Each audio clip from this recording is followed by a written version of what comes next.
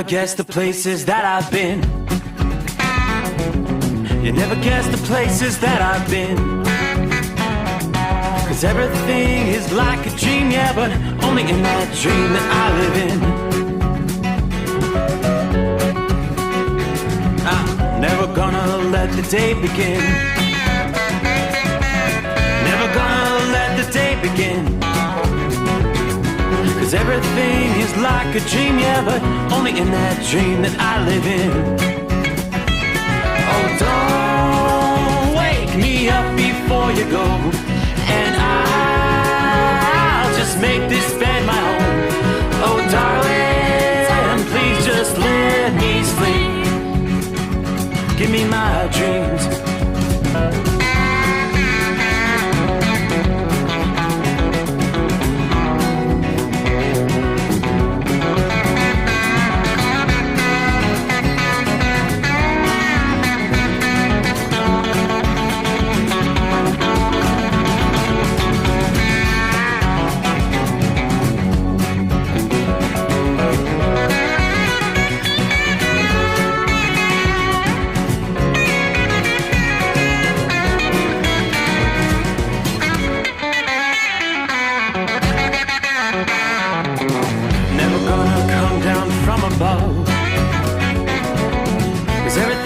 Better from above. And nothing's ever as it seems, yeah, except in that world that I dream of. Never gonna lose the ones I love. Never gonna lose the ones I love. 'Cause everything is like a dream, yeah, but only in that world that I dream of. Oh, don't up before you go, 'cause I can't face this day alone. Oh, darling, please just let me sleep. Give me my dreams. Give me my dreams. Give me my dreams.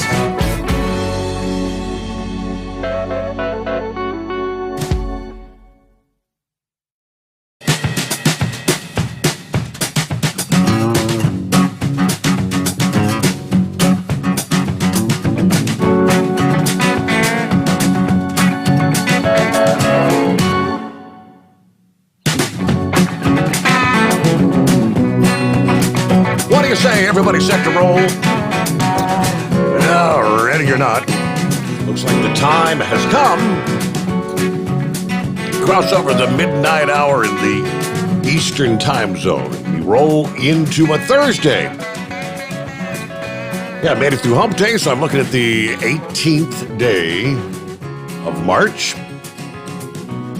Hope you had a good St. Patrick's Day. That's another in the books. Now, time to nurse the hangover, right?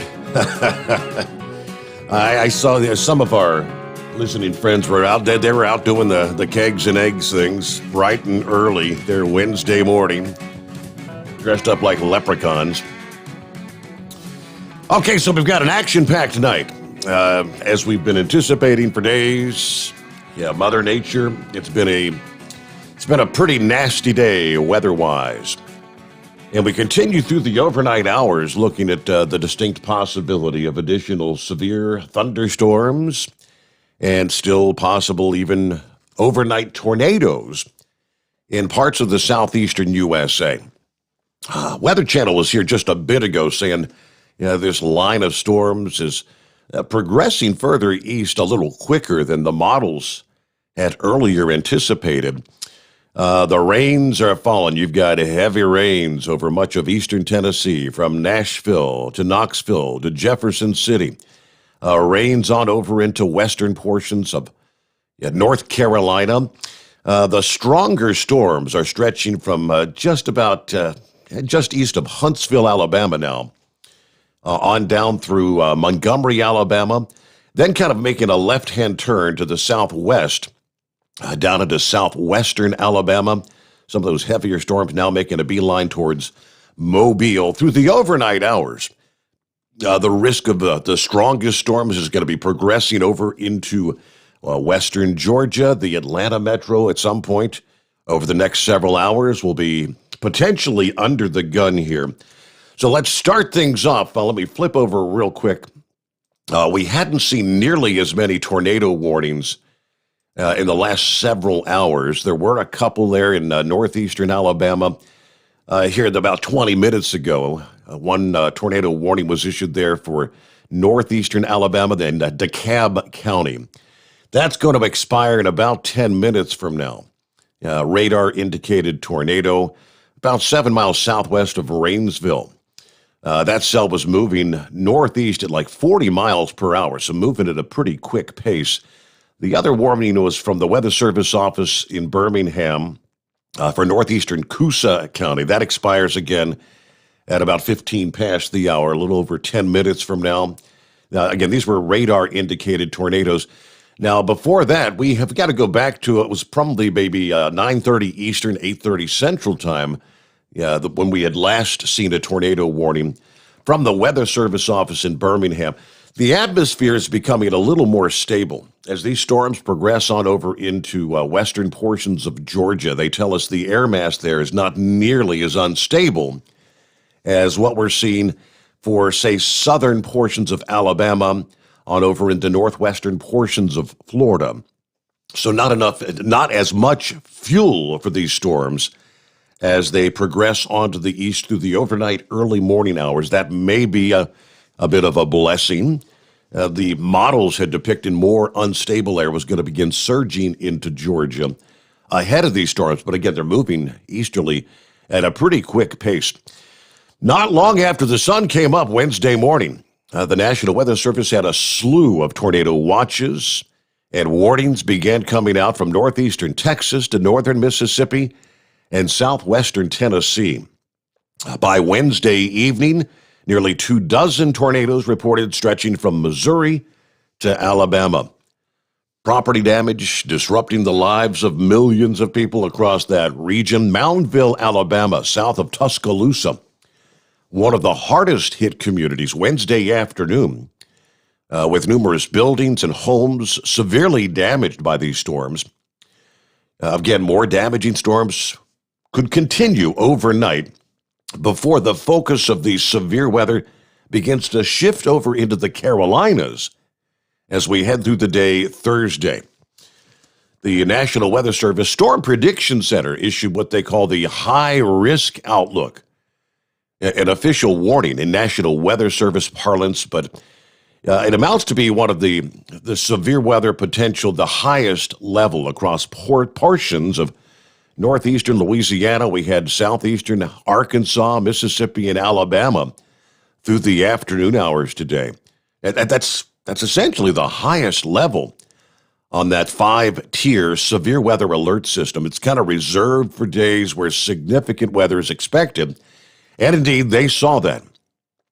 High-risk areas include places like Birmingham, which the strongest line is now already pushed through the Birmingham area. Again, storms now east of Tuscaloosa. Montgomery, Alabama, you could still see some stronger storms here in the coming hours. Some of these storms coming in from the southeast, southwest, moving to the northeast. All facets of severe weather continue through the overnight hours. Large hail, flash flooding, lots of lightning with these storms. That's definitely, the lightning's been keeping up, and that hasn't really died down.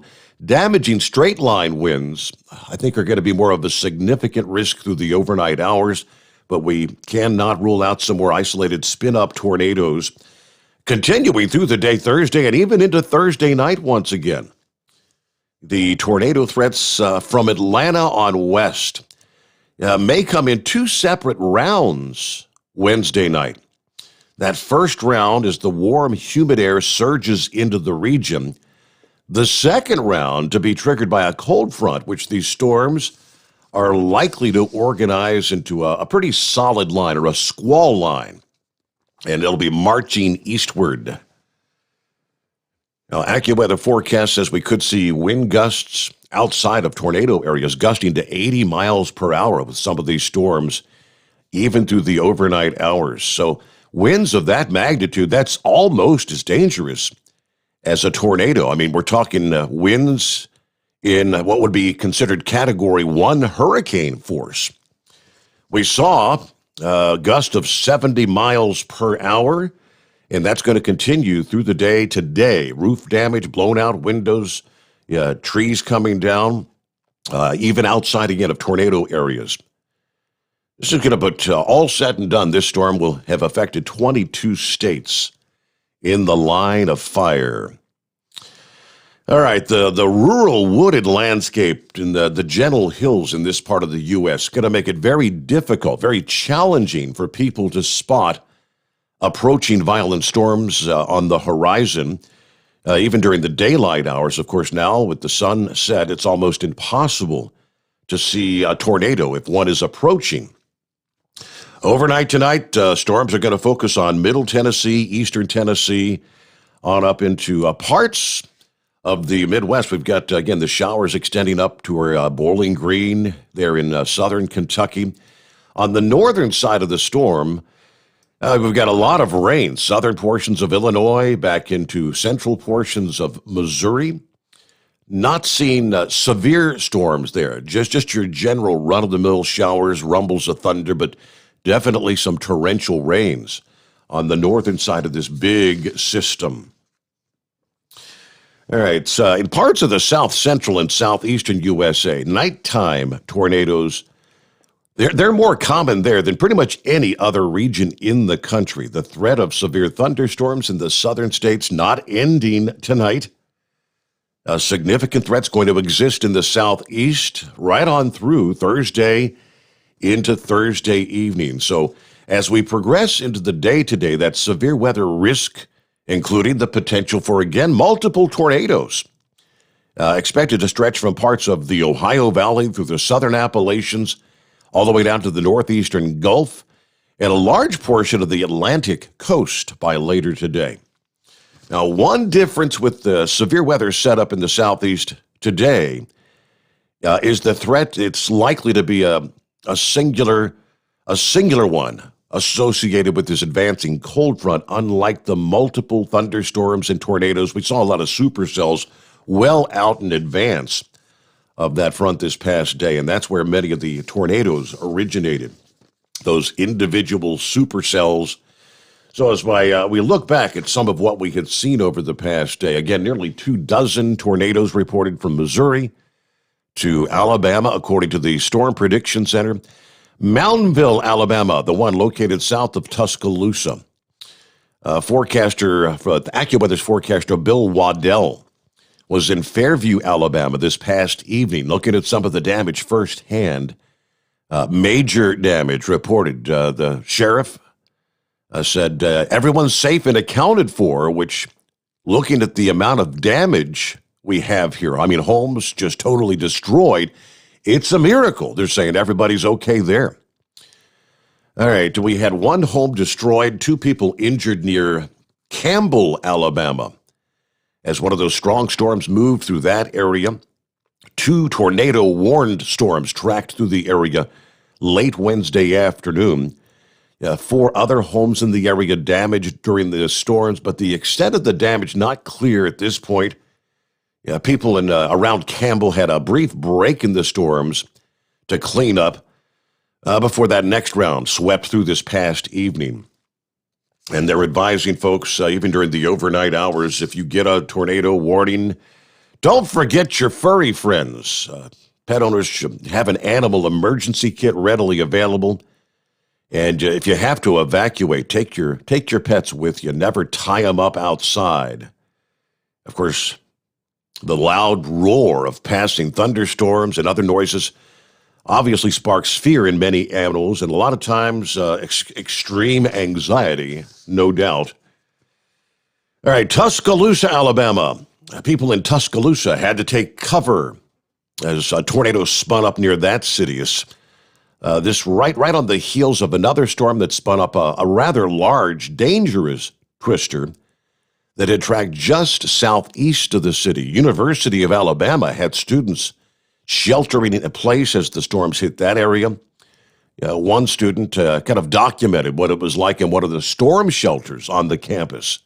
What appeared to be hundreds of people packed into a a large room, the storm shelter there. Well, they point out most of them were wearing masks. Well, that's good news. So we'll continue to follow the track of the storms through the overnight hours here as we make our way again into a Thursday. Flooding concerns are also an issue with some of these storms. Matter of fact, the National Weather Service just issuing a flood warning, flash flood warning for northeastern Alabama, Jackson County, Marshall County. Radar says thunderstorms producing heavy rain. Yeah, where you've seen between 3 and 6 inches of rain has already fallen. Flash flooding is ongoing or expected to begin shortly, but that's a lot of water in a very short amount of time. Some of the locations dealing with flash flooding: Woodville, Paint Rock, Lim Rock. So be aware of that. Obviously, ponding of water on the roadways and things of that nature is occurring, definitely slowing down the movement of freight and traffic in general there in the southeastern portions of the country. All righty, so we're underway here on a Thursday. Lines available. You want to jump on board as we get things rolling. Our number, as always, 844-844-3388. We'll move over and take a look at some of our industry headlines. A number of issues to cover, several things from our friends at OOIDA, the Owner-Operator Independent Drivers Association. Nothing like being singled out, and truckers refused to be singled out. That was the message from Todd Spencer about any proposals to create a truck-only vehicle miles travel tax, a VMT, as a way to make the Highway Trust Fund solvent. Tuesday of this week, OOIDA sent a letter to the leaders of the Senate Committee on Finance in opposition of a truck-only vehicle miles tax. They informed lawmakers that the inclusion of a truck-only VMT in the next highway bill would likely lead to the ruin of that legislation. We're disappointed that this controversial, discriminatory proposal has even resurfaced, as the trucking industry has consistently supported increasing Highway Trust Fund revenue through equitable increases with existing user fees. Yet truckers are already paying more than their fair share into the Highway Trust Fund, they point out.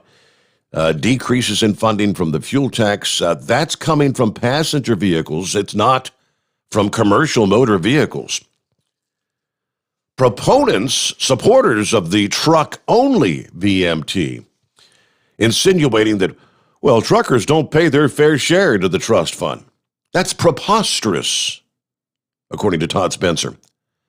Not only is the trucking industry currently paying more than its fair share, report from the Congressional Budget Office found that Highway Trust Fund revenue derived from motor carriers through the heavy vehicle and tire taxes are actually going to increase over the next decade.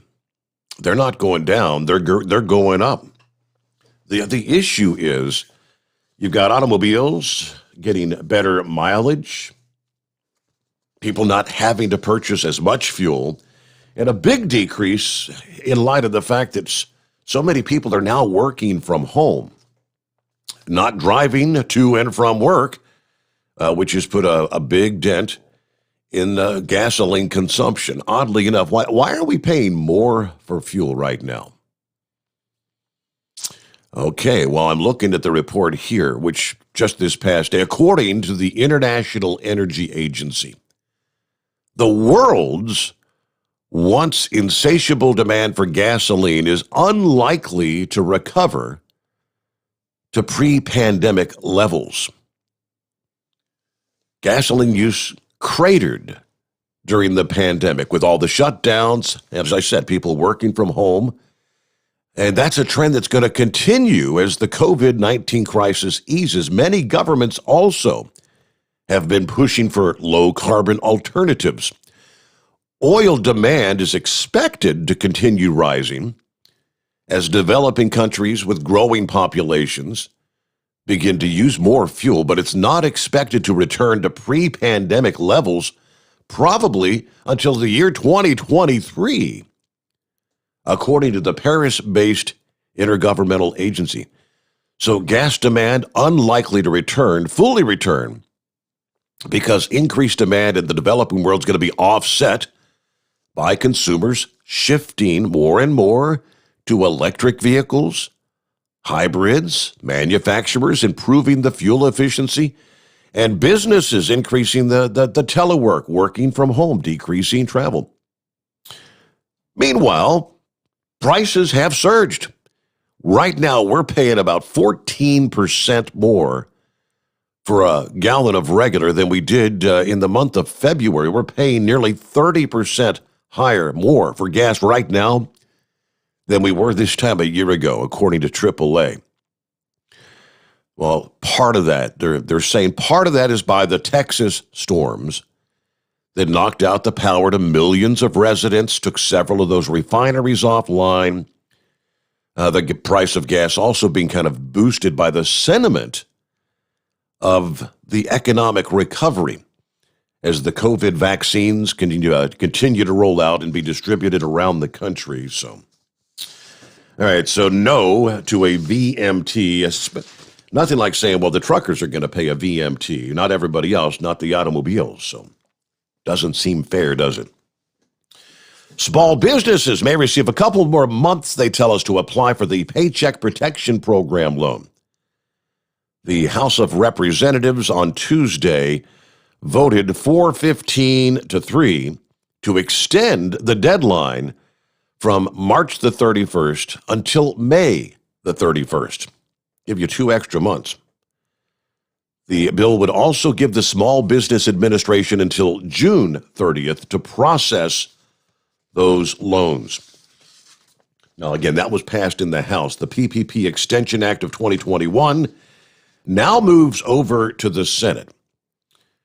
But they tell us extending the deadline would give small businesses, including small business truckers, more time to take advantage of some of the recent changes to the program aimed at making it easier for sole proprietors and independent contractors to receive an adequate loan amount.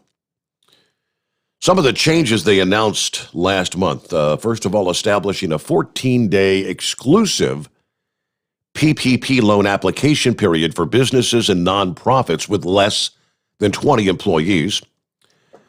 The bigger one for the trucking industry, the independents, now allowing sole proprietors, independent contractors, and self-employed individuals to receive more financial support by revising the PPP's funding formula for those sort of categories. Several other things that they eliminated. So, before the changes were made, many sole proprietors and independent contractors were pretty much structurally excluded from being able to get a loan the way they were calculated. OIDA also has been active in letting the agency and lawmakers know about the struggles of owner-operators. We believe these changes in the PPP may help owner-operators finally get access to loans. And we appreciate the changes that have been made. So OIDA's Director of Legislative Affairs says over the last year, we've told Congress and we've told the Small Business Association about the problems OIDA members have had accessing loans because of the strict way the maximum loan amounts are calculated. So he added that the March 31st deadline would make it difficult for truckers to take advantage of the program changes. So that extension to May the 31st would actually help the cause best. Based on the fact that it seems like there was overwhelming support in the House. Again, a vote of 415-3. I don't know who the 3 were, but that's all nearly unanimous. So I think this should probably sail right through in the Senate, giving to that May 31st deadline. All right, our number, 844-844-3388. We'll get to your calls here if you'd like to jump on board. Plenty of room for you. Heat Wave gets to be first out of the box here on a Thursday. How we doing, Heat Wave? Good morning, senor. Well, after about 36 hours sitting at the house waiting for a load, I was a little bit upset, to say the least. found out a lot of our loads are getting put on rail, and third-party carriers, I guess if YRC or Yellow, now as they're known, wants to get rid of us drivers, they ought to just do so and be done with it. Yeah. Not real happy. Not real happy with them. You've been doing a lot of that as of late. You're sitting waiting on loads almost on a weekly basis, haven't you? Yeah, it seems like it. I mean, we get done driving a full week, and then, of course, we take our 3 days off. We figure we'll recharge our batteries and get back out. As soon as we get back out, then they turn around and send us home saying, "Oh, we don't have freight." Well, yeah, no damn wonder you don't have freight. You're putting it on the rail and you're giving it to what we call shiny wheels, third-party carriers. And talked to my business advisor earlier today, and he says, "Dude, it's just economics." So, well, if the company's trying to save money, why are they, sacrificing my back wallet to pad theirs?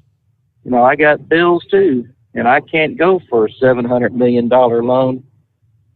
So, other than that, we had a really nice wet layer of snow on the ground this morning there in Edgewood, New Mexico.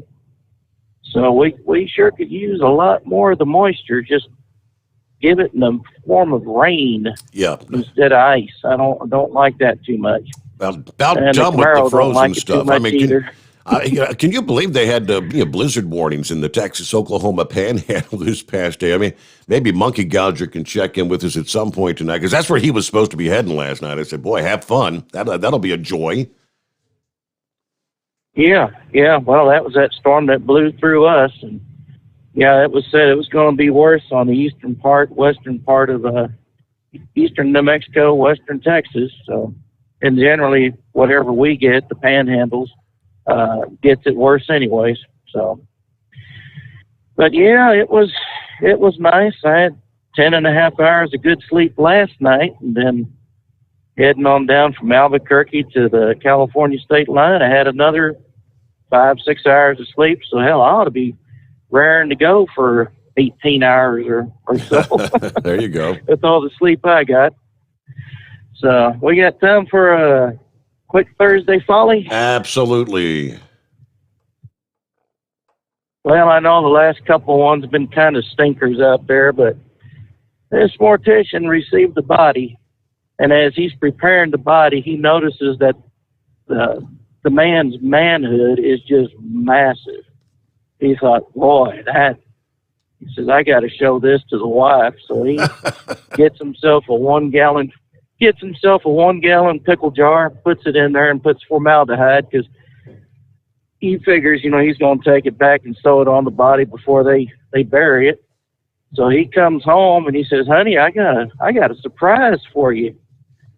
And he goes ahead and he whips off that cover and shows his wife that male member in that pickle jar. And she says, oh my God, when did Mr. Johnson die? Not bad, Heat Wave. You kind of redeem yourself there. I wondered where that was going. Good morning, senor. All right, thank you so much. She recognized it. Let me see here from some of our listening or viewing friends checking in via the social media outlets. Let's see. 71 degrees. Florida Turnpike tonight. Just Teach. Good to have you with us. Double Trucker checking in from Cleveland, Ohio. Let's see. Morning, Steve, from working downtown. That's from Bruce. Hello, Bruce. Good morning from Florida. Happy everybody survived their St. Patrick's Day. Thank you, Richard. Let me see here. Kevin checking in. Morning, headed to the Motor City tonight. Let's see. Steve, it's Perk in Columbus. Been listening for years. Have a great night. That's Bob. He goes by the handle Perk. Okay. Fuzz is in the house. Good morning, Fuzzy. Fuzzy, good to have you with us. Eskimo Mom checking in from a soggy bluegrass state this morning. Buckeye, good morning, Steve. Coming to you from Phoenix, Arizona, 66 degrees. Bought my first bottle of Diesel Extreme today. the Hot Shot Secret Diesel Extreme at the Love's Truck Stop there. What's up from Captain Ron this morning? I'm going past the Cafe Risque. Knucklebuster will know where I'm at. Anyway, 68 degrees here in Gainesville, Florida this morning. Hello to the drivers out there. Yeah, a lot of Florida listeners, aren't there? Good morning from Jacksonville. Dale checking in right now, 68 degrees, clear. Another day. We're looking at maybe some record heat. Then the bottom falls out this weekend. Drivers, be careful out there. Take care of one another. And a couple more here as we head towards news break, as we call it, bottom of the hour. Grumpy checking in from Flippin', Arkansas, is that? All right. And Art checking in from upstate New York, 39 degrees. Glad to catch the show at times live. I'm retired, so I try to catch the show during the day via the Facebook. Say hello to Chris. I use his products all the time, and great show. Thank you so much, Art, and thank you for listening in there.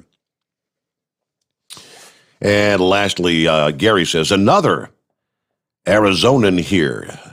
Thankful that Hot Shot Secret and everyone else that have made this possible to get the program back with us. God bless. Yeah, we're glad to be here. All right. And you want to jump on board? Okay, lines available at 844-844-3388. What's on your mind as we head into a Thursday?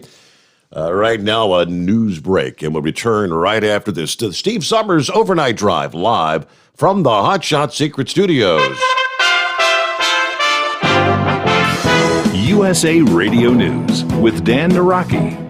The Biden administration will send out more funds for COVID testing to help school districts return to in-person learning. The Department of Health and Human Services announcing Wednesday that $10 billion will be sent out for schools to expand testing for teachers, staff, and students. That's on top of the $122 billion already allocated for K-12 schools in the recently passed COVID relief package. Education Secretary Miguel Cardona also said Wednesday that it's unlikely that the department will make vaccinations for teachers mandatory for reopening.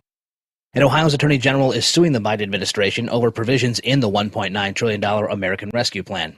Attorney General Dave Yost's suit is seeking to block a piece of the bill that restricts the state's ability to use their share of $350 billion allocated for local governments to offset tax cuts. In his filing, Yost called that provision unconstitutional, saying Congress does not have the authority to put those kinds of conditions on funding. This is USA Radio News. Does your business spend $500 a month or more on gas and electric bills? Did you know by making a simple free phone call, you can save up to 25% on your bill every month? What could you do with a 25% savings on utility bills every month? Energy deregulation is now available in your state. Making one simple phone call will show you how we can lower your gas and electric bills instantly, with no changes to your bill and no enrollment fee. This is a free service. The only thing you'll notice is a lower bill every month. Call U.S. Power and Light right now. Learn how easy it is to lower your utility bills for your business and save money. We promise. So if you spend over $500 a month on your gas and electric bills, please call right now and unleash your savings. 800-941-3381. 800-941-3381. 800-941-3381. That's 800-941-3381. You're listening to the Overnight Drive with Steve Sommers. At Hot Shot Secret, we share the science behind common diesel problems. For example, fuel additives. The purpose behind most fuel additives is to impact performance of your diesel or provide protection to your fuel system. Hot Shot Secret Everyday Diesel Treatment provides both performance enhancement and protection with 6 key components. This fully formulated premium fuel treatment includes the performance-enhancing cetane boost, injector cleaner, and LX4 lubrication, as well as protection against water with a demulsifier and rust inhibitor, plus a stabilizer that minimizes fuel filter clogs. Everyday Diesel Treatment delivers a 6-in-1 premium fuel treatment for every fill-up, every time. Everyday Diesel Treatment is available at truck stops, Tractor Supply, O'Reilly's Auto Parts, and online at HotShotSecret.com. Hot Shot Secret, powered by science. PureFlow Air Dog, your leader in fuel-air separation system technology. Our systems filter out water, particulates down to 2 micron, and remove all of the air out of your diesel fuel. This allows for nothing but pure, clean diesel fuel to reach the expensive injection system equipped in your vehicle. Not only do our fuel systems protect, they also come in a variety of flow rates to meet your performance needs. Our systems are compact and use OEM-style fittings for easy installation. Learn more about our product at www.pureflowairdog.com and be sure to follow us on Facebook and Instagram. Protect your investment with PureFlow Air Dog. Drivers, you demand that your equipment's reliable and dependable, and that also applies to your headset for communication. Well, our friends at Stellar Electronic have you covered. The Pluto Duo headset bundle is the best communication headset you can find in the industry. No matter the challenging environment you're driving in, the Pluto headset will make you sound crystal clear all the time thanks to their 99% noise cancellation. And the Duo's not only a stereo converter for the headset, but also a power bank so you can charge as you go. Learn more at StellarElectronic.com or visit them on Facebook. Do you have a Dodge pickup and hate your automatic transmission? Of course you do. Levon Miller at Firepunk Diesel here, and we specialize in heavy-duty and performance transmissions for your 3-quarter or 1-ton Cummins powered truck. So if you're interested in turning your stock slush box into a towing monster, call us today at 614-733-3744 or visit us online at shop.firepunk.com. Dean Michael, the tax doctor here. I have one question for you. Do you want to stop worrying about the IRS? If the answer is yes, then look no further. I've been around for years. I've helped countless people across the country, and my success rate speaks for itself. So now you know where to find good, honest help with your tax problems. What are you waiting for? If you owe more than $10,000 to the IRS or haven't filed in years, call me now at 888-557-4020 or go to mytaxhelpmd.com for a free consultation and get your life back. Whether you're a diesel pickup performance enthusiast or just looking for a small upgrade, when selecting common rail fuel system components, look no further than Exergy Performance. At Exergy, you'll find injectors, pumps, and more, engineered like no others on the market using state-of-the-art equipment run by people that have been in the business for decades. So if you're in the market for common rail components at any power level, contact Exergy Performance or one of the many dealers listed on our website at exergyperformance.com.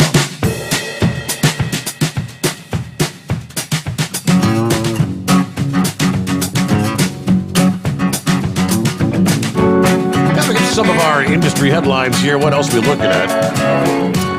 Looks like 3 weeks after the winter storms really upended the supply chains all over the country. We had freight stuck all over the country.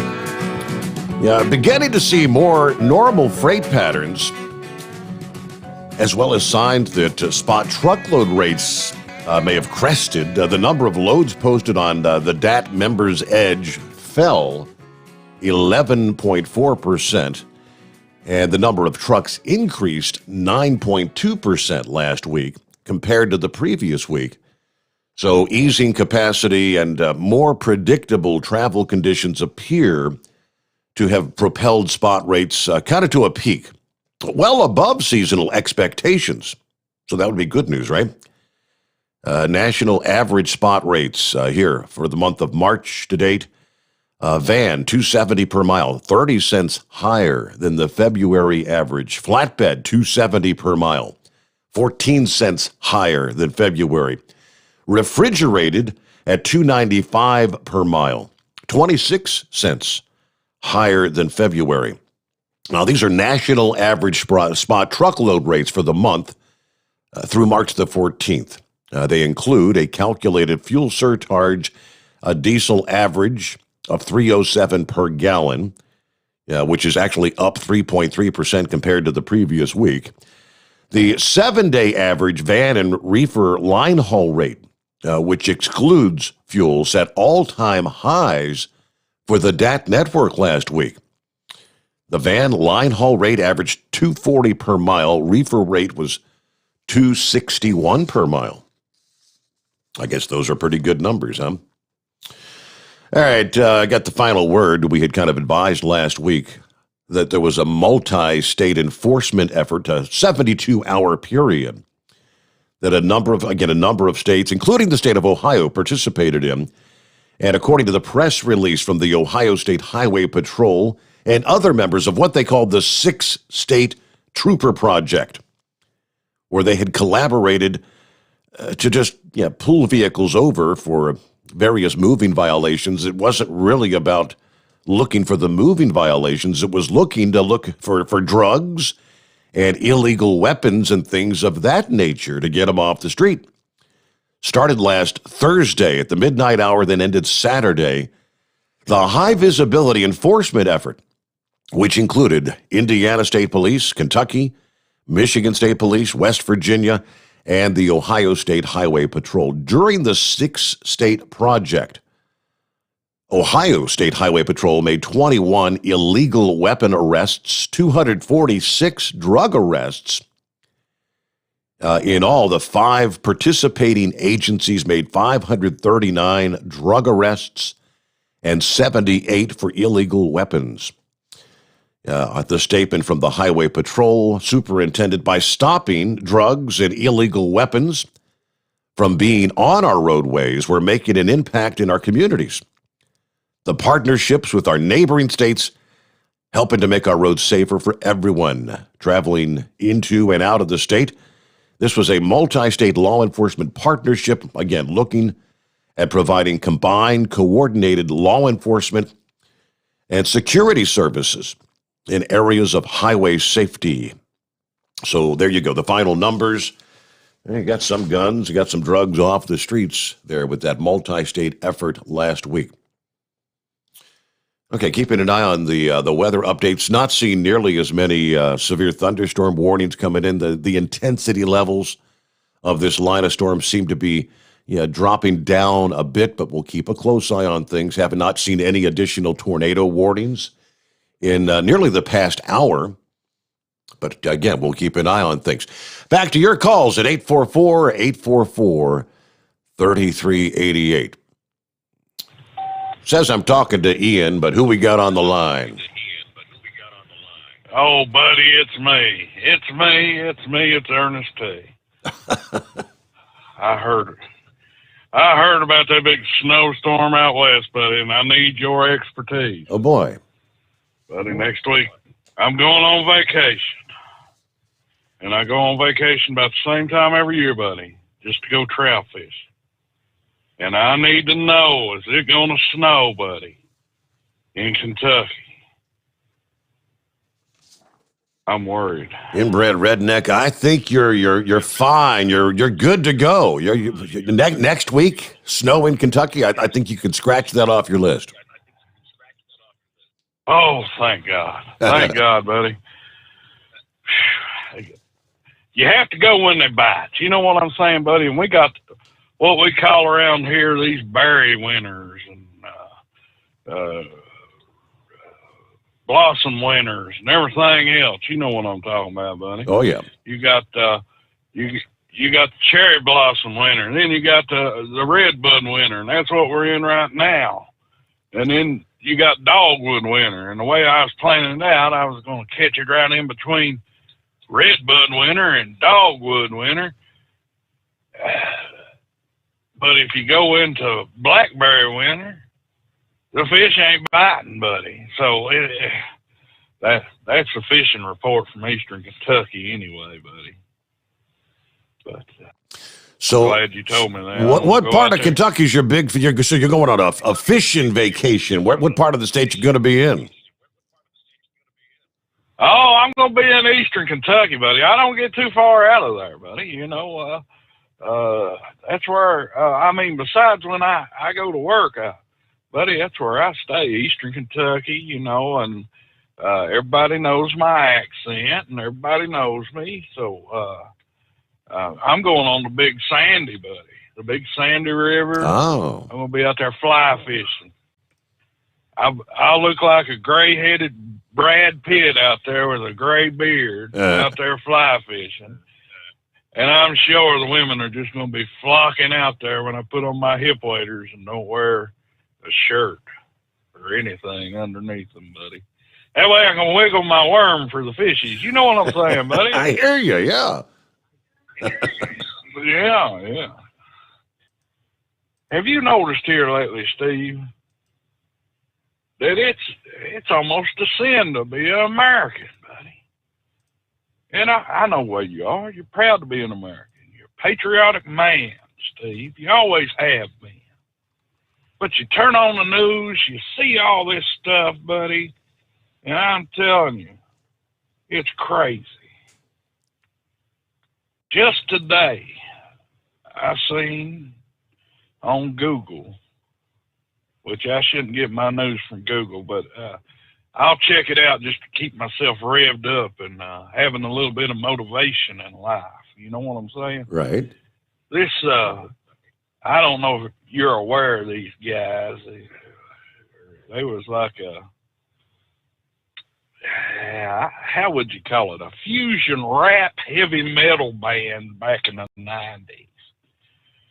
And their whole deal was, you know, they were against the system and, the evil system and all this stuff. And they even put out T-shirts with daggone Che Guevara on them, you know, the guy that was bringing communism to South America and Cuba and all that stuff, responsible for over 1 million deaths, you know, easily.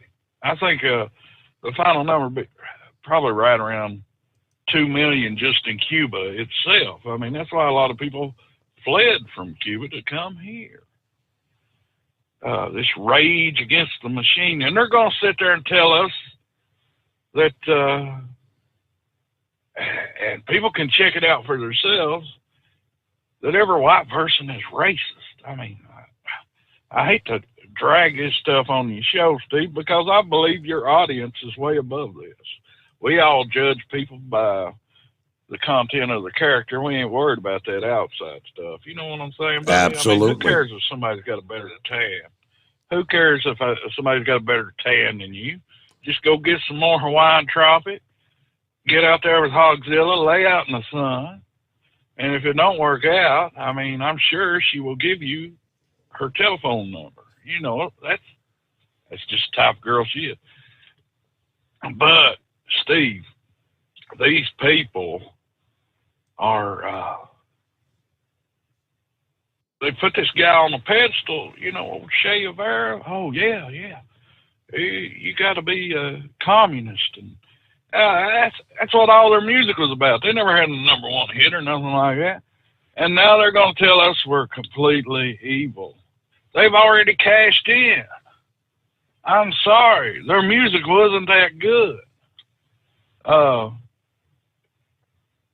And just by the simple demographics of America, there would have had to been at least 70 to 80% of their audience, and the people that go to their concerts have to be white. I mean, that was just the way it was back then. I mean, the numbers have changed a bit, but they're still sort of around the upper percentage in America.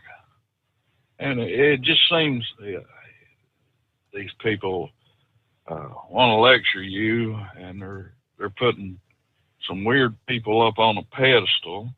It's just like that stuff going on in Minneapolis. Have you seen that? I have, yeah. Well, you know, technically, who cares what the Dixie Chicks have to say? Who cares what Bruce Springsteen has to say? And whoever what'd you call it, a techno heavy metal band? Yeah, who are they to tell us what we're supposed to think? Yeah, I know what you're saying, buddy. I mean, I never looked to those people for guidance anyway, Steve, but there's a lot of weak-minded people out there, buddy. And the older I get, the more I realize it. You know, just look at the stuff that's going on in Minneapolis. All you see is communist signs everywhere, buddy. Yeah. It's like a takeover, you know. And I heard a report today where there was people getting shot at in their own neighborhood up there, and the cops won't even come in there, which I can't blame them. You know, they were screaming defund the police, and hey, that's what happens when you defund them and you don't want to support them. You know, they're not going to go in there and risk their necks for you. I mean, it's a job that doesn't pay you that well in the first place, Steve. These people don't even realize they're cutting their own neck, and they're dragging down other people that may not even realize what is going on. But believe it or not, Steve, I dug into some of this stuff, and there was a lady that was actually over some sort of urban development in the Clinton administration. And she has figured out that everywhere that these riots and things have gone on in the past 2 years or so, you remember, Trump put up like the black development zones. You know what I'm saying? Right. And those businesses would be able, whatever business went in there, would be able to operate in there at a big reduction of taxes or zero taxes. But she has actually took the time to map it all out. Now, this girl is from the Clinton administration. Her name is Lynette Zang. Lynette Zang. I'm sorry, Steve. But she took the time to map it out to see where all these places were getting burnt down and all this other stuff. And guess what, Steve? It exactly lines up with the black development zones. And you got bigwigs like George Soros, Bill Gates, all these other people, LeBron James. They're all throwing money at this. If this is an investment scheme, I don't know what it is, Steve. I'd like to see the lowdown on that. What was her name again? Lynette Zing. That would be interesting to look at, to see the plot out on the map. All right, maybe not so surprising after all. All right, one of the top stories from 24 hours ago. Oh, yeah, Inbred Redneck, thank you so much. It's great to hear from you once again. Big story 24 hours ago was trying to dig into why this individual, the 21-year-old, had gone into the massage parlors and killed a total of 8. The white guy accused of killing 8 people, most of whom were Asian descent, at the massage parlors,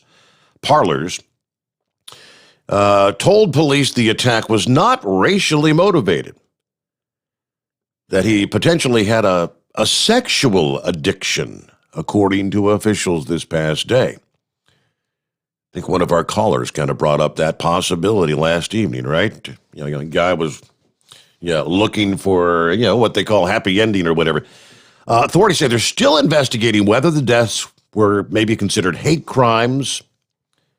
6 of the victims were identified as Asian. 7 of the victims were women. Officials did not say that Robert Long ever went to these particular parlors where the shootings occurred. They also said, though, he was planning to go to Florida in a plot to attack some type of porn industry. He made indicators that he had some issues, potentially sexual addiction. He may have frequented some of these places in the past, according to the sheriff there in Cherokee County. Too early to tell if it was racially motivated, but the indicators right now are it may not be. We believe he frequented these places in the past, and maybe he was lashing out. All right, Atlanta's mayor said, regardless of the shooter's motivation, it's unacceptable, it's hateful, and it has to stop. Well, yeah, no kidding. They then go, of course, into the whole scenario, how things unfolded there. Press Secretary Jen Psaki said President Biden was briefed on the horrific shootings and would get an update later from the Attorney General and the FBI Director. Of course, the FBI is assisting the Atlanta and Cherokee County authorities in that investigation there in Georgia. All right. Yeah, they go on saying over the past year, thousands of incidents of abuse have been reported to anti-hate groups that track incidents against Asian Americans. And hate crimes in general, they tell us, are at the highest level in more than a decade. Again, but it sounds at this point, according to authorities, like it was not a hate crime, indeed. Okay, looking at 7 before the hour. It's 844-844-3388. What's going on with Gary this morning? Hey there. Hey, how's it going, Steve? Doing well. Yeah, just in the pickup truck heading south to pick the race car and the motorhome up, check out in the world, and go racing for a couple of days. Is that a Thursday, Friday, Saturday kind of thing, or just Friday, Saturday, or?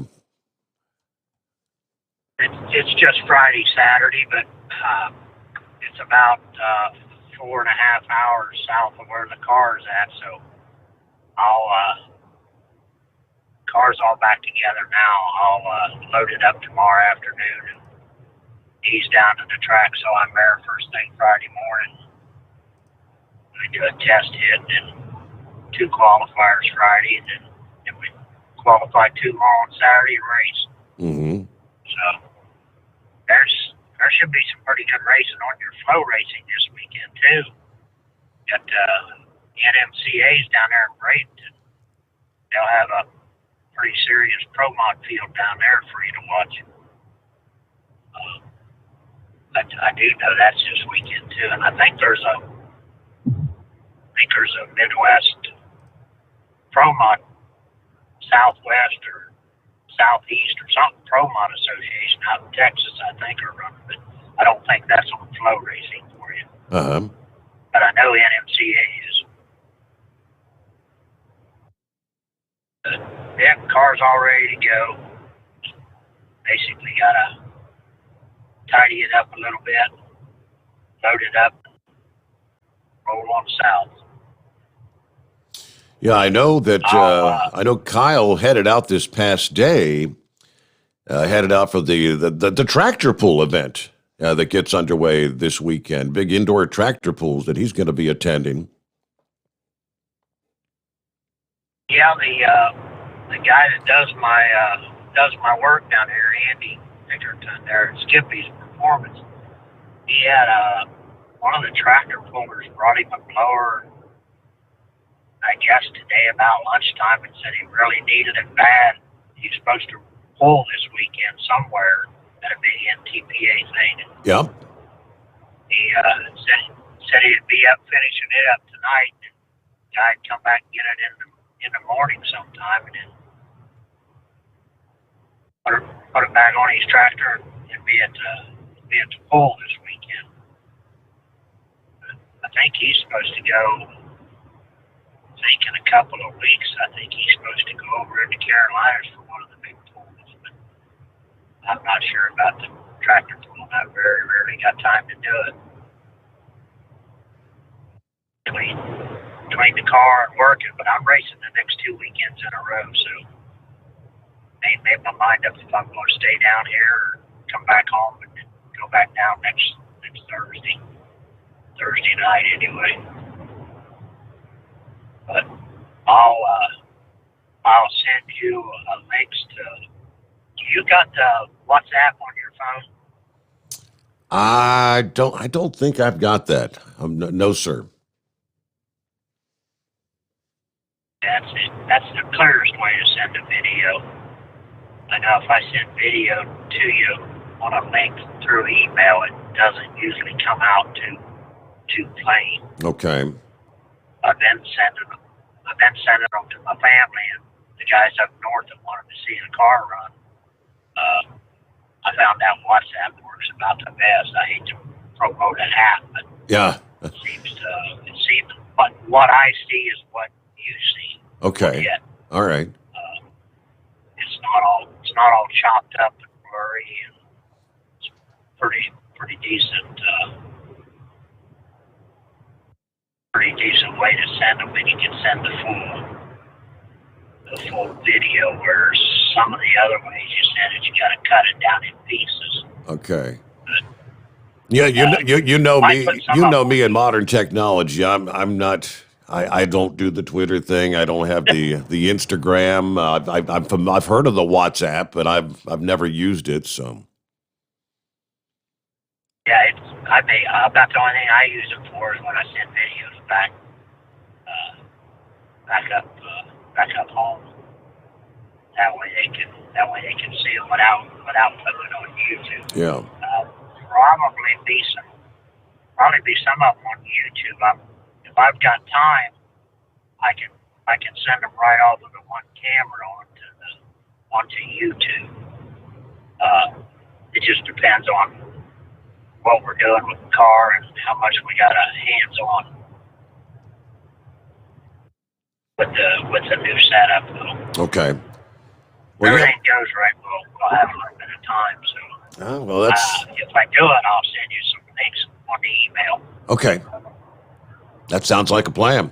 Yeah. Well, good luck. Hope you set some good times and have a great weekend. Off to the track. Yeah, it's the Shipshewana Spring Nationals. That's where Kyle's headed. The NTPA, the big truck and tractor pool. The season kicks off Friday. The 2021 Shipshewana Spring Nationals at the Michiana Event Center. This will be the second annual Shipshewana Spring Nationals indoor truck and tractor pool and Michiana Farm Show. Got the Pro Stock, Hot Farm, Super Farm, Limited Pro Stock tractors, and Pro Stock Diesel 3.0 4x4 trucks. Hot Shot Secret is an official sponsor of the NTPA, and Hot Shot Secret's Diesel Extreme, the official fuel additive of the NTPA. Should be a good time. All right, top of the hour. Much more to come. Lines available at 844-844-3388. The Steve Sommers Overnight Drive live from the Hot Shot Secret Studios. USA Radio News with Dan Naraki. A Georgia man is facing multiple murder charges in the shooting spree that killed 8 people in metro Atlanta. Robert Long faces 8 murder charges and 1 count of aggravated assault. He's accused of the Tuesday shooting spree at 3 metro Atlanta spas. The Internal Revenue Service says it's postponing the tax deadline by more than a month. The IRS is giving people until May 17th to file their federal income taxes. In a statement, IRS Commissioner Chuck Rettig said that the agency wanted to do everything possible to help taxpayers navigate the unusual circumstances related to the pandemic. He also recommended checking to see if your state has changed its deadline, as not all states use the same filing deadline as the IRS. And D.C. police say they've arrested a man with a rifle and ammunition near the vice president's residence. The Texas man was initially detained by the Secret Service near the Naval Observatory where the vice president's residence is located. Police say they found a rifle and ammunition in his car. The suspect is now facing multiple weapons charges. This is USA Radio News.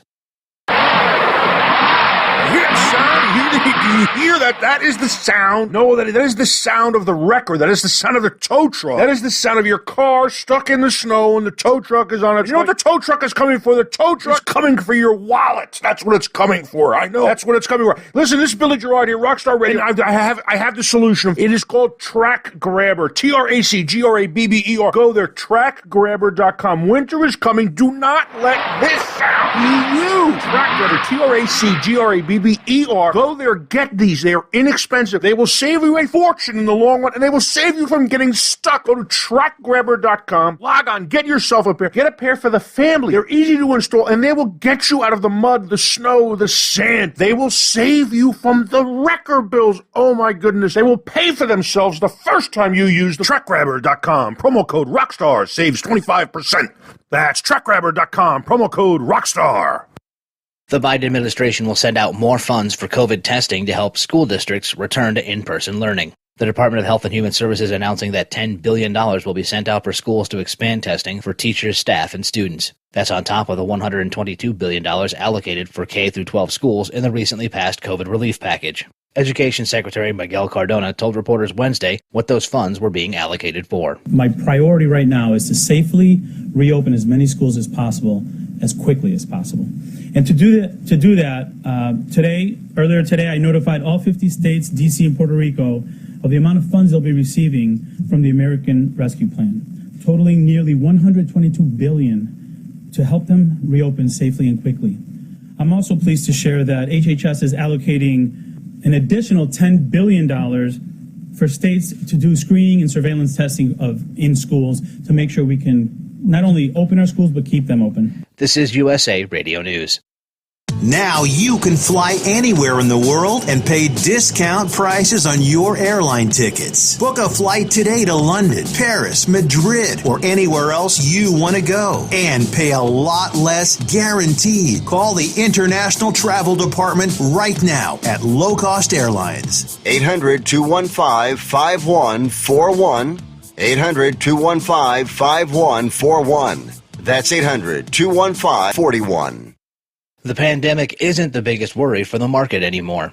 Lance Pry reports from the USA Radio News West Coast Bureau. Inflation is the number one risk for the market, according to a monthly survey of global asset managers commissioned by Bank of America. The survey knocked COVID-19 out of the top worry spot for the first time since February of 2020. The Federal Reserve Bank of St. Louis data indicates 37% think inflation is now the number one market worry, and they're not alone. 93% of investors in the survey expect inflation to rise in the next 12 months. That's the highest reading in the history of the survey, which goes back to 1995. 35% said the risk of the central bank ending market-stimulating activities is the number one concern. It should also be noted, the survey also found fund managers were incredibly bullish. 91% of respondents expected a stronger economy, the highest result on record. From the West Coast USA Radio News Bureau, I'm Lance Pry. And a new study may have found a simple way to combat coronavirus. Researchers at the Massachusetts Institute of Technology's Department of Mechanical Engineering say that the virus may be vulnerable to ultrasound waves. Early results show that the vibrations used in medical diagnostic imaging can cause the virus to rupture, collapsing its shell. The scientists emphasize that their data is preliminary and that more research is needed. They hope the early results can lead to further research and hopefully a possible treatment.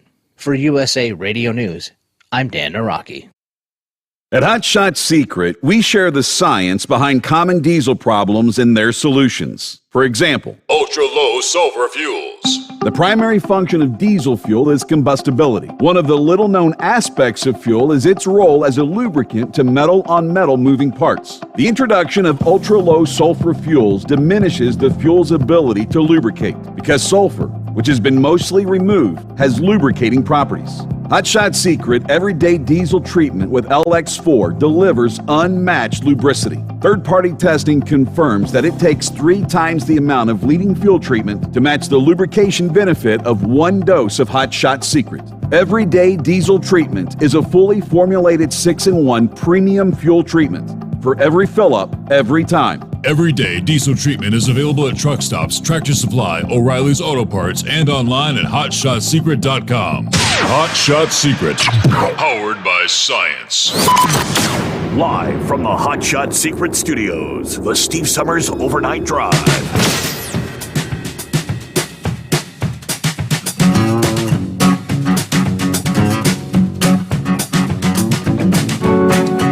Back at it for hour number 2 on a Thursday. Hey, spring arrives this weekend.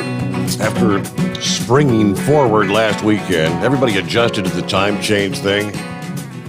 Getting back to life as normal. Yeah, the arrival of spring coming up this weekend. All right.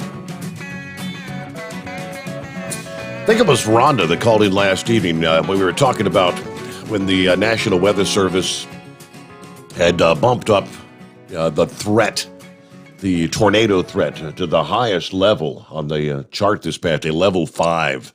Doesn't happen very often. And she called in to mention those poor people in Mississippi, where in some cases they still don't have water from the big ice storm here. It's been nearly a month now, right? And oddly enough, AccuWeather brought that up this past day, that the storm in mid-February that generated that week's worth of national headlines. the power outages that smothered Texas. However, while the rest of the world kind of shifted back to life as normal, right? Back to the topics of politics, the coronavirus, the Golden Globes. People in one particular hard-hit part of the country have not been able to move on to this day. They also have not been able to shower, flush toilets, or drink water straight from the tap. Jackson, Mississippi. For residents of Jackson, the lingering effects of that storm not only outlasted the month of February, but will likely outlast winter itself, of course, as spring arrives this weekend. Jackson residents coming up on their 5th week of a water crisis. Tens of thousands of residents in the Mississippi capital city for weeks have been without safe water to drink. Many have no running water at all as a result of the storm. Along with other states in the South, Mississippi was dealt an 8-day stretch of temperatures below 40 degrees. Costly strains on the ancient infrastructure as the equipment at the water treatment plants were frozen, rendering water pressure inadequate and dangerous. Once the pressure falls, tests have to be conducted to make sure no contaminants have entered the water supply. We're going back to February 22nd, a week after the storm. More than 300,000 people in Mississippi were still under a boil water advisory. As running water began to be restored that week, dozens of water main breaks left thousands more without running water. And at the whim of distribution sites, it was at that time the Jackson Public Water Director said that it's the aging infrastructure is the reason for this. Earlier this month, the mayor submitted a request for $47 million in funding to address the crisis. Yeah, FEMA's actively assisting in the area where they're distributing pallets of bottled water. And here we are, like I said, 4 going on week number 5 just ahead. Working with FEMA to do joint damage assessment to get public assistance we're looking for a major disaster declaration, they say. Among many organizations that are assisting in the area, the World Central Kitchen is one group that's been in Jackson serving food and helping distribute water for weeks now. Recent update from that organization, the volunteer chefs and kitchen workers have distributed more than 16,000 freshly prepared meals, nearly 500,000 bottles of water.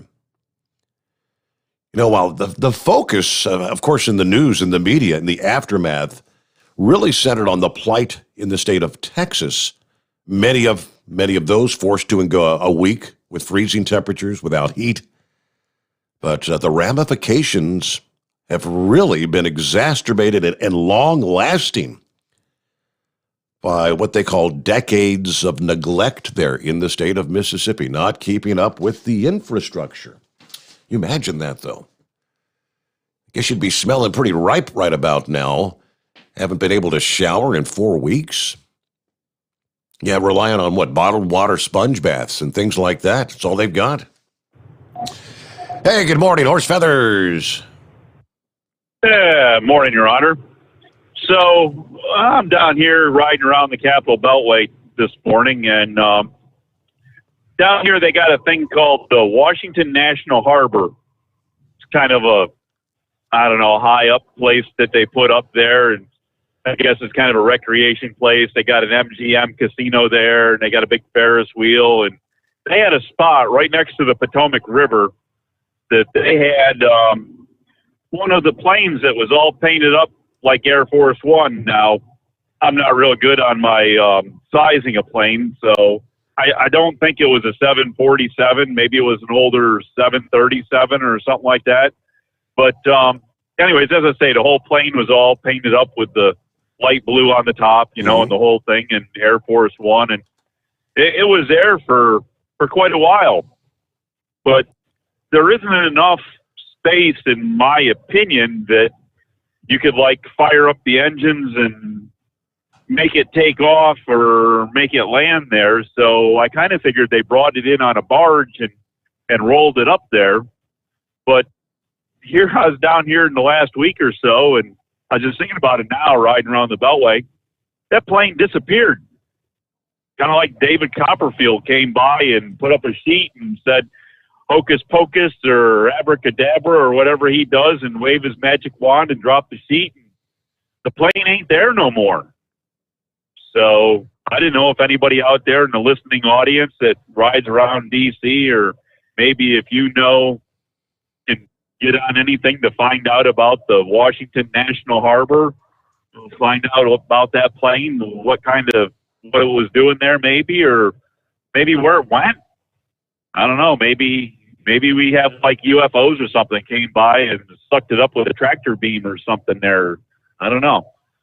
Kind of curious. Mm-hmm. So I ended up at Walgreens there at about 8 o'clock there last evening, and was there until about 9:15, 9:30, I guess, and got injected with the Pfizer the Pfizer virus there. So we'll see how that all works out. I guess I have to go back and get a second one there for the Pfizer deal, right? Yeah, I think 3 weeks later, I think it is.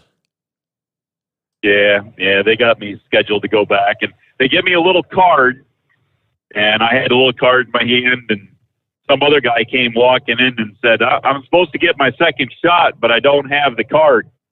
And she says, well, you don't need the card for the shot because we have all that on file, but you have to keep the card in case you want to travel or do other things, and if somebody asks you to see the card, you have to be able to present it to them to prove that they jabbed you in the arm with a needle. Right. And he said, well, I think I lost it. What do I do? And she says, well, we can't reissue a card. So I guess for anybody out there, if you get the vaccination there and they give you a card, make sure you don't lose it, because apparently you can't get another one. So that's probably to to prevent people from having. I've been vaccinated, but I'm going to give my brother my card. I'm going to get a new card for me. They don't want people that aren't vaccinated trying to say they were, I guess. Well, I mean, it's just a handwritten card. It's, they got type on it with blank spaces, and then they handwrite the information in when they give you the vaccination. But there isn't any like photo ID or fingerprint or anything like that to make it correspond with a person. So I don't know how you can prove. I don't know. Whatever. We'll see how it all works. Maybe we did get injected with a chip, but I'll tell you what, it had to be a pretty small chip, because the needle they used, it wasn't much thicker than a hair from what I could see of it. I mean, I barely felt it go in my arm. I didn't even know the girl had done it, because I was in the process of texting my wife to have her come in, because I asked the girl doing it. I said, so we're at the end of the day. I said, how many are you going to have to throw away? And she says, I got one more here I don't have anything to do with. And being the Pfizer, you can't just stick it back in the refrigerator for tomorrow. I said, well, if my wife came in, can she get it? She said, yeah, have her come in. So the wife came in and she got her shot too. So we're on our way. We're, I guess, halfway there. So now we just got to get the second one. But anyways, there. So how you feeling? I guess you got the sore arm. You got any of the symptoms? You feeling ill or anything? Nope. Everything's all roses and daisies right now. As I say, I didn't even know she stuck the needle in my arm there, because, as I say, I was doing something else, not even paying attention. Then she was standing next to me, and I turned to her after I got done with the text and said, so when are you going to do it? She says, well, it's already done. I'm like, oh, I didn't know that. So I don't know. Moving my arm around, I might feel a little bit, but nothing's going to bother me at all right now, I think. So I'm good with that. But, hey, to switch subjects completely over here, and we'll go to the Make-A-Wish convoy there, for the Lancaster convoy. on Mother's Day. Yes. I got an email there back from Kathy there, who's pretty much in charge of it, and she gave me a name of a gentleman named Rob. I'll leave his last name off the air for right now until we get further along with that conversation, but wanted to have a way for him to contact you or whatever. So I replied an email there with your email there, the Steve, King of All Trucking Media at hotshotsecrets.com. That's a new one, right? The King of All Trucking okay. Media. Whatever you say, but yeah, I'd be happy to talk with you. So anyways, I did that, and I actually forwarded you the email, so you'll have all his contact information too. So if he had his phone number and everything in the email, so if you have any want to call him to set anything up, because it might be better if for an interview for you to have things already pre-organized, or if you want to go over anything ahead of time or whatever. I don't know how you set up your interviews and all that to talk on the air, but I know sometimes it's easier if you have a little bit of predetermined ideas what's going on before you just kind of jump on the air and just we like to fly by the seat of our pants. We just let it rip. Yeah. So anyways, Rob there, he's a 20-year veteran driver, and he's a top 30 collector there in the for donations in the Make-A-Wish convoy. And he's I can't get back to it real quick here. You'll be able to see it there, but he's on the committee there for the convoy. So anyways, I just wanted to pass that along, but yeah, I guess he started out, of course, like the rest of us there, listening to the other show that predated your other show, and on that other media format. So yeah, we're avoiding saying all that stuff, right? But anyways, there. So yeah, so it should be a good thing, and he'll be able to explain a whole lot more than I do, because, as I say, he's kind of got his fingers in the operation and the day-to-day part of it more than I see for my one day of the year, going up there just to try to help out a little bit and raise a little bit of cash and make things go on. So we'll look forward to see how all that works out there and develops. But anyways, I guess we should say that your email is really steve@hotshotsecrets.com. That is correct. Steve@hotshotsecret.com. Don't have to put the King of All Trucking Media in there. Yeah, it'll never get here. Even though, yeah. But anyways, there. So I guess about the only other thing I heard you talking about the racing there. What was that? Battle Scar racing? Is that what that was there? Battle Scar Motorsports. Trying to get a car moved. Correct. Okay. Yeah, they were trying to get a car moved. Didn't know how, if anything, developed with that. Also, if you got any word about the Waypoint vets there, how they made out with their GoFundMe, or if that was going to get extended at all with the GoFundMe, or where all that ended up, or where it was going. So it's all kind of interesting. And hey, as I say, inquiring minds out here, right? So, and anyways, the one last important thing, did the inbred redneck there, did he get his mossy balls taken care of out of his fishy bowl? Yeah, I didn't mention anything about that tonight. Fish? Yeah, I didn't mention anything about that. All right. Well, I guess it's all right as long as he's got mossy balls with his clams, and he doesn't have mossy balls with his crabs, right? Right. So, anyway, yeah. All right.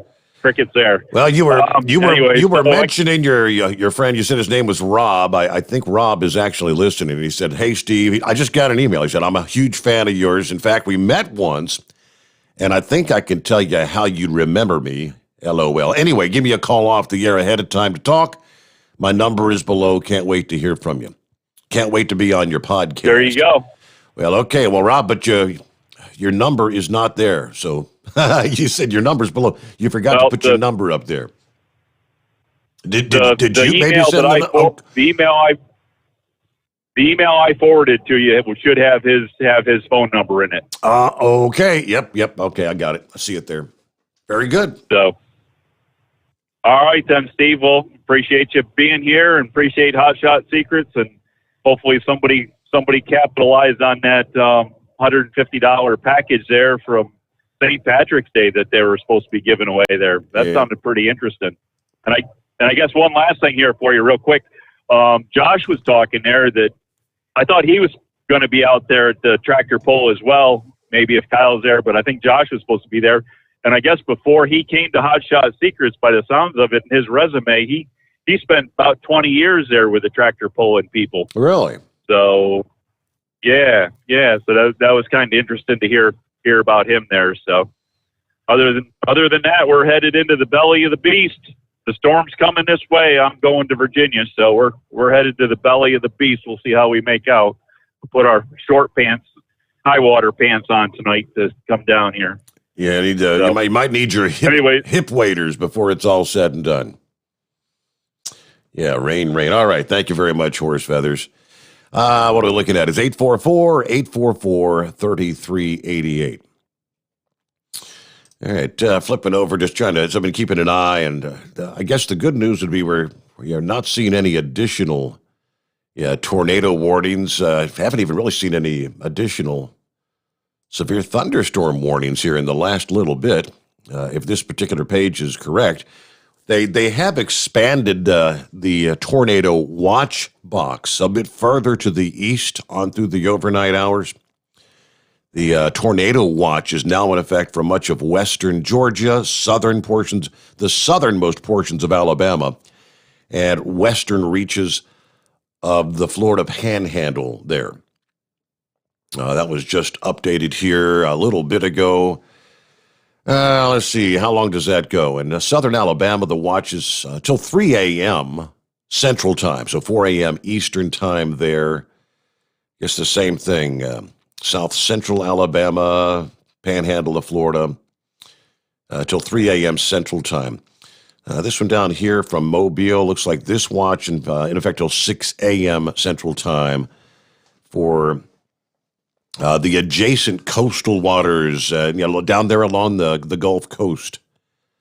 All right. Some of our updates. Looking at 25 past the hour, so Horse Feathers got his shot, got his stick in the arm this past day. I know some people that are really afraid of needles. I'm married to one of those people. I mean, a genuine, for whatever, a real fear. It's hell getting her to do a blood test, even to let them take blood. And she's not alone. Many people have an intense fear of needles, according to the report I'm looking at. Sometimes it's triggered by previous, maybe painful experience with injections, or witnessing someone else suffer from them. And the concern is that may prevent them from getting the COVID vaccine, you think? University of Michigan study finds 16% of people globally avoid getting their annual flu shot. 20% shun tetanus shots because of what they call needle phobia.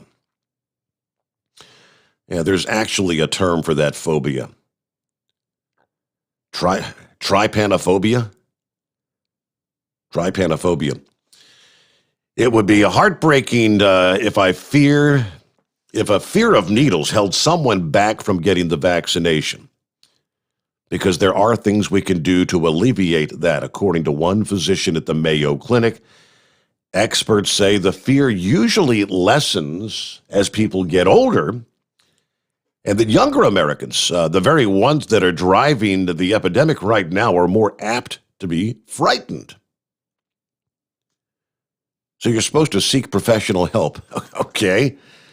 See a therapist to help you deal with your phobia. They actually go through some of the things they'll do. But nurses or physicians can use techniques to maybe lessen the pain or the discomfort. Some people who are prone to dizziness or fainting, maybe actually more comfortable receiving a shot while lying down. Yeah, my wife would be in that category. Yeah, she's the one where she's liable to pass out. She's done that numerous times over the years when they try to draw blood or whatever. Just boom, out she goes. All right, we're going to get a news break here just ahead. We'll get back to your calls. Plenty of room for you on a Thursday morning. It is 844-844-3388. Guess I can mention this to Philip when he calls in here in a couple of hours down in Florida, where Disney World has been open for months now, as we well know.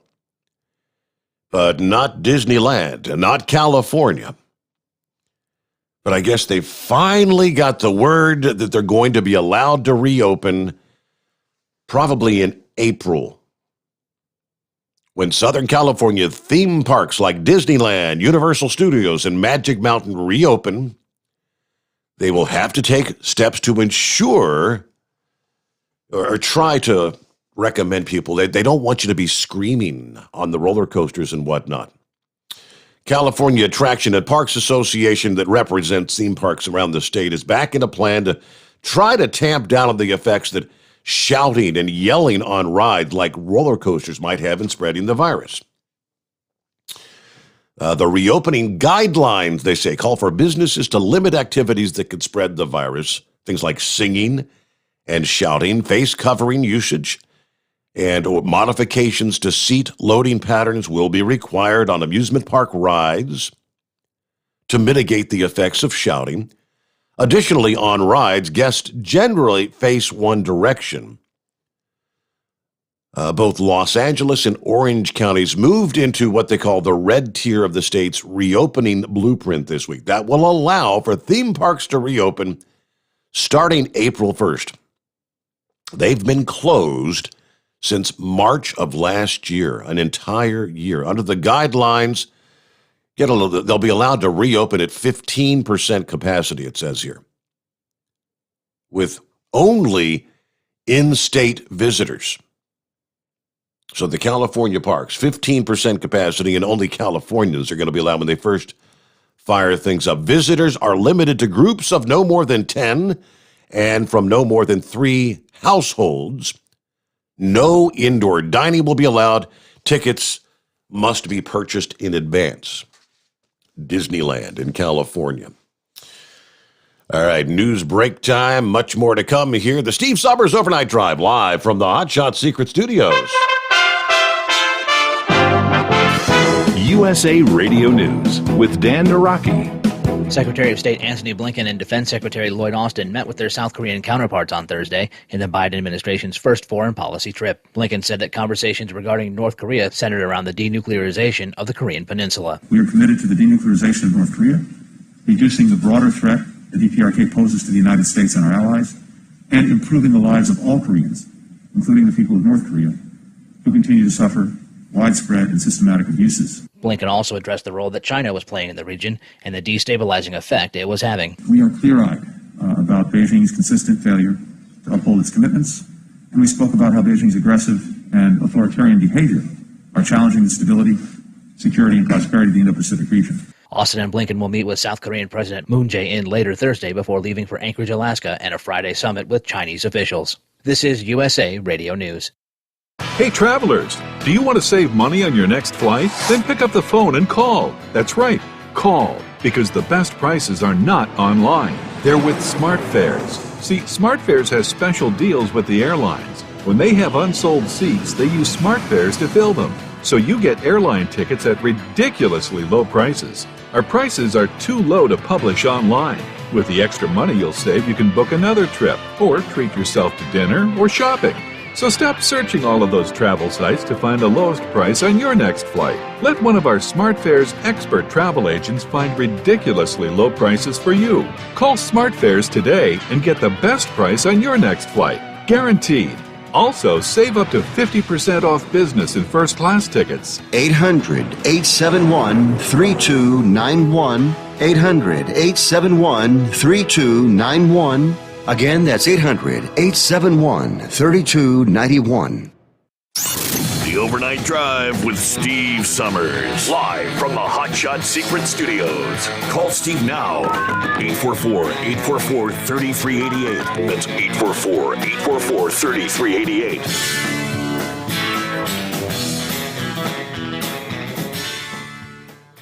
Attention all truckers, Dean Michael, the tax doctor here. I want to talk to you about those dreaded tax problems. I know you want to keep on trucking and not even think about them. Well, let's face it, they're not going away all on their own. You need professional help. I've been helping truckers put their tax problems in the rearview mirror for years. I can help you too. Call me for a free consultation at 888-632-4506 or go to mytaxhelpmd.com. It's like I always say, keep your eyes on the road, I'll keep mine on the IRS.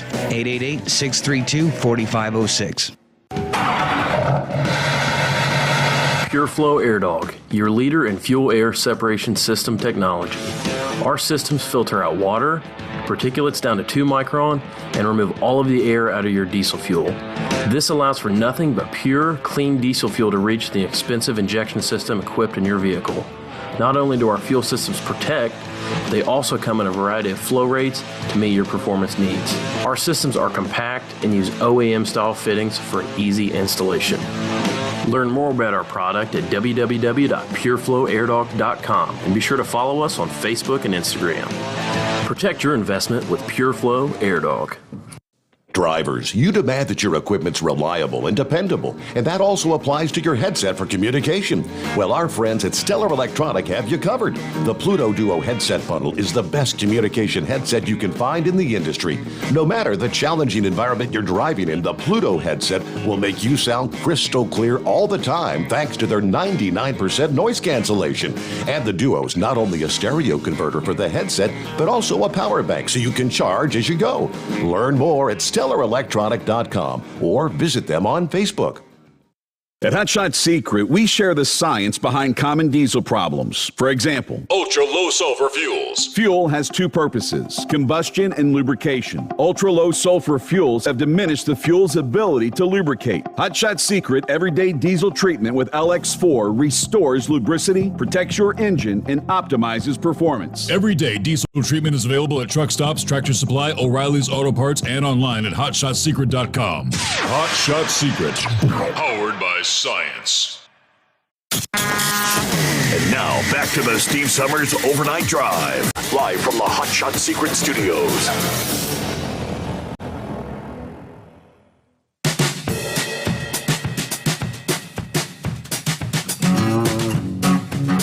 Latest on the crisis at the southern border. As the Biden administration scrambles to shelter these thousands of unaccompanied minors crossing the border, which the media is declaring the crush a crisis. Truth is, they tell us, the crisis may be headed to your school district. If your kids are in a public school or you pay school taxes, you need to know the facts. When you watch the mainstream news and what you see young children, but the fact of the matter is 3/4 of these quote unaccompanied minors are young men, ages 15 to 17. That's right, 75% of them. These teens are carrying the name and phone number of a relative supposedly in the United States who will sponsor them.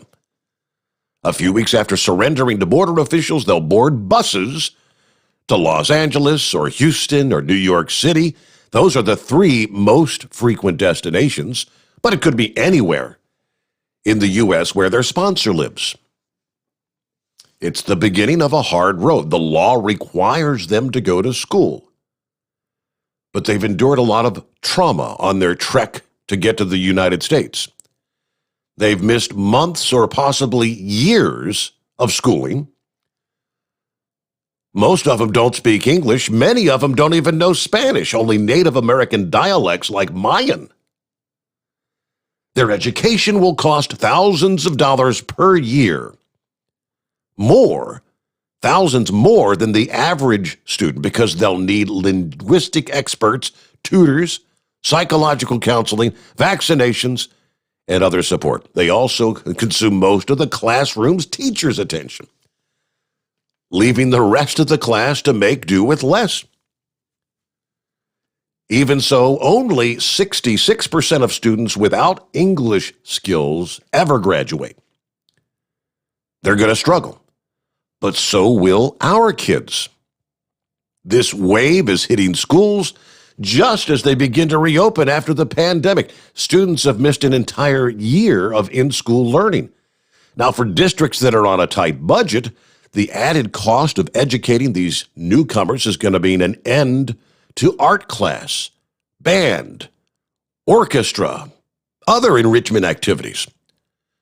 School districts in 4 states will be most affected: the states of Florida, California, Texas, and New York. Danbury and Stamford, Connecticut also have Central American communities. They'll likely also be receiving minors. Going back to 2014, New York City schools rolled out the red carpet for more than 1,600 migrants from Central America. They committed $50 million for special programs. At that time, parents were asking questions that they need to be asking right now. Why is the federal government allowing this influx of needy students when we already are facing great challenges? New York City, for instance, more than half of New York City students read below grade level. Joe Biden seems oblivious. Last week, he announced the program to enable Central American children to apply for admission to the U.S. from their home country. That would spare them the dangerous trek, but it doesn't alleviate the strain on the schools. Democrats pretty much paying lip service to reducing economic inequality, but their open border policy is doing the exact opposite, fostering a permanent underclass working for low wages. In the Chicago suburbs, these young teens work nights in meatpacking plants and auto parts plants. They come home at 6 a.m. when their shift ends, then go to school 2 hours later on almost no sleep. No wonder they fall asleep in class and drop out of high school before ever getting a diploma, which pretty much makes them lifetime dependents on social programs, aka food stamps, Medicaid, medical assistance, you name it. But he said, worst of all, allowing this wave to continue now is going to cripple our public schools and set back our own kids just when they're struggling to get back on the learning track. Message to Biden: close the borders, protect our schools, put American children first. All right. Betsy McConaughey, the former lieutenant governor of New York. Yeah, her update this past day. Hillbilly, what's going on this morning? Good morning, Steve. It's amazing how our kids have to suffer because they want to open up the borders, ain't it? Yes, it is. It's a shame. Hey, the reason I called, you remember last week you had a guy call talking about the SpaceX launch, and you mentioned him that they sent you a jacket or something? Yes, did you ever get that? I did, yes, indeed. Did you ever get a picture put up where we going to see it? Yeah, I did I held it up in front of the camera that night, but... Oh, okay. I must have missed that. All the patches, there's a number of patches on it. Each of the patches depict what was the final mission for each respective shuttle. Obviously, the final mission, like for Columbia, the Challenger, the explosion, and the last mission for the Enterprise, the last mission for the Atlantis. That's what all the patches are about. So it's pretty cool. It's really nice. Oh, that's pretty cool. Okay. I didn't know if you put a picture on your website or not with it. I missed it on the show, I guess. I need to do that, don't I? So, yeah, it would be nice if you don't mind. But you're talking about the princess not liking needles. If she goes against the vaccine, don't let her look at the needle. It's only a 1.5 gauge needle, which is one of the smallest needles. that they have. It's got the same size you get an insulin shot with, but it's about 2.5, 3 inches long. Wow. And nurse said they got to stick it. Yeah, it's that's scary. It shocked me how long it was. I'm like, whoa. I mean, you think about it, a normal shot you get penicillin with maybe an 8 gauge, draw blood's like a 10 to a 12 gauge needle. So, I mean, 1.5 or 2 gauge, what she told me, pretty thin. But you really don't feel it going in the skin like horse feather said. I had a little bit of pain when I got my vaccine, but it shocked me how big that needle, like long it was. Oh boy. So, I'm not real fond of needles myself. they don't bother me. I don't think my dad has to give himself insulin shots every day, and I told him, I said, I'm not afraid of needles, but I don't know if I could do that. I guess you got to get used to it if you're dependent on it like he is. Yeah.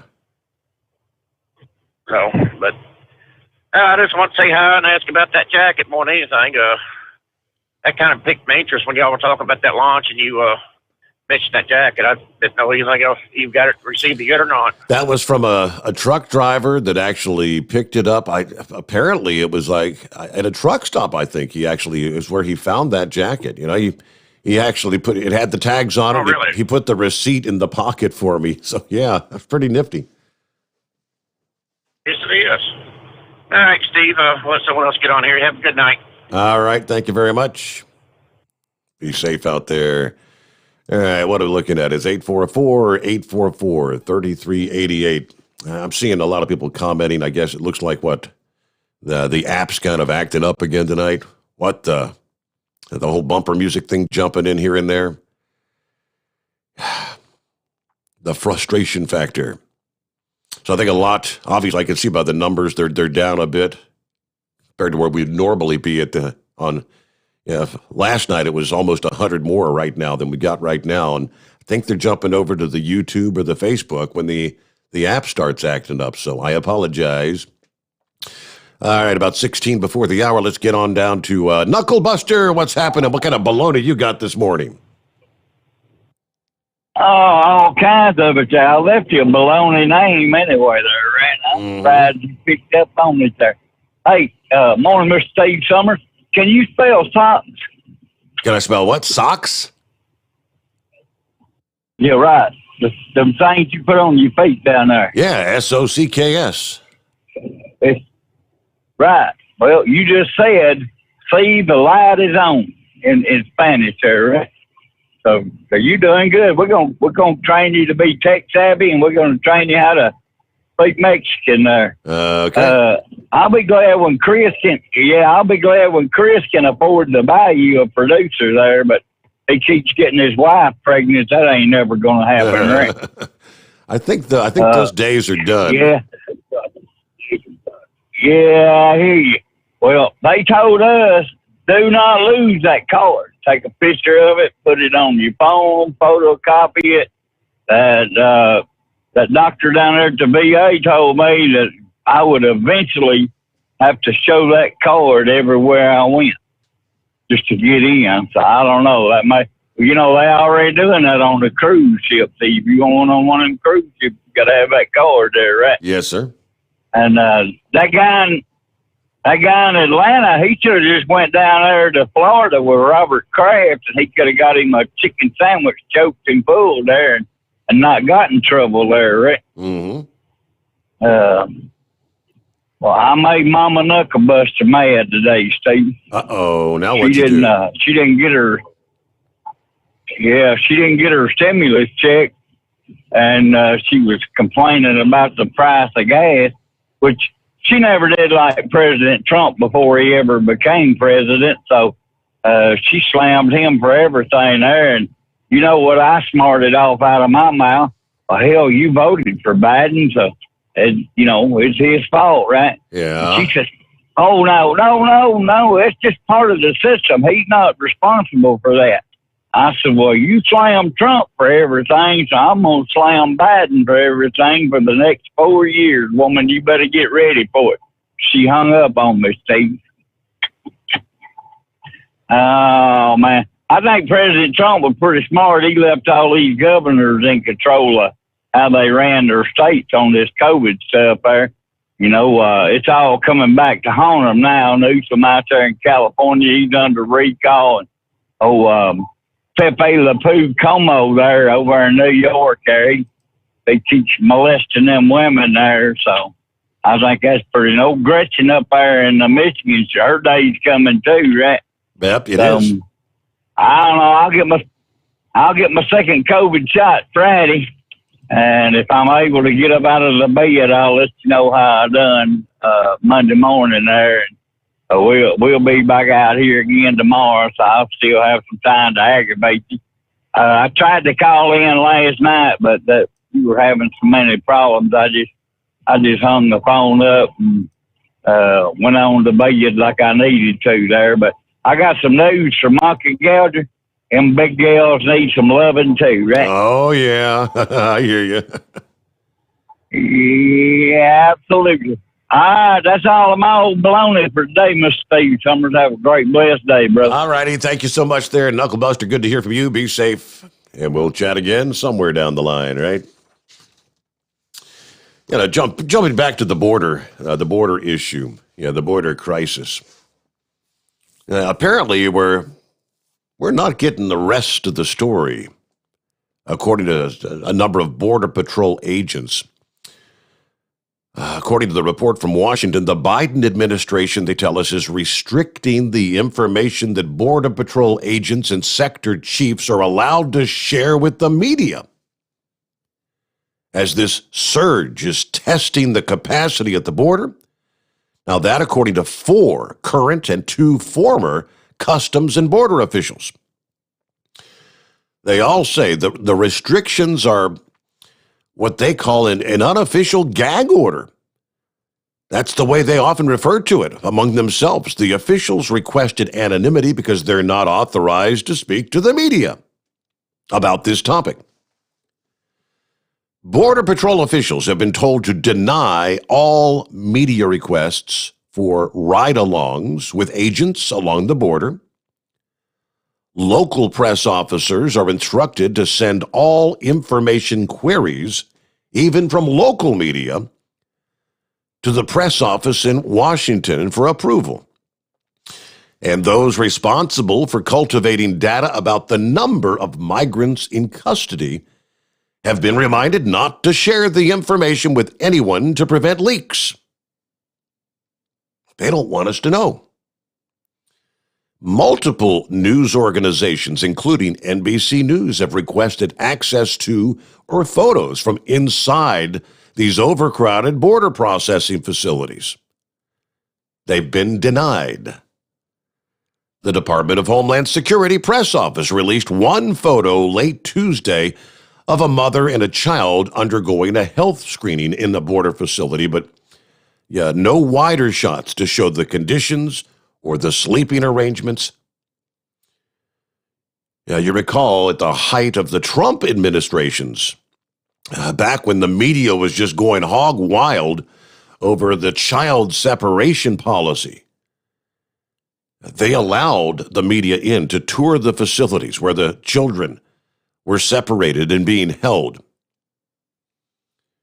Now, these current restrictions under the Biden administration, the customs officials went on to say the new restrictions are being passed down verbally, not through any sort of an official memo, because they don't want that to be able to be leaked.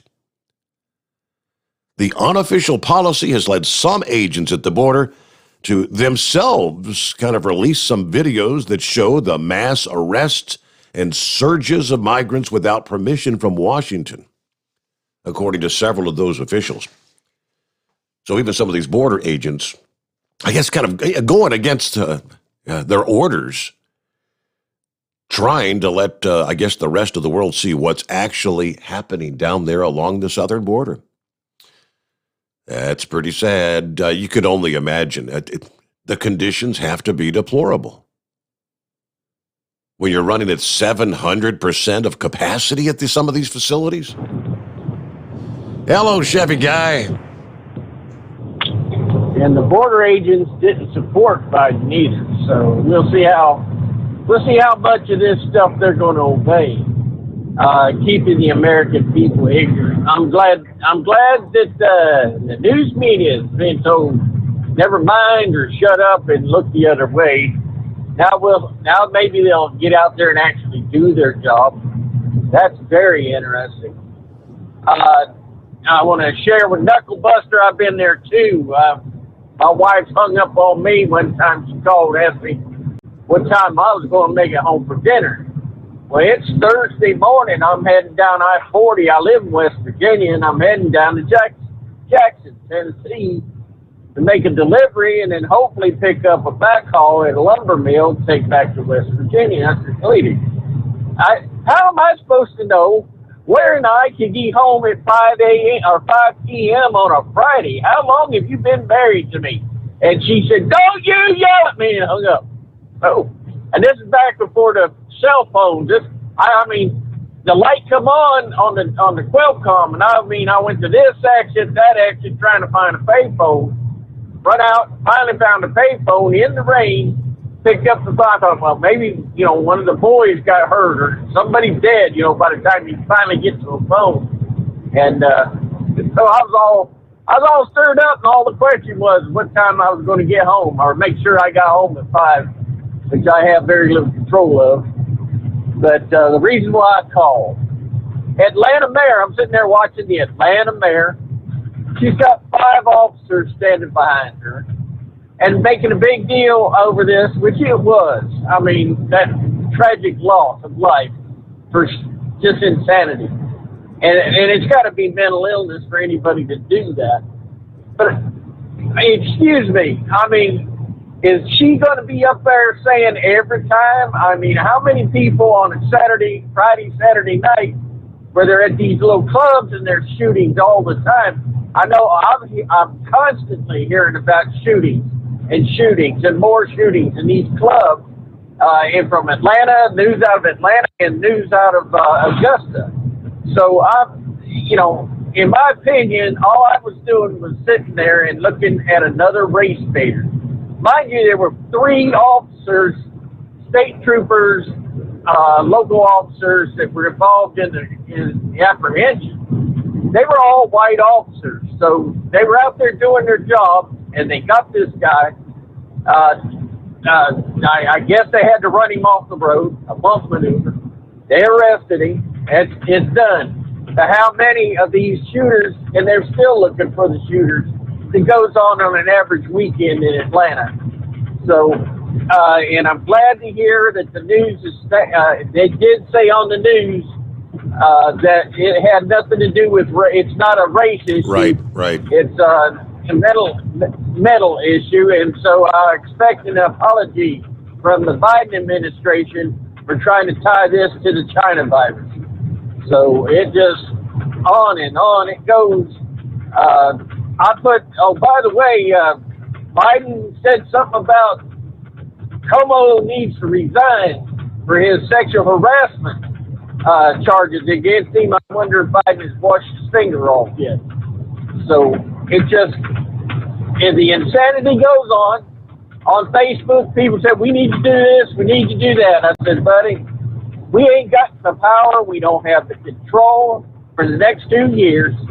Ain't no reason to get all excited about it. Just sit back and let it happen. We're just amazingly watching. They wanted the power, they got it. And I think they're finding out Trump was right. Trump did it right. Yep. Trump controlled the border. Trump did. I haven't got the shot yet. I don't plan on it until I have to. But Trump got that vaccine there. Biden wouldn't even had it there. Trump hadn't done it because the medical professionals, they want this 10-year study before they put anything up. Reason why they don't want to get sued through their team. But he had the tools to work with after he took office because Trump got it there. I don't know about the economy. If it does kick up, all right, Biden did that swish and got rid of the pipeline plus oil oil survey or opportunities on federal land for oil, and it shot the price of fuel up.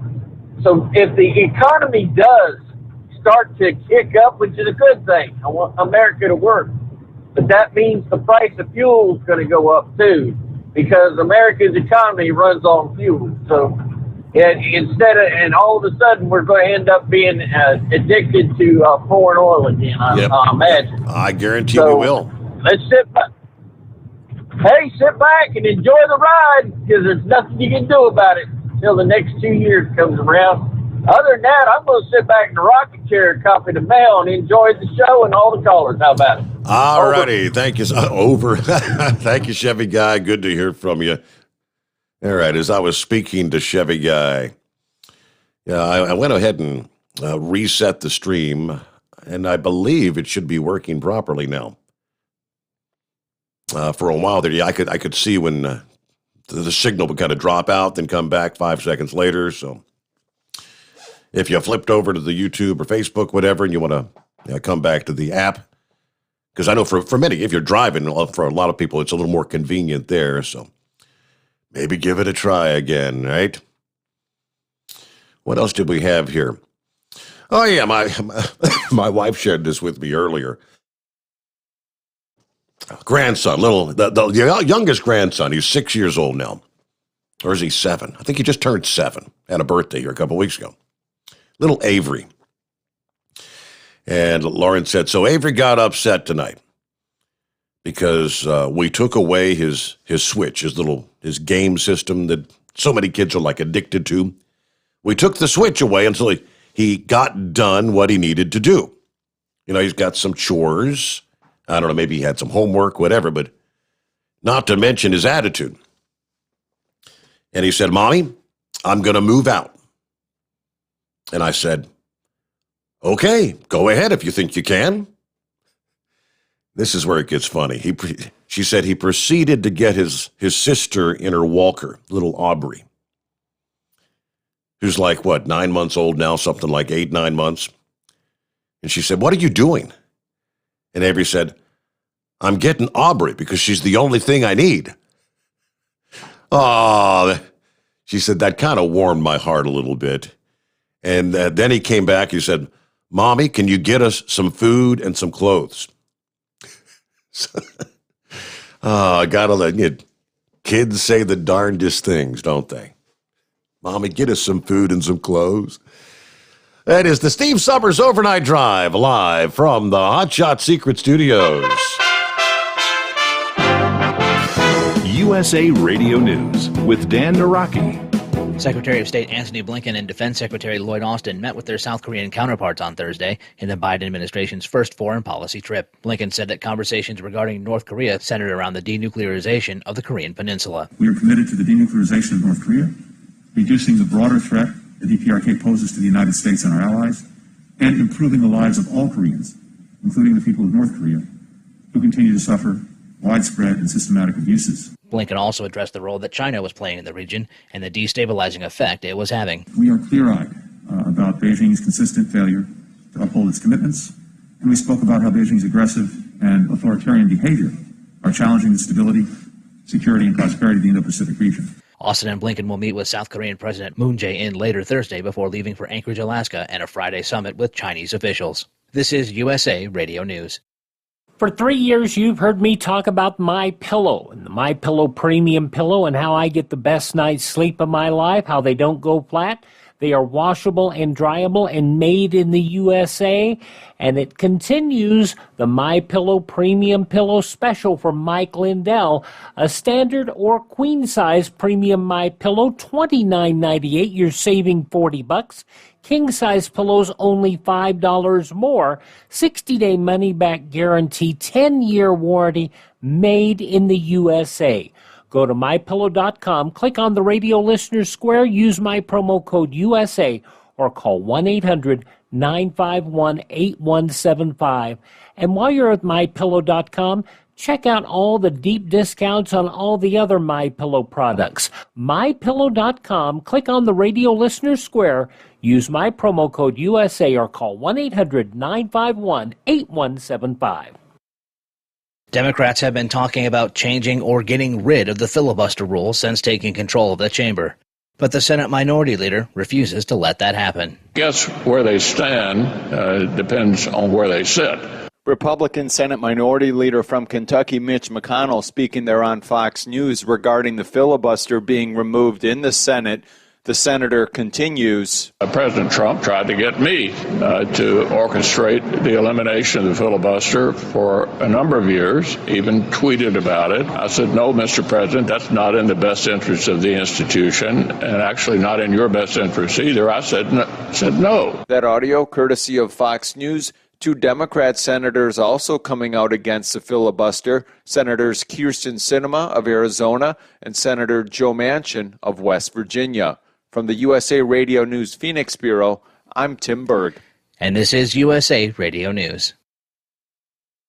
Hi, this is Dr. Joel Wallach, and I want to tell you that arthritis is not a genetic thing. It's not a disease of aging. Neither is osteoporosis. Get a hold of my book. It's all in your head. It goes into the 25 different diseases you get when you have osteoporosis of the skull. These are all reversible. You take the Healthy Bone and Joint Pack, the MSM, vitamin D3, stay away from all the bad foods, including gluten, and guess what? You'll regrow all your bones, including your skull and your legs and your hips and everything else. Contact us at usaradiohealth.com. That's usaradiohealth.com. 4 people on the terror watch list were apprehended on the southern border. Axios reports that 3 of them were from Yemen and another person was from Serbia. Former acting DHS Secretary Chad Wolf says that there are more concerns for border agents than just people on the terror watch list. He tells Fox News that watching for other persons of interest are also part of the national security responsibilities of the Border Patrol. So it's not only terrorist or known or suspected terrorists, what we call KSTs, but it's also, there's another group called special interest aliens, and these are individuals that have traffic patterns like terrorists, perhaps are not on a watch list, but come from Europe or Africa or Asia into South America and make their way up through Central America and Mexico to that border that law enforcement needs to be concerned with. But at the end of the day, I think what's probably most concerning is that because of the number of individuals that are crossing, we're having to pull Border Patrol off of their national security mission and into their Border Patrol stations to care and feed these number of individuals instead of being on the line doing that Homeland Security, national security mission that they're trained to do. And the Federal Communications Commission has levied its largest ever fine against telemarketers. 2 Texas telemarketing firms received a $225 million fine for making about 1 billion robocalls, where they falsely claimed to sell health insurance. The companies admitted to knowingly calling numbers on the national do not call list and used spoofed numbers that appeared to come from a local phone number. For USA Radio News, I'm Dan Naraki. At Hot Shot Secret, we share the science behind common diesel problems and their solutions. For example, ultra-low sulfur fuels. The primary function of diesel fuel is combustibility. One of the little-known aspects of fuel is its role as a lubricant to metal-on-metal moving parts. The introduction of ultra-low sulfur fuels diminishes the fuel's ability to lubricate because sulfur, which has been mostly removed, has lubricating properties. Hot Shot Secret Everyday Diesel Treatment with LX4 delivers unmatched lubricity. Third-party testing confirms that it takes 3 times the amount of leading fuel treatment to match the lubrication benefit of 1 dose of Hot Shot Secret. Everyday Diesel Treatment is a fully formulated 6-in-1 premium fuel treatment for every fill-up, every time. Everyday Diesel Treatment is available at truck stops, Tractor Supply, O'Reilly's Auto Parts, and online at HotShotSecret.com. Hot Shot Secret, powered by science. Because Channel 19's a little congested. Call Steve now at 844-844-3388. The Overnight Drive.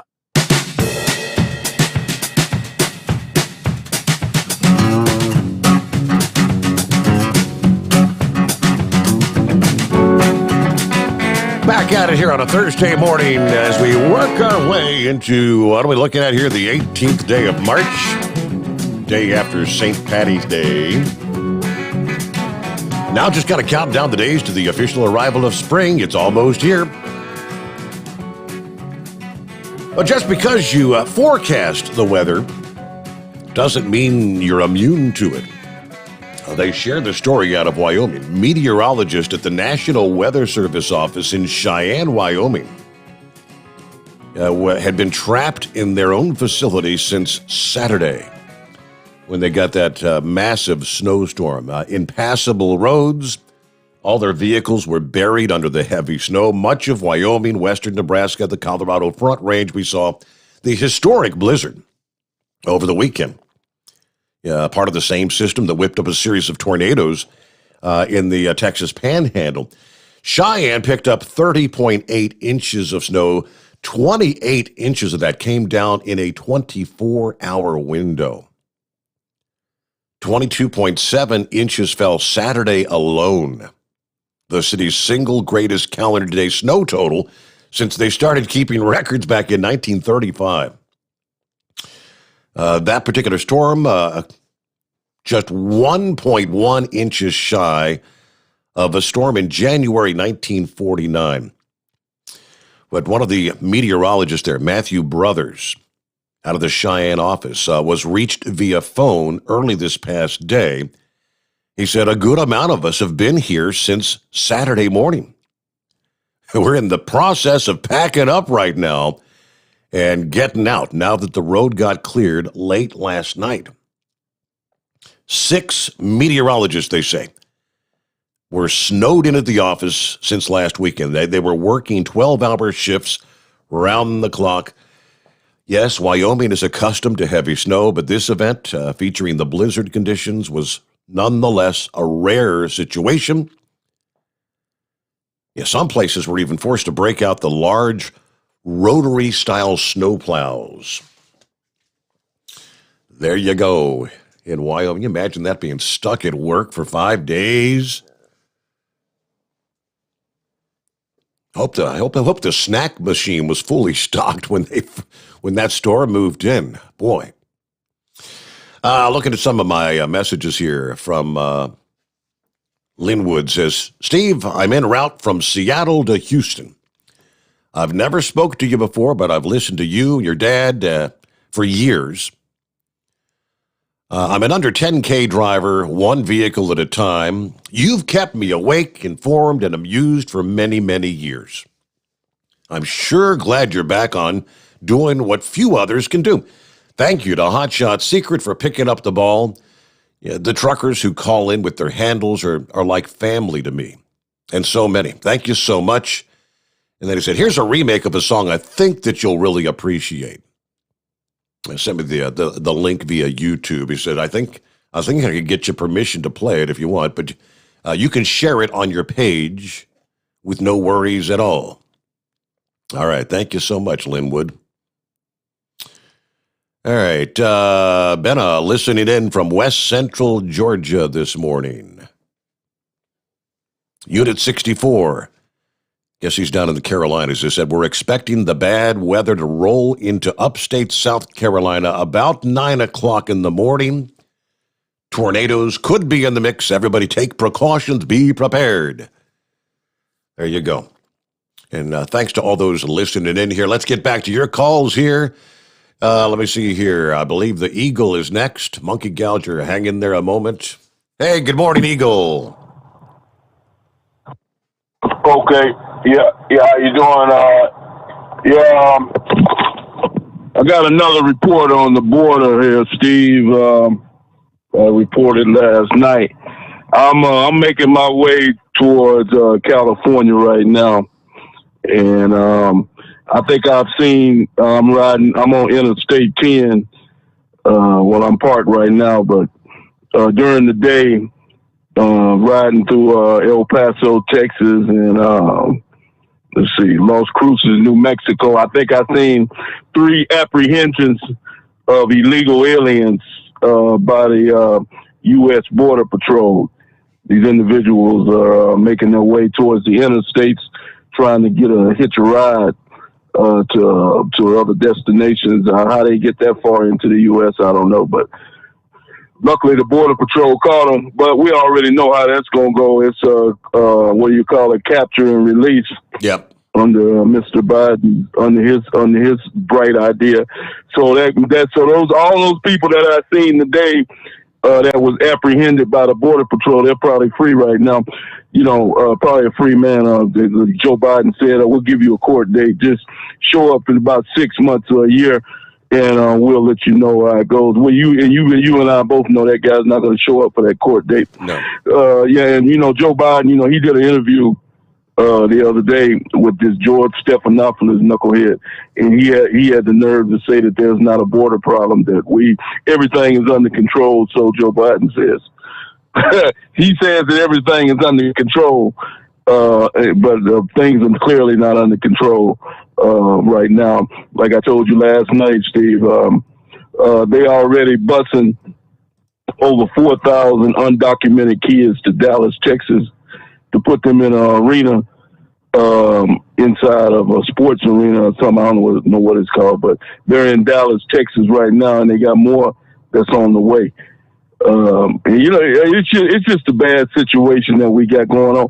They got these but do you realize this, Steve? They said that these Border Patrol agents are acting as babysitters. They're actually 6-month-old, 1-year-old kids in the custody of these people, and they actually are feeding these people like they're their own child with putting diapers on babies and feeding milk to babies. This is totally ridiculous. What is going on? A border patrol agent is not supposed to be a babysitter, but under Joe Biden, that's exactly what they become. What'd you say? That is correct, and that's exactly what they're having to do. I wonder who gets the duty of changing dirty diapers. Yeah, it's just ridiculous, Steve. What's going on? But everybody, I already knew this was going to happen. I was hoping, and Joe Biden, when he got in the White House, I knew that he was going to, open the border, but I didn't think he was going to do it like this. I didn't think it was going to be out of control like it is right now. And we have the scary part about this whole deal is we haven't seen nothing yet. It's just beginning. Because it seems like Mr. Biden has no plans whatsoever of closing the door and stopping the influx of these people. So they're going to continue to come as long as Biden got the door wide open for them to come. But something, Steve, I want to make a comment. I told you about this Oriental spy thing last night. I told you I used to live in Atlanta, Georgia, and I know where these spies are. Spies are located all over the place in Atlanta. These massage parlors. And they're mostly run by Asian individuals. This guy here, this guy here, he's trying to say now, they're trying to say he had a sex addiction. That's why he did what he did, but I don't think so. I don't know why the man did what he did, but they said that he was on his way to Florida to attack some more spies. He had drove 150 miles from Atlanta, Georgia, so headed to Florida. So luckily they stopped this man before more lives were taken by this individual. And like I said, hopefully, this coronavirus, they blew it all out of proportion.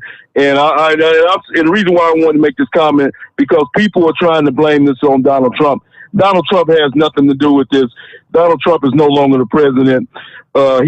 Donald Trump didn't influence anybody. Anytime something bad happens, they want to blame it on Trump. Trump has nothing to do with this individual going into this spa. Trump has told people not to do anything in his name to make him look bad, nor any of his supporters look bad. So don't put this loser's name. Don't associate this loser's name with Donald Trump. Because I promise you, Donald Trump does not approve of this man shooting 8 people in Atlanta, Georgia last night. And I thank you for taking my call, Steve. All righty, Eagle. There you go. Thanks for checking in. Have a good morning. Be safe. It's 844-844-3388. He's right about one thing. This could, apparently, according to the details released this past day, that incident could have been much worse. The story out of Atlanta, once the Cherokee County deputies got a surveillance picture of the shooter, Robert Long, at the massage parlor in Ackworth Tuesday afternoon. The trail of the suspected killer grew red hot. Apparently, Long's parents contacted the Cherokee Sheriff's Office to identify their son. I guess they saw his picture on the news or whatever. They went on to inform deputies that a tracking device could lead them to his vehicle, a Hyundai Tucson. Cherokee Sheriff spokesman Jay Baker said He didn't know why the parents had a tracker on him, why he was being tracked, or if he was even aware of the GPS device. They do know that without the GPS tracker, though, his parents' cooperation, he had already killed 8 people. He would have not been apprehended so quickly, according to the sheriff. Long was captured in Crisp County, about 150 miles south of Atlanta, on his way to Florida, where they believe he was planning to carry out additional shootings. According to the mayor there in Atlanta, this could have been significantly worse. It's very likely there would have been more victims here. So Long tells police he's battled a sexual addiction, and he had gone to those 3 parlors where the victims were shot and killed. Baker said investigators do not believe he was driven by any sort of racial animus, the fact that they were Asian or whatever. Now, they say the sheriff said Long viewed Florida as a hub for the porn industry and an outlet for something he shouldn't be doing. The spas were temptations to him that he wanted to eliminate.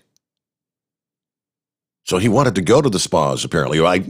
Apparently he had been to those spas. Maybe he got a happy ending. Maybe the temptation is what got to him, and he wanted to eliminate the temptations. All right, a Cherokee deputy spokesman meeting with Long's parents. Atlanta police were responding to the robbery call where they found the 3 dead bodies and another across the street at the aromatherapy spa. That's where they were able to get the video footage to identify the car that was parked outside both locations at the time of the shootings. Long was headed south at this time. Georgia State Patrol and the Crisp County Sheriff, contacted by Cherokee Sheriff Frank Reynolds, they were waiting for him. As they saw him headed south on I-75, there was a pursuit. They performed the pit maneuver, forcing a fleeing car to turn sideways. And Long was arrested at that point without further incident. Inside, police found a 9mm firearm. He purchased the gun from Big Woods Goods in Holly Springs, they confirmed. The store confirmed he had purchased that. The store said, "We are cooperating with the ATF and local law enforcement." That's pretty much all we're going to say right now. He then Long admitted to the killings and said he was acting alone, transferred back to Cherokee County, where he will be arraigned sometime later this morning. Sheriff said he was pretty much fed up at the end of his rope, and this was a very bad day for him, and this is what he did. So he pretty much admitted to everything. All right, to the Carolina Monkey Gouger. Good morning. Well, good morning, Steve. Oh, how are you this morning? I'm doing quite well, thank you, sir. Hey, I'll tell you, I am tired of being the ATM for lumber services, washout, and this paid parking. I burnt through $300 a day in 15 minutes. Lumber charge me $240 to take a palletized load off. Just roll it off. I had 22 pallets on. All he had to do was take the forklift and roll it off. I said $240. Let me get that right. $240 to roll it off.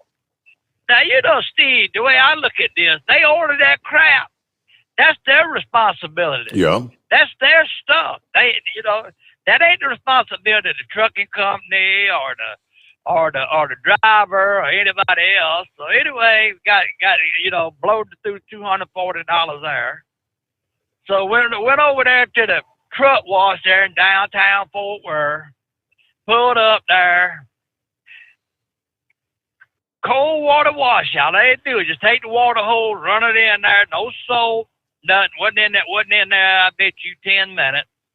That's another $40.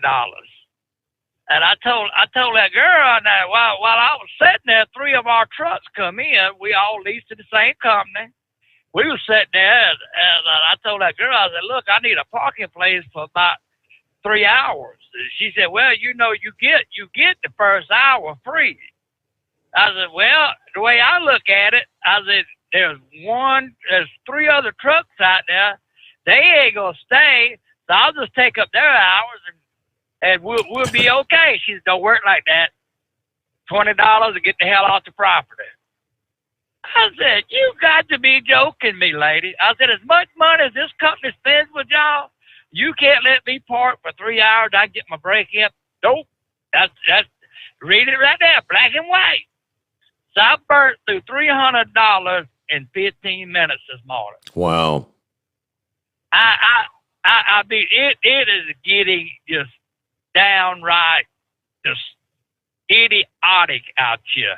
You know, what happened to being a little bit to help the customer out or whatever, you know?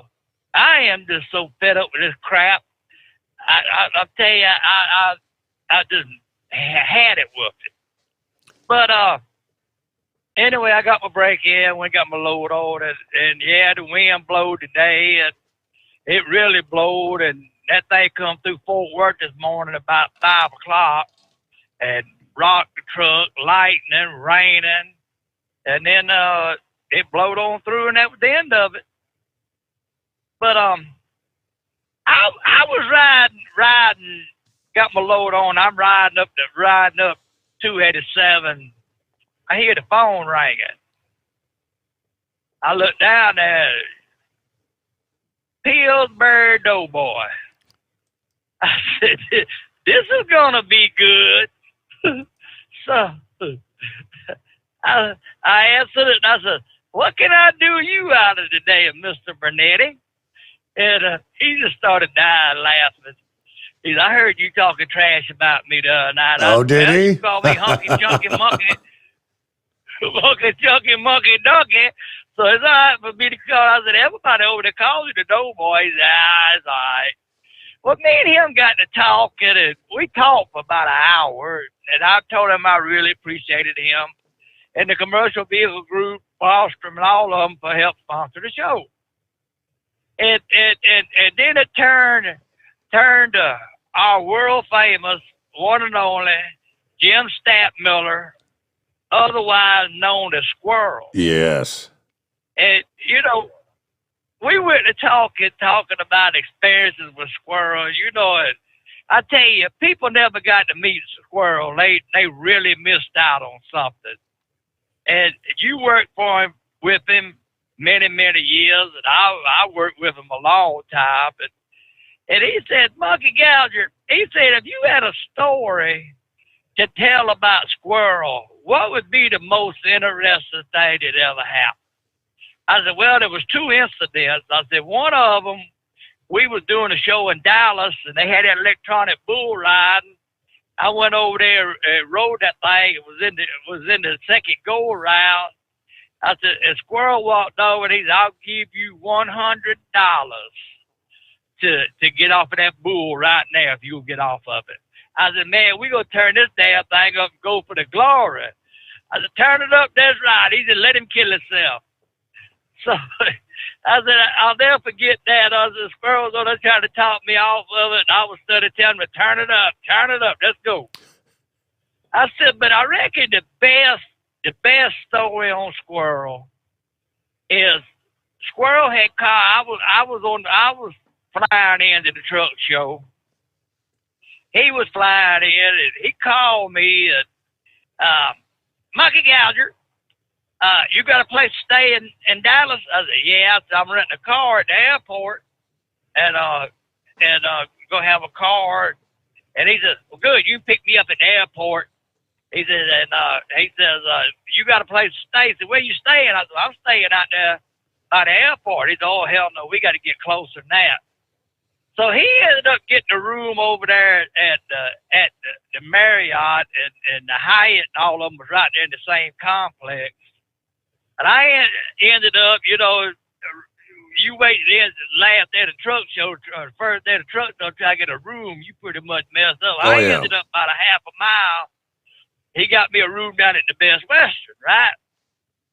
So anyway, he said, "You be my chauffeur, and we'll have a good time." I said, "Okay." So we got out in the car. He told me, he said, "Now, Monkey Gouger, you know I'm staying over here at the Marriott." And I said, "Yeah, I know you staying at the Marriott." He said, "Don't go to the wrong motel when you pick me up in the morning. Don't mess this up." And he said, in the morning, he said, when you come over, he said, stop me eat breakfast. Said, get you a good breakfast. Just bring me the tab. I said, okay, I'll do that. So anyway, next morning I go over there and I'm thinking I'm going in the doggone Hyatt, and I ended up over at the Marriott or Everwood. I'm in eating breakfast, man, eating steak, bacon, everything they had up there. Squirrel called me. He said, "Where the hell are you at?" I said, "I'm sitting here in the motel lobby eating." He said, "What the hell are you eating?" I said, "Steak, bacon, ham, eggs, pancakes." He said, "I told you to eat a breakfast, not the smorgasbord." He said, "Get the wrong damn motel, bring your ass over here and get me." I said, "All right."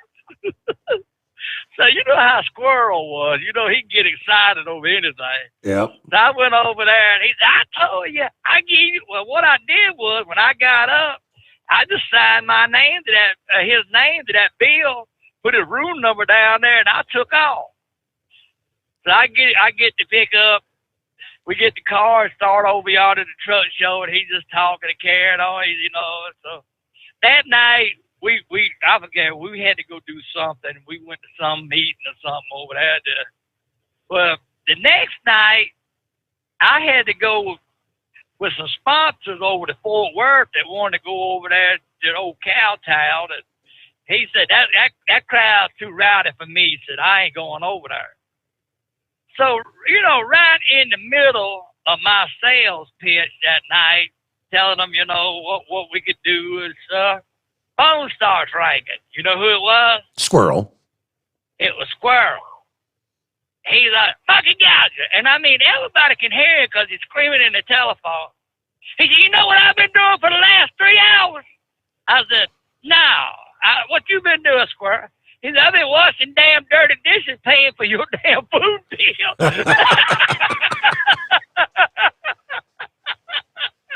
Oh, boy. So that was probably my best story of being, you know, there's so many of them I could tell you about Squirrel.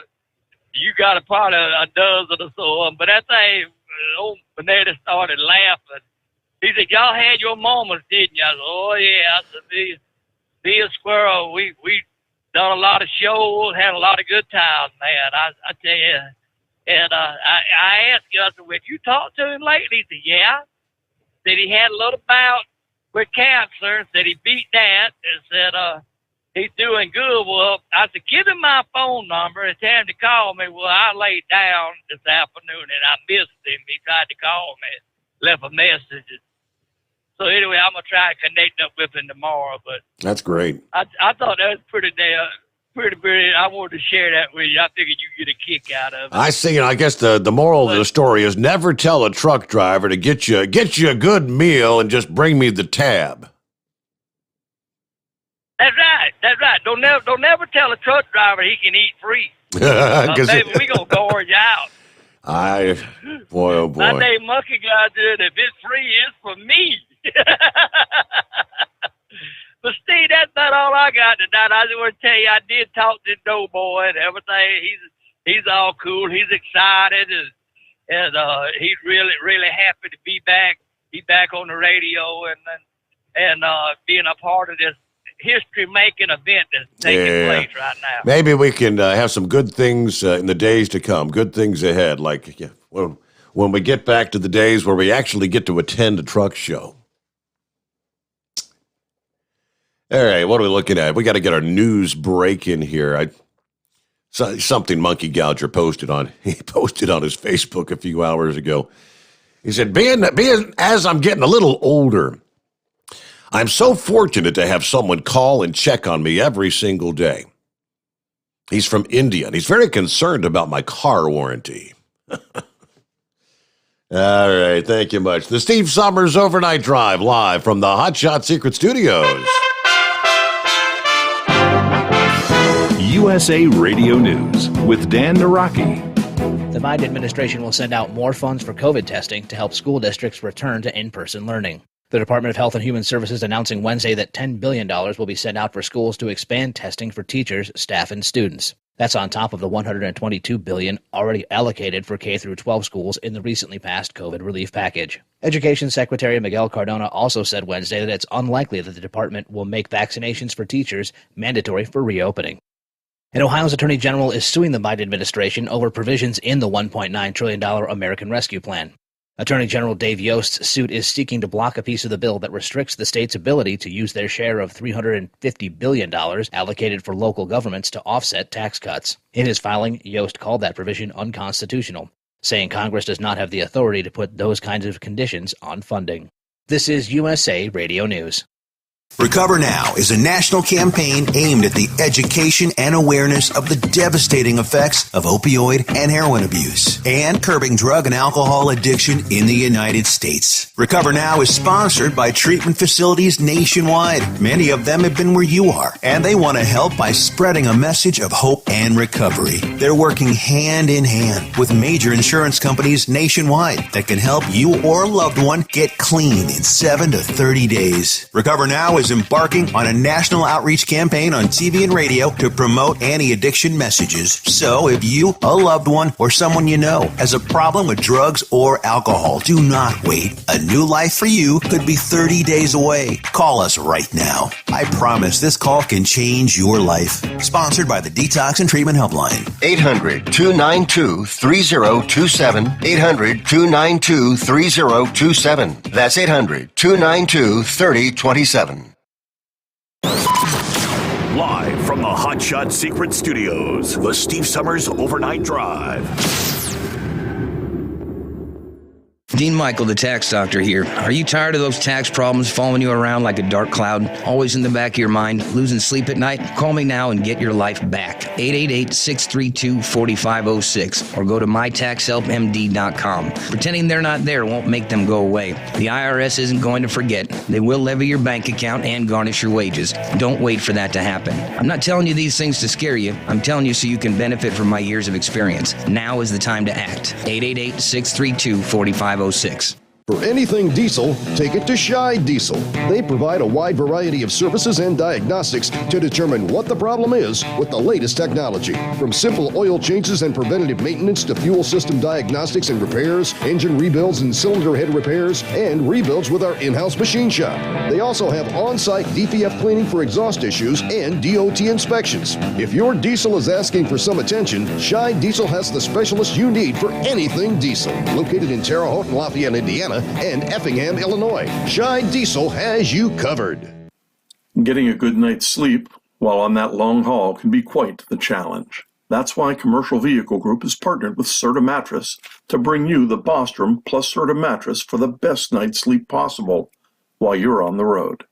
The Bostrom plus Serta Mattress, manufactured with Serta's patented Cool Gel Memory Foam, acts to dissipate body heat and eliminate pressure points, which reduces the tossing and turning that can be so disruptive to your sleep. The Bostrom Serta mattress comes in 2 thicknesses, 7 and 10 inches, offering support to drivers of all shapes and sizes.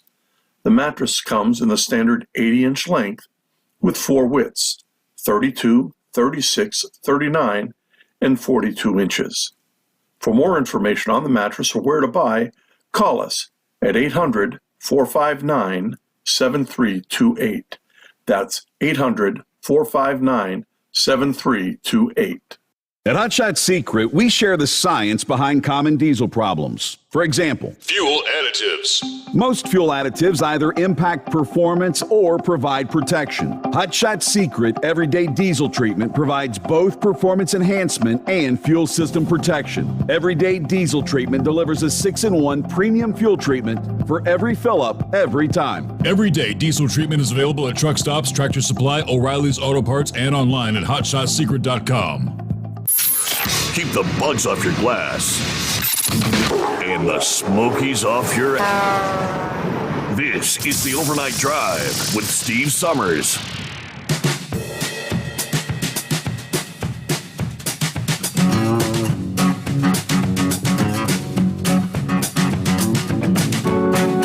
Yeah, so the concern for flash flooding. Yeah, good chunk of northwest Georgia is under flash flood warnings at this hour. Weather Service office out of Peachtree City. Got a whole bunch of counties. Like I said, the entire northwest quarter. Bartow County, Catoosa, Chattooga, Dade, Floyd County, Gordon County, Murray County, Polk County, Walker County, Whitfield County. So, yeah, pretty much from Chattanooga on down to Dalton, down to Rome, Georgia. Thunderstorms dropped 1 to 1.5 inches of rain in a very short time. And with the already saturated soils, flash flooding is ongoing from the thunderstorms there. So, small creeks and streams, urban areas, highways. Watch the underpasses, other drainage and low-lying areas for flash flooding there. Turn around, don't drown. That's the word they passed from the National Weather Service office. All right, let's get back to your calls here. And I think Baby Bear's kind of chiming in. She's down there in Georgia, been dealing with some of that weather this morning as well. Hello, Baby Bear. Hey, how are you? Doing well. Well, right now I'm high and dry. I'm still at 16 going west, so I still got, I'm probably, 60 miles from Macon yet. And I don't know when I'm going to run into the rain. It looked like earlier when I looked at radar, it was probably more towards when I get to Atlanta. So I guess I'll wait and see. I'll be home. I'll be in Ackworth by about 5:15. So I'm afraid I'm going to come in town when all the bad stuff hits. Atlanta's a fun place to drive through on a good night, not let alone a nasty night. The intensity of these storms has really dropped down. There is some rain passing through Atlanta now. There's another batch going to be pushing through here in the next hour or so, but it's not nearly as heavy as it was several hours ago. The line's kind of breaking up as it moves into that more stable air there in Georgia. No, that's a good deal. That's why I needed to call you. But anyways, I just kind of got a bone to pick with one of the listeners that keeps talking about the long kid, the shooter, as being racist. Okay, this is what I know about the kid. I've kind of heard firsthand from some kids from our church. My daughter basically, was raised in the Cherokee County school system. From the 8th grade up, she was in a private school. I had her in Christian school from the time she was little till finally the 8th grade. She wanted to go to public school, and she was a volleyball player. So the private Christian school, it really wasn't going to go anywhere as far as her playing volleyball. So I put her in public school. And basically some friends of ours went to church with this kid when he was 3 years ago. So he was in youth group until he was, 18 years old, whatever, got out of the youth group. And anyway, they said, one of her girlfriends was telling her, her little sister was pretty good friends with him, and said he was funny. He was, he wasn't a loud kid. He carried his Bible to school, and he was really involved in youth group. And, they did the prayer at the flagpoles in the morning before school started, and he was all involved in that. So maybe the kid did have a freaking addiction, but, and that's pretty sick, but whatever. Yeah. He's gonna, I hope he gets the death penalty. That's all I gotta say. But now here's my question. Here's my statement to Frank Reynolds, our new little sheriff that was only elected a couple of years ago. Now that he knows that there's basically the kid's paying for sex in that little massage shop there on 92, I think we need to do something about it and shut them down. That's my opinion. Yeah. I thought prostitution was illegal. Right. Yeah, I mean, every year you hear about, that they do these raids in varying, you hear about these massage parlors that are prostituting, right? Giving the happy ending things and all that. That's kind of goes with the territory. Yeah, I mean, I don't, I don't buy that the kid was prejudiced. Number one, the churches in my area are super proactive in being multicultural, so the kids, and it's not a white area or a black area or an Asian area or a Hispanic area. It's a melting pot. Mm-hmm. I mean, our church, the schools, the other churches around, I mean, it's a melting pot right there. So, and I don't buy it because the church he went to, that the kids went, when he was in high school, that was a melting pot. These kids were, I mean, and they said he was a pretty funny kid. I mean, good natured and, everybody liked him in youth group and, that he participated in all the Christian activities that went on, at school, like the prayers, the flagpole, and, and then the youth group activities, which my daughter was in them too, but,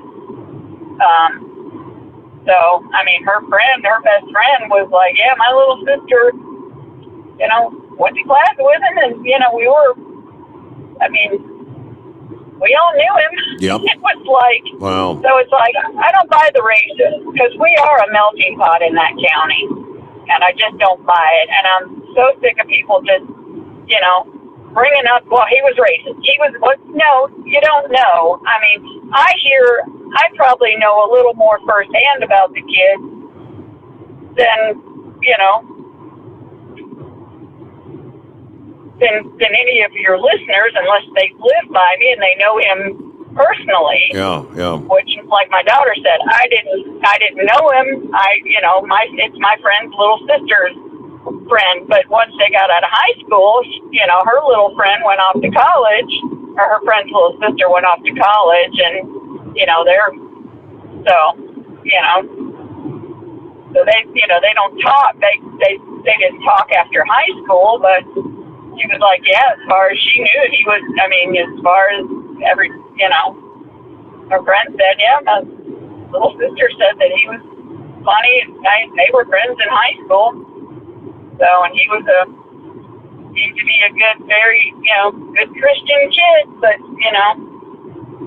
sometimes the best Christian kids, the PKs. Right. Well, I mean, based on the story I shared there a little bit ago, it sounds like, as a Christian, you're taught about, no sex before marriage and all those different things, and then this is a sin, that's a sin. And it sounds like he felt like he was giving into the temptations, the lust of the flesh. Yeah. So he was trying to eliminate those temptations. Yeah. I mean, it was a big thing among our kids, our daughters and sons, that they got promise rings, and they're promise rings to promise yourself to God, until you get married. Yeah. And that was something that, we bought, my daughter one when she was 13, and usually, a lot of the kids in the youth group, that's what us parents did, I mean, we gave them that gift, and that's something that they were taught in youth group, and that's something they pledged, and that was fine, but, and, you just can't say what happens to these kids when they grow up and they're like, gee, I don't believe that anymore, and, but, so I think he went to the polar opposite. Yeah. But anyways, that's just why I'm sick of the racist garbage. I'm just so tired of hearing about it. I mean, it's like, I don't care what color you are, we should all love one another and be kind. And I will say it was good to hear Monkey Gouger. He's such a riot. I love listening to him. But anyway, that's about all I had. So have a good weekend when you get to it, because mine's starting in about 3 hours. All righty. Well, enjoy and be safe this morning. And yeah, it looks like you might get lucky as far as your morning commute there. Not too bad. You'll have some rain, but not that frog strangling torrential stuff that can't see past the hood of your truck kind of rain. What are we looking at here? It's 844-3388. So they've been doing the jury selection for the trial to get underway. And I guess the judge this past day interviewed all the jurors in that case there in Minneapolis, Chauvin, the George Floyd case. And he was concerned, we talked last year, he was concerned about the settlement, the millions of dollars that had been paid out to the family of George Floyd. And that announcement came out right as the trial's about to get underway. And he wanted to know what the jurors had heard and how they would feel, if that would tend to make them feel kind of biased, that, well, why would you pay $20-something million to the family if the officer didn't do anything wrong, kind of thing. 2 of the jurors actually got dismissed yesterday. So we'll give you more on that coming up here. Meanwhile, let's get back to the calls quickly here. Gilligan checking in this morning. What's going on, Gilligan? Oh, not much. Driving up the road in rain here at Virginia on 81. Normal, up at 0 series. I got department highway stories that will not surprise you in any way, shape, or form, but just kind of typical. Last Thursday, the state road crew come up there to the house and was going to cut a tree, big old red oak. It's about, I think it's 38 inches across. Count the rings on it. It was 150 years old. It was right at the edge of the little side road I live on. And it actually had some scars on it where trucks had hit it. There's not a lot of truck traffic on my road, but there is a little bit. Well, they showed up about 8:15 there on Thursday morning. I went out and talked to a friend of mine on the crew, and he says, well, the bucket truck won't be here for another hour. We're going to top it before we cut it. Bucket truck, sure enough, showed up about another hour later. Well, then they realized they didn't have a safety harness in the bucket truck. So they had to call across to one of the other state road sheds on the other side of the county, sent somebody to meet them halfway. Well, I went to bed. Finally heard equipment start really firing up there about noon. I looked, all the equipment's leaving. They thought, what's going on? Tree's still standing there. I went out and flagged one of them down. Oh, the boom won't work on the bucket truck. We spent 4 hours there looking at that tree, and all they did was sit around on the road bank or standing around talking. Isn't that about right for a state road crew? That sounds about right. Yeah. It just amazes me. Boy, I wish I could get away with that. Stand around, drink coffee, shoot the ball, and just get paid at the same time. Yeah. Well, I'm going to chime in on this Cuomo bit. They're going after Cuomo for his sexual harassment, and I can't say for sure the man says he deserves to stand in court, ain't no doubt. But things do look fishy, and it definitely needs to be investigated. Right. But I think that they're trying to deflect on what's been going on with them putting COVID patients in these nursing homes. I mean, it's what is it, like 4 or 5 different states? They're just trying to keep the people from noticing what the real issue is here.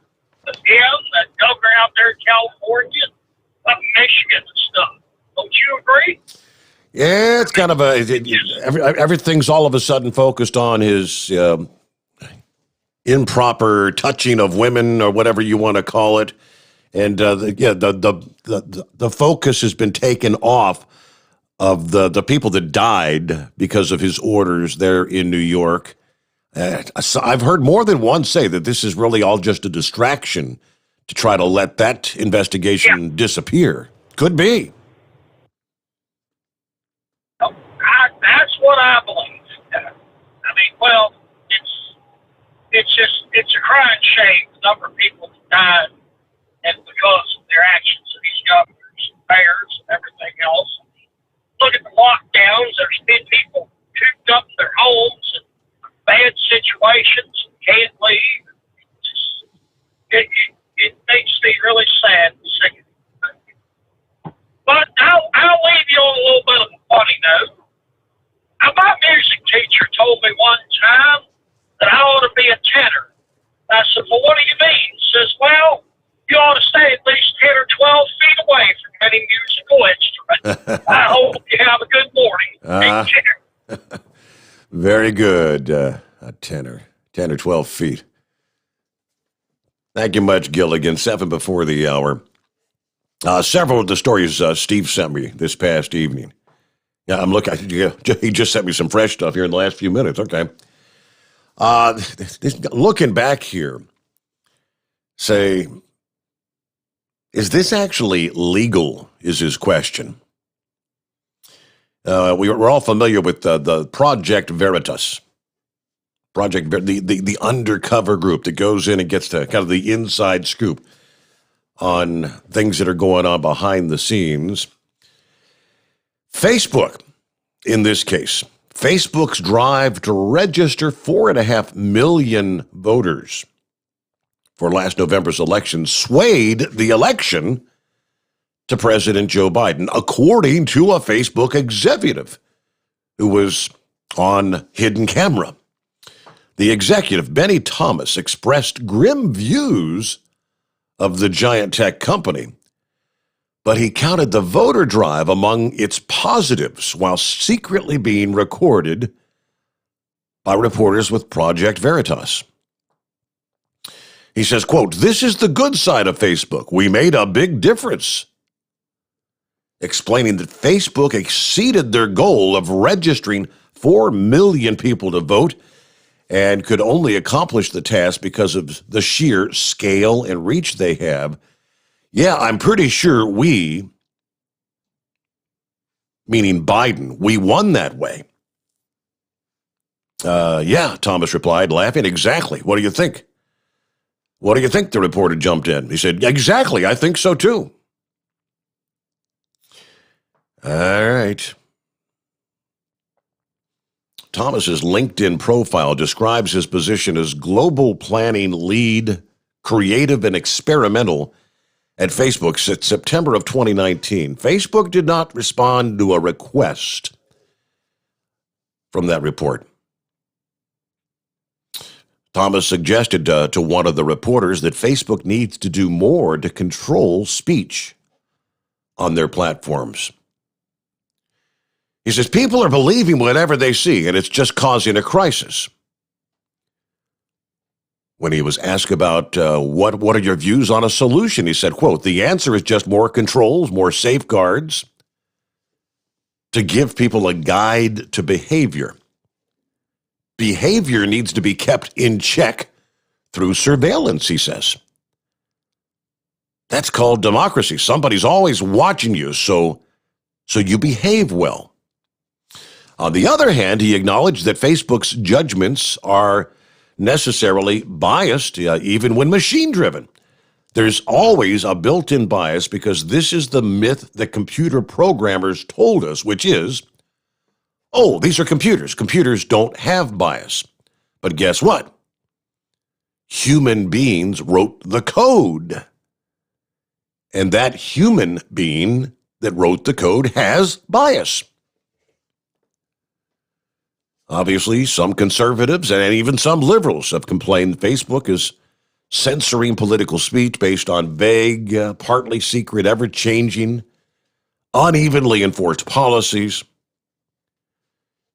And more saying that some of these big techs, Facebook, Google, and the likes have grown so powerful, they need to be broken up. All right, with that, couple minutes before we hit top of the hour, where we'll get our news update, let me jump to Nate here. And good morning, Nate. What's happening? It's snakebite. Snakebite. Okay, well, it says Don't Nate. know how you got. Yeah. Oh, I don't. It abbreviated it, I guess. I don't know. Long time no talk. Oh, man, yeah, it's been a while. How the heck you been, Snakebite? Oh, I seen your picture on the podcast, and I went, "Holy crap! His gray hair's catching up to mine." Yeah, don't remind me. Anyhow, 16 more months and I'm retired, so I'm done and done. I was over in Wyoming in the big snowstorm. They shut down all the interstates. I don't see how a state can hold billions of dollars of freight hostage like that. Yeah. I looked at the cameras and and the roads were clean except for maybe Elk Mountain and Sherman. So I got there. When did I get there? Saturday, and they had the roads, the interstate closed, and they kept saying, 12 or 13 hours, 12 or 13 hours. Finally, yesterday, they said roads will open 18 to 24 hours, and I went, I'm not listening to this anymore. So there is a way to get around it. It's a heck of a drive, and a lot of cattle haulers know how to do it. And I knew I was on the right track when a couple of cattle haulers came up behind me and said, geez, that's something we don't see up here very often as a freight hauler. So anyhow, a 6-hour detour to get around the interstate that was closed, and I made it over to Nebraska and called her a day. All the back roads that I were on, U.S. Highways and county roads and everything, they were great, bare and dry. A couple of passes I went over, there was snow on there, but I counted 4 or 5 sanders working away, keeping the road open. Got over to Casper on Interstate 25. Yeah, that was embarrassing. That was the worst road that I was on all day. Wow. Was the interstate. And I'm thinking, now how can the counties and they keep the U.S. highways so good and clean and sanded, and you get on the interstate and there's nothing. I stopped and got fuel. Right across the road from where I got fuel was a YDOT building for the trucks for the interstates. Is all locked up, nobody home. I'm thinking, how the heck do you do something like that? But anyhow, I got through it all and everything, and heading home now and taking a week or 2 off and putting the race car back together. And maybe we'll go racing this year. I know next year everything's up for sale, so that's the end of the race car. And then we're moving west, and we're building a place out on Vancouver Island. Really? Okay. So, big changes. Yep.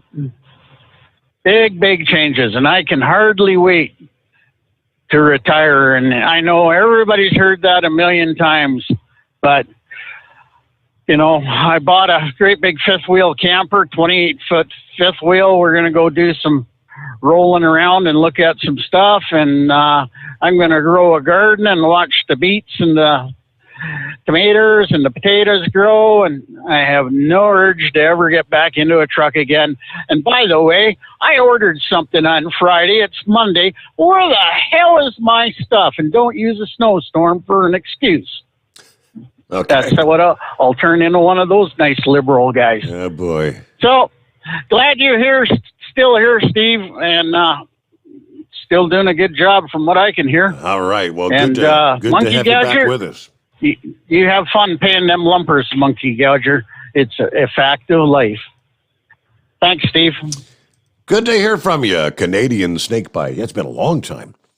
All right, we cross over the hour and news update. The Steve Sommers Overnight Drive live from the Hot Shot Secret Studios.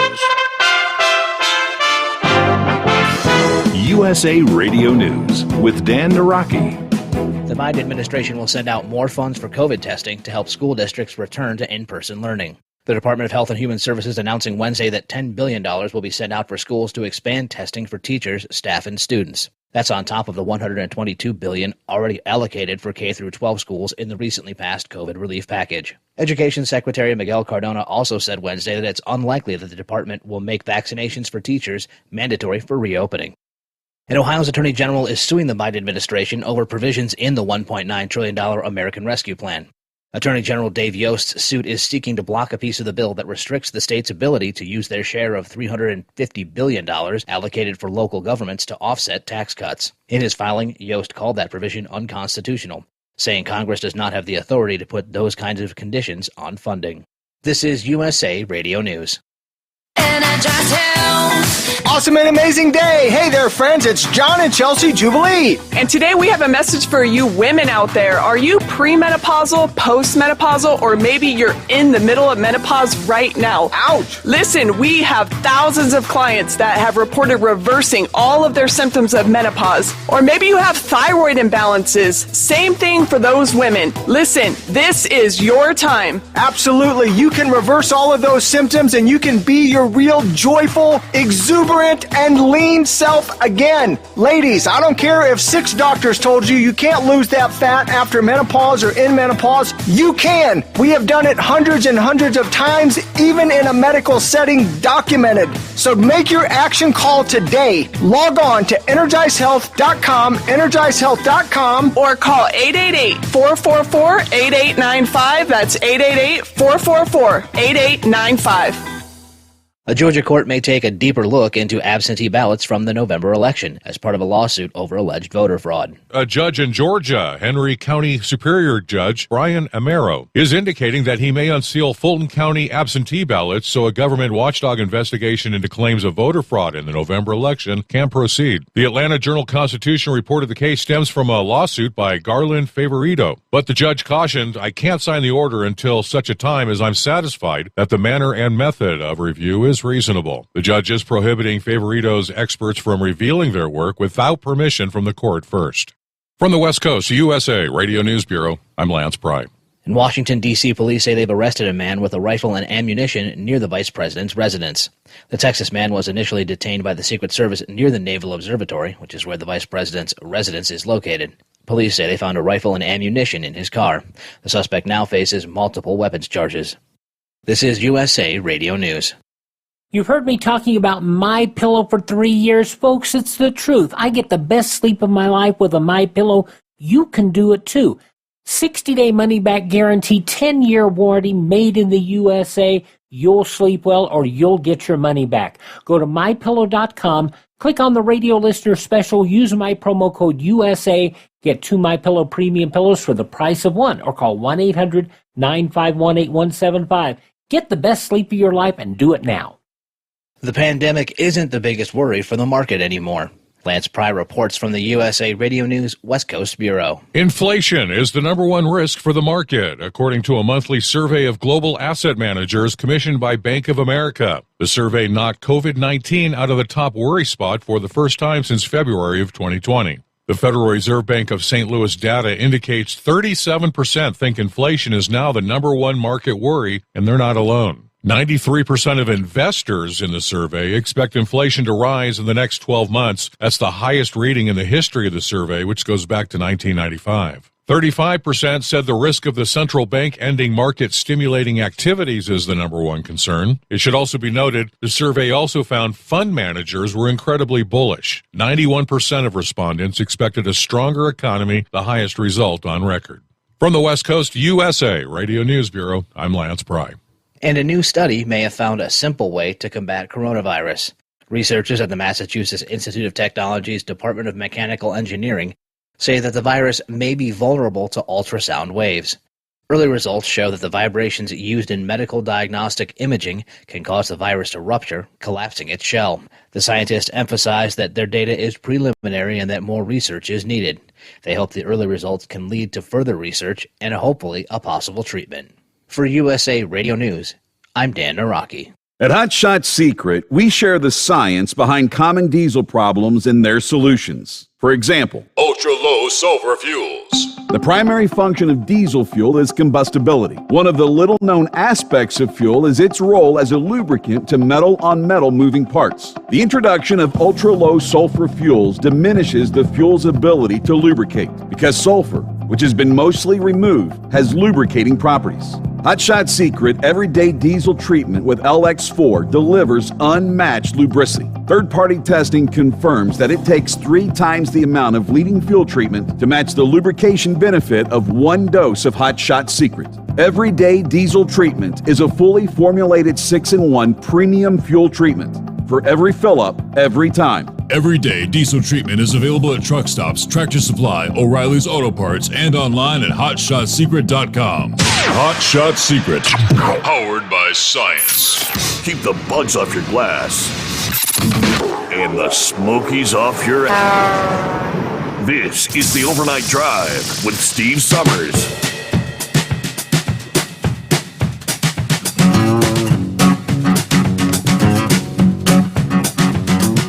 And we jump right back into it. Cross over the midnight hour on the West Coast. Yeah, soggy night in the East. Yeah, at least the intensity level of our storms have really diminished. I haven't seen any additional, even severe thunderstorm warnings in several hours. But you got rain now pushing well up into the Northeast. But at least it's rain rather than snow. Yeah, I got some rain all the way up from Saginaw down to Detroit, Michigan.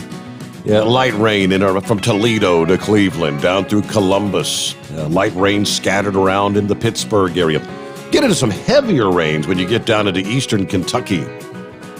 From, say, Lexington down into Jefferson City in Tennessee. Raining in Roanoke. Raining over in western South Carolina at this hour. But again, not seeing any severe advisories. On back to the west, we got lots of rain. Southern Illinois. Well, southern and central Illinois. On up into Davenport, Iowa. A little bit of rain to the east of Davenport. Heavy rains in Quincy, Illinois, to Springfield, down towards St. Louis. You've actually got a little snow in the mix. Mixed bag over in western portions, west central Missouri, we'll say. Just enough cold air in place there. And they actually do have some winter weather advisories for, maybe a quick inch or two of snow, some slushy conditions primarily. Because you'll get some snow and then it's going to change over to rain. Because we're looking at rain from about Topeka, Kansas, down to the southeastern corner of the state. Rains down into Tulsa, Oklahoma as well. Well, this past hurricane season was a very, very, as we recall, historic busy hurricane season. And there were some very destructive hurricanes, which has led the Hurricane Center to retire several names. Hurricane names Dorian, Laura, Ada, and Iota are being retired due to the trail of death and destruction that were left in their wake. That, according to the World Meteorological Organization this past day, the 4 names wiped off the list after a 2-day meeting of the 28-country Hurricane Committee serving North America, Central America, and the Caribbean. They say we retired some hurricane names based on the impact on lives and property. Considering a record-breaking season occurring during the global pandemic, many lives were saved through this committee's work, they say. Throughout the annual Atlantic hurricane season from June 1 to November 30th, they use the names to make it easier to identify in warning messages. Storms are assigned alternating male-female names in alphabetical order. This year, when hurricane season rolls around, we'll be starting off Anna, A-N-A. Anna will be the first name, followed by Bill. Claudette will be number 3. They've got like a 6-year cycle of names. But if any particular storm is devastating, they tend to retire that name and replace that name. All right. Dorian would come back in the year 2025 if they hadn't retired that name.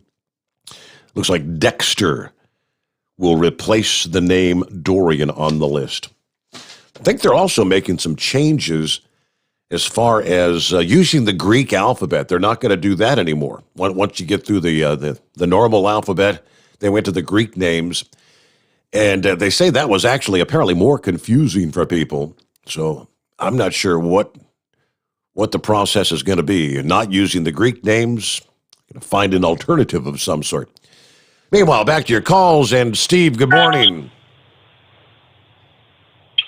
Hey, good morning, Steve. Thanks for reading that article on about Facebook. Yes, how about that? I'm just wondering if because they talked about that, how Zuckerberg donated over $400 million to, Philadelphia, Atlanta, Detroit for the ballot boxes and, the ballot harvesting and all of that. And they talked about that could have been illegal and should have been illegal. So, and here's the thing, Steve, just like that Time Magazine article that came out, 3-4 weeks ago. I mean, they're boasting about it. They're bragging about it. It's all out in the open now. We know what happened. It's just disgusting. But getting back to the situation with the immigrants, here's the deal. This is all about votes, because this is no coincidence that the Democrats want to lower the voting age to 16, correct? Yeah, that is correct. You heard that? Yes, absolutely. What is the age group you said mostly that's coming into the country illegally? 15 to 17-year-old males. 15 to 17-year-old males. Isn't that something? This is all about votes. This whole thing with, where the humanitarian party and we got to take care of these kids. This is about them voting. It's about free money. It's about free this. It's about wiping out the debt of, Chuck Schumer was talking about it a couple days ago, the fascists. He wants to wipe out the college student debt, $50,000 for everyone that has a student loan. This is all about votes, because when it comes time to vote, these liberals that have taken that money, they're not going to look at the harm it did to the country. They're going to look at, hey, they gave me $50,000. They're giving me $1,400 stimulus. They're giving me $600 unemployment. Plus, the federal government is subsidizing another, $300 a week for unemployment? That is correct. So people are, it boils down to there's no incentive for people to go to work. I've been hearing different stories every day of business owners, especially in the restaurant business in Florida, in Texas, where they cannot find help to open up the restaurant. The owners are working 24/7 to try and keep their business afloat. They can't find people to work for $10 or $12 an hour or work for tips. Why would they? When they're sitting home collecting, $1,200, $1,300 a week, who would want to go to work? I mean, we talked about this months ago when Trump was president and they passed that first COVID relief package, how they were going to, give everybody I think it was an extra $600 a week is what it was. I mean, I asked my boss, hey, can you lay me off? He looked at me like I was crazy. I'm like, yeah, lay me off. I could collect $1,400 a week instead of driving a truck out here, And it just doesn't make any sense. And as far as the the people talking about the racism as far as the shooter, how that the nerve of that idiot that speaks for the idiot, that Jen Psaki, to blame this on, Donald Trump, and how it's racist against Asian people. It has not, here's the thing about the Democrats, Steve, and these extreme leftists. Everything's about race. Everything's about climate change. Everything's about blaming somebody else for the issue and the problem, taking responsibility for yourself. That kid had some kind of mental issue. I think I told you last night. Yeah. That's why I'm glad they caught that kid alive. Obviously, he had something going on mentally. His parents put a tracker on his car. So this had nothing to do with racism. But the Democrats always blame it on something else, just like what's going on in California with the recall of that idiotic governor out there, that Newsom. He's been on TV the last couple of days spouting out that this recall is all, supported by right-wing extremists, Trump supporters, QAnon, the P people, whatever other group is out there, the 3%ers. Who are the 3%ers? You ever heard of that? Heard of it, but I don't know who they are. I don't either. But, he's blaming it all, this recall, on everybody else but himself. He was the one that shut down California since March. They've been shut down for over a year. I think I heard you say that Disneyland's finally opening up at what, 15%? 15%, yes. Crazy. What a joke. Yep, crazy. And all these people that are out of work, their businesses are shuttered. They're bankrupt. California is very expensive to live in, and this guy has the nerve to go out and eat in one of the most expensive restaurants in the country with no mask with his fellow health officials from the state. So that's what caused the recall. Gavin Newsom, not right-wing extremists. Even Bernie Sanders and Warren are touting this conspiracy theory that it's the right-wingers that are trying to get him out of there. This is a radical movement to try and get him out. California is 90% Democrat, if I'm not mistaken. Yeah. I would say 75% of those signatures on that, out of the 2 million, are Democrats or independents. Just, I don't know. It's pretty ridiculous. What's going on the border, and what's going on with them buying votes, because that's what this is all about, Steve. Yeah. Anyway, that's my rant for tonight. I believe you are 100% correct about the votes. They're bringing in and legalizing a voting block. Especially when you look at this path, quote, path to citizenship within 4 to 8 years. Yeah, Biden is looking to solidify the Democrat that they're in control forever from this point forward. Well, we can only hope that filibuster stands. From what I understand, the senators from Arizona, that's Sinema, and Joe Manchin, they were talking about it a couple of days ago, that they are not going to vote for that. They're not going to put that through, because that's just going to, like you say, they're trying to make this country one party. And if you don't get in line, and if you don't follow what they do and what they say, they're going to get rid of you. It's happening. You look at what's happened in other countries. Cuba, Venezuela. It's all a mirror image. When Dave had his show, Dave Martin, we talked about this for a year and a half, 2 years ago, that if the Democrats ever got in power, that the writing was on the wall, that this country would look like Venezuela. They're trying to destroy, Steve. We're in for some massive inflation too, coming down the road. I think in about 6 to 8 months. I think this is really going to hit home. All this spending and all this free stuff and giving illegals this, and you were talking about how we got to pay our taxes and how much it's going to cost for these illegals to infiltrate our school districts. it just goes on and on and on. And I just hope those two moderate senators can hold the line till a year and a half from now, where we can maybe get control of the House and the Senate. That's what we got to look forward to. So.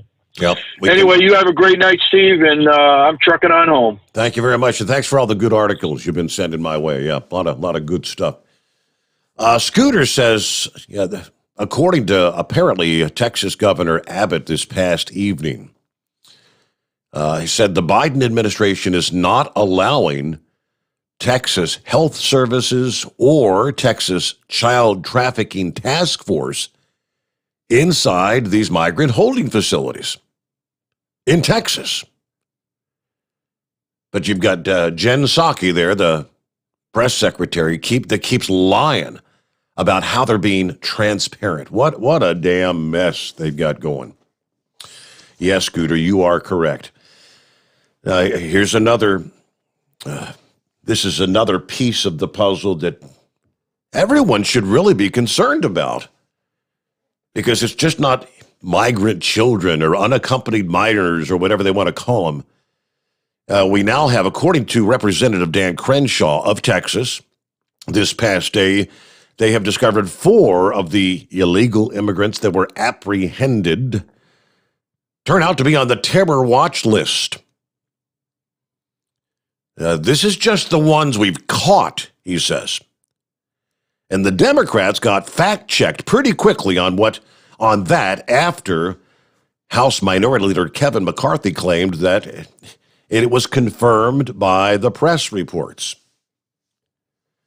Crenshaw added that a clear indication the Democrats really don't want this truth to be getting out about the border crisis is we just learned that the Biden administration is telling Border Patrol not to allow ride-alongs with the press, which shared that with you just a bit ago.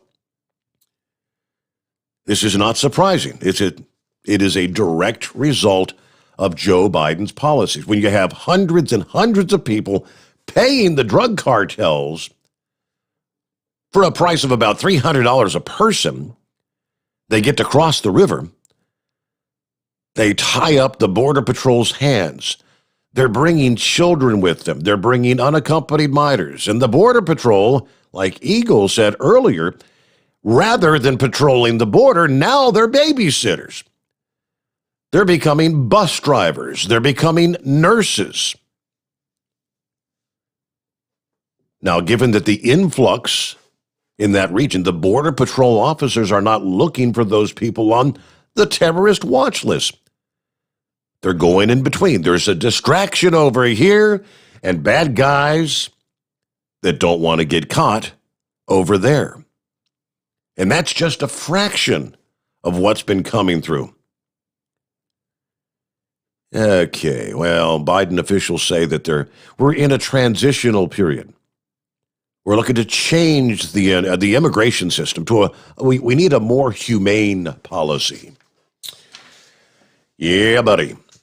But the bad guys are sneaking through. They said last week when Crenshaw actually went down to the border with a group of other Congress members.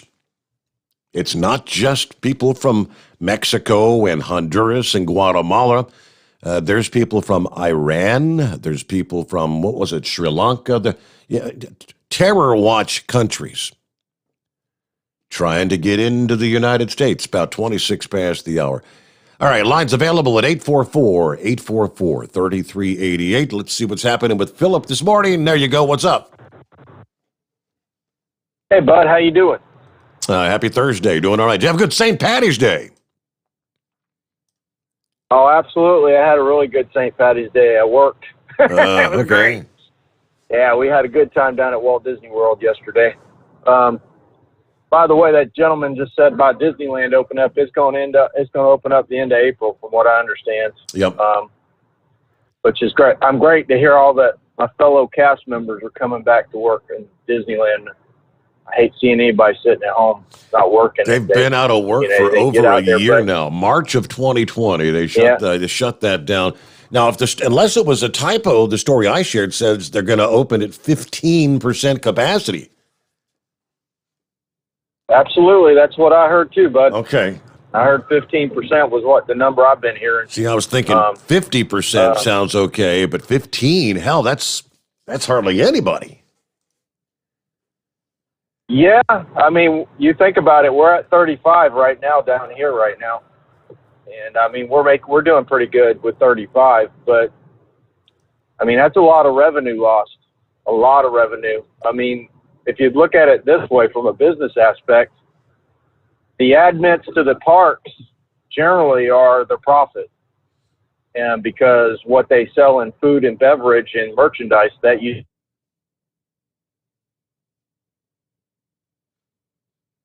All right.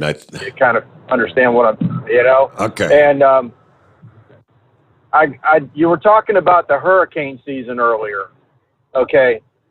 That Dorian, that needs to be retired. I think any of those big storms like they were Cat 5s, you look at Dorian, Laura, those storms need to be retired. The amount of damage that they did. As far as the immigrants coming over, I don't know if you realize this or not, Steve, but where were a lot of those people coming from? Guatemala, right? Yes.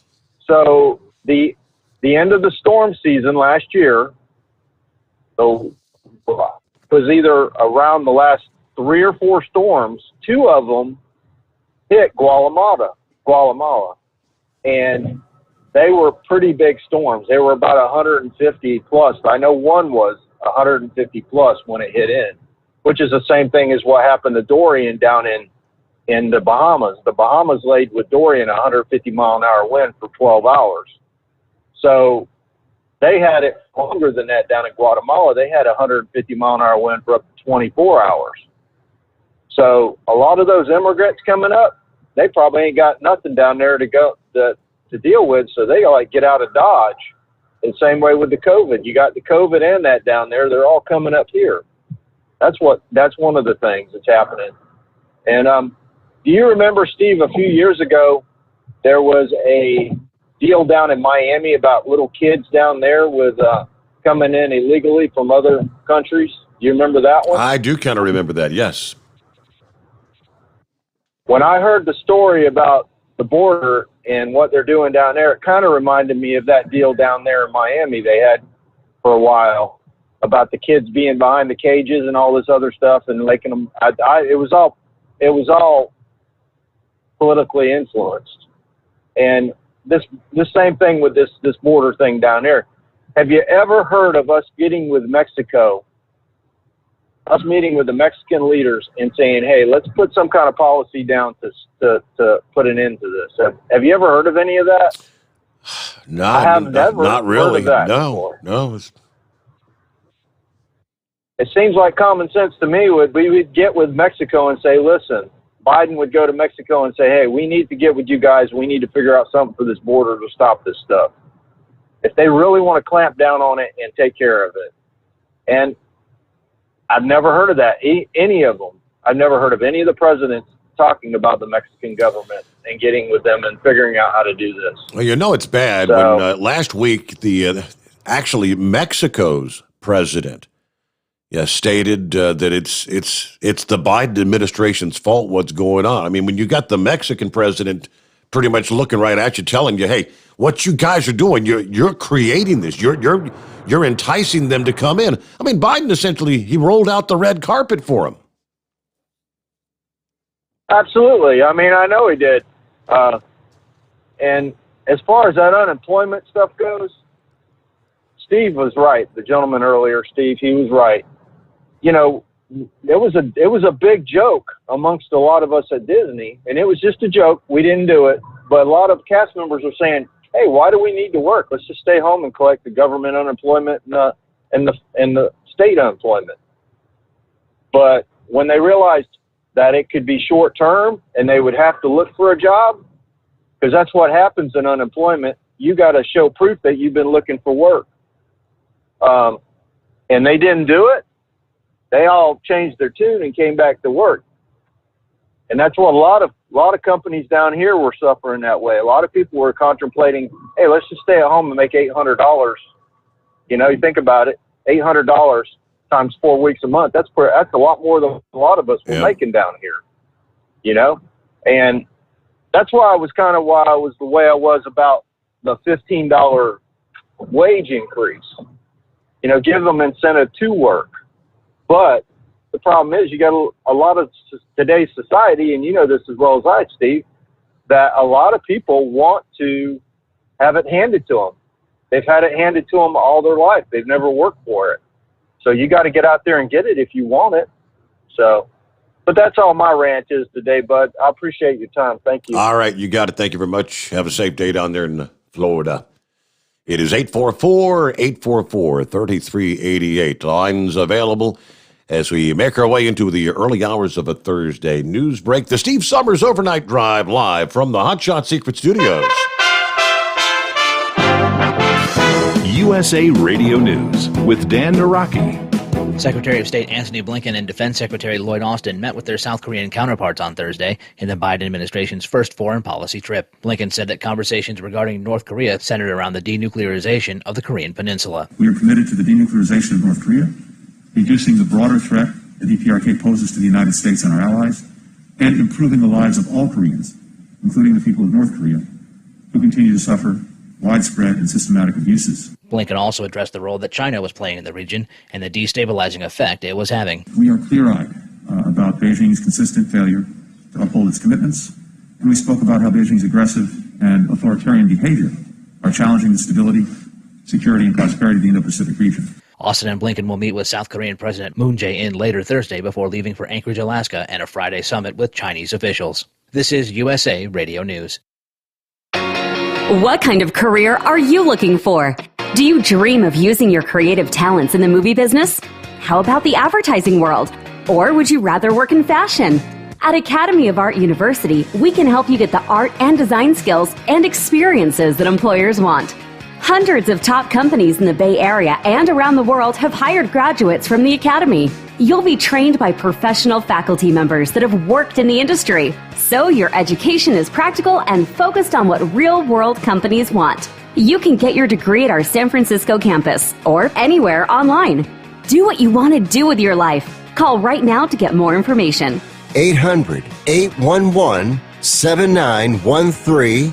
800-811-7913. 800-811-7913. That's 800-811-7913. You're listening to the Overnight Drive with Steve Sommers. At Hot Shot Secret, we share the science behind common diesel problems. For example, fuel additives. The purpose behind most fuel additives is to impact performance of your diesel or provide protection to your fuel system.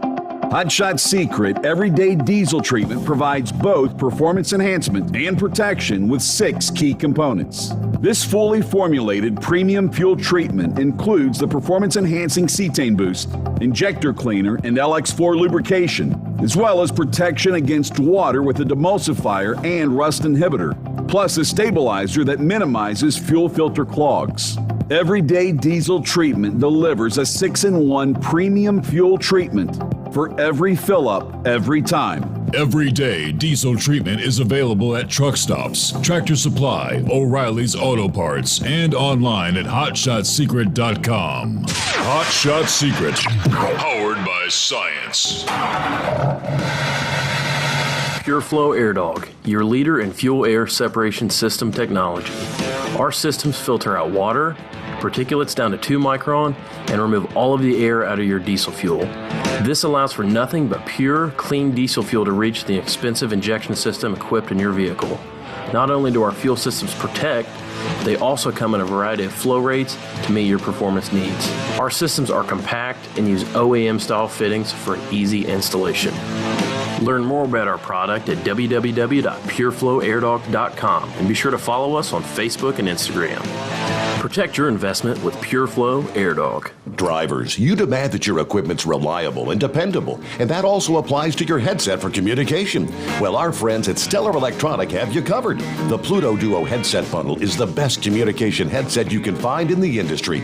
No matter the challenging environment you're driving in, the Pluto headset will make you sound crystal clear all the time thanks to their 99% noise cancellation. And the Duo's not only a stereo converter for the headset, but also a power bank so you can charge as you go.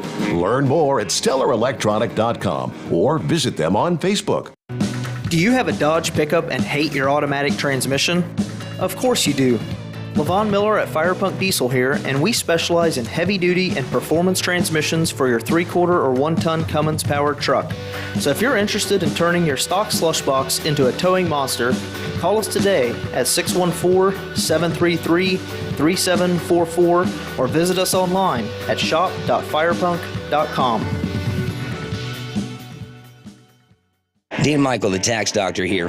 I have one question for you. Do you want to stop worrying about the IRS? If the answer is yes, then look no further. I've been around for years. I've helped countless people across the country, and my success rate speaks for itself. So now you know where to find good, honest help with your tax problems. What are you waiting for? If you owe more than $10,000 to the IRS or haven't filed in years, call me now at 888-557-4020 or go to mytaxhelpmd.com for a free consultation and get your life back. Whether you're a diesel pickup performance enthusiast or just looking for a small upgrade, when selecting common rail fuel system components, look no further than Exergy Performance. At Exergy, you'll find injectors, pumps, and more, engineered like no others on the market using state-of-the-art equipment run by people that have been in the business for decades. So if you're in the market for common rail components at any power level, contact Exergy Performance or one of the many dealers listed on our website at exergyperformance.com. At Hot Shot Secret, we share the science behind common diesel problems and their solutions. For example, ultra-low sulfur fuels.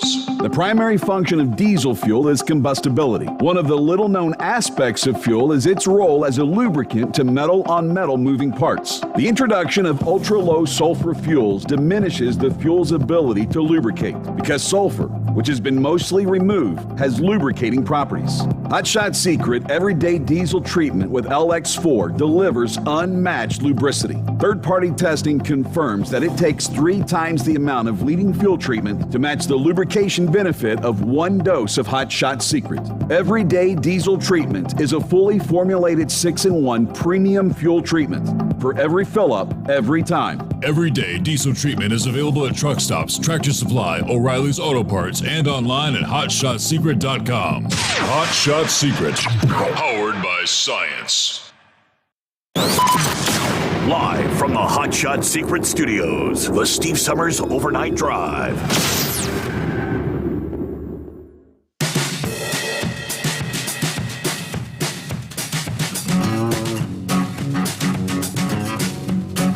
All right, get back to your calls here momentarily. Lines available again at 844-844-3388.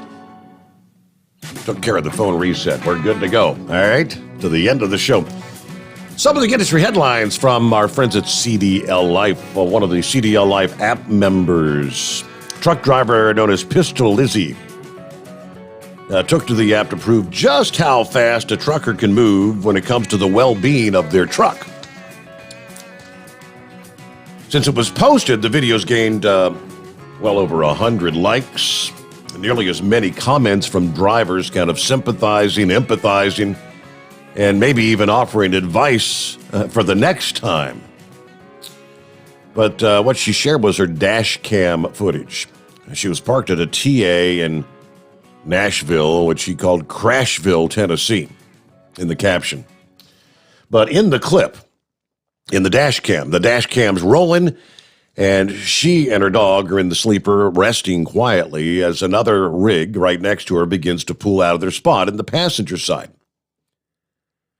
Text rolls across the frame asking this question: how many seconds would it take to go from sound asleep in bed to wide awake standing barefoot outside reading someone's license plate?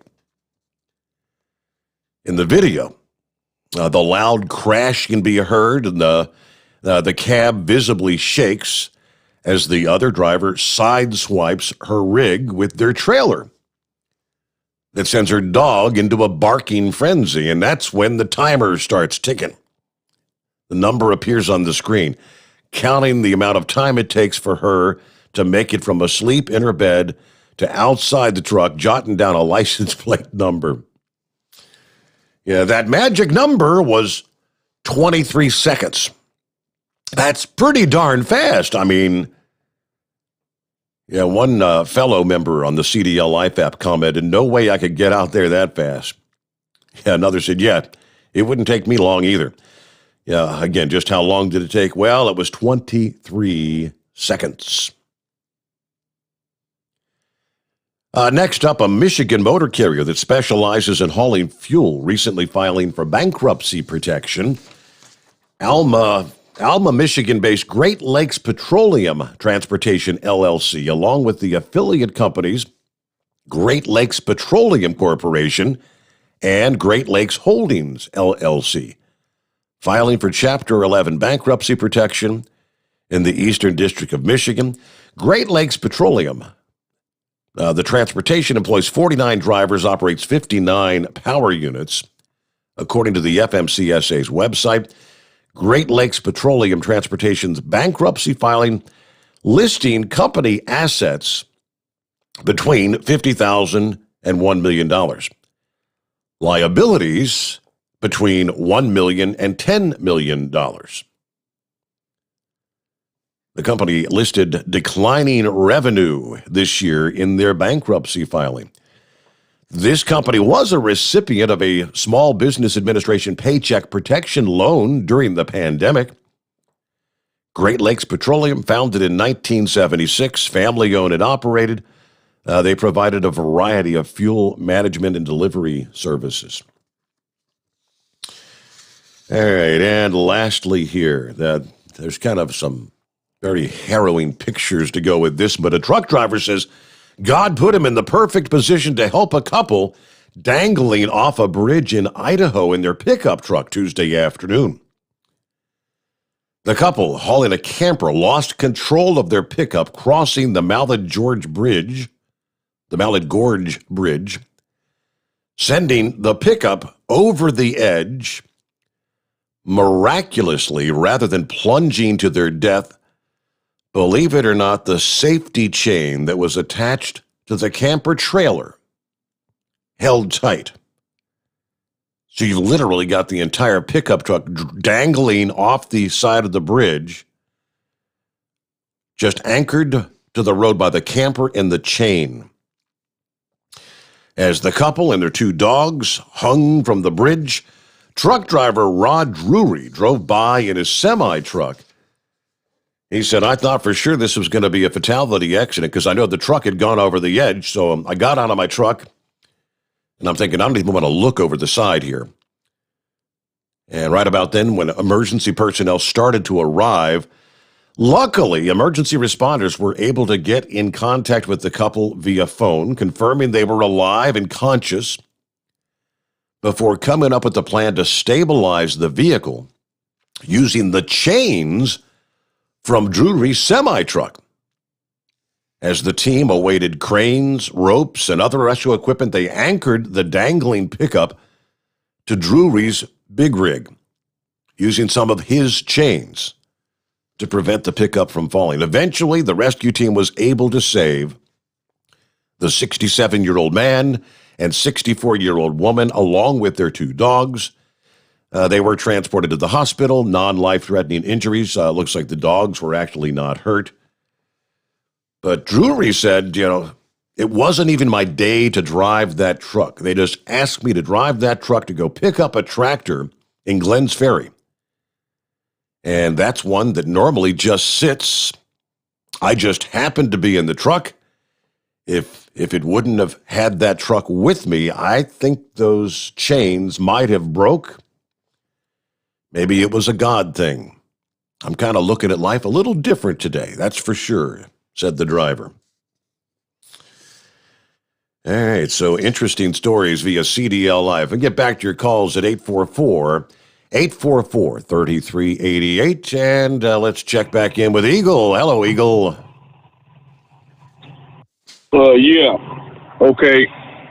Yeah, I wanted to make a comment on what some of your other callers had said about the situation that went on with in Georgia. Let me see. Yeah, yeah. Like I say, I don't know who that lady was talking about racism deal. I haven't heard nobody say anything about racism. That female trucker that called in, but she claims that she knows some people involved in the situation. So I don't know nothing about the guy. I don't know his personal life. I don't care about his personal life. All I know is he killed 8 people unnecessarily. It doesn't matter if the guy was a racist or if he was a sex addict. The people shouldn't have been killed. As simple as that. So you can go back to that deal anyway. But you know something, Steve. This whole thing goes all the way back. With Donald Trump. Trump tried to warn people for the last 2 or 3 years about what was going to take place if he left the White House, and people would not listen. And now we're paying the consequences for Trump not being in the way. And like I say, it ain't even been, the scary part about this whole deal is it ain't even been 3 months yet since Trump left the White House, and all hell is breaking loose in the U.S. In the last 3 months. I'm looking at these gas prices already jumped up over $3 a gallon. When I get out to California tomorrow, I don't know what the price is going to be. Probably be $3 to $4 a gallon for fuel, diesel, or regular unleaded. The other guy, he was talking about the state of California. Yeah, he's right about that. California is no longer a Republican. So Gavin Newsom, he can try to come up with all these conspiracy theories and all these groups that are trying to get him out of power all they want. It's not going to work because he has the majority of the voters in California. Most of the people there are Democrats, and all these immigrants that are heading to the U.S., they're going to be instant Democrats too, because that's what it is. It's California, Arizona, New Mexico, Texas, all these southern states. So they got all their Democrats, so he can complain all he wants, but he's not fooling nobody but himself. He should be kicked out of office because he shut California down.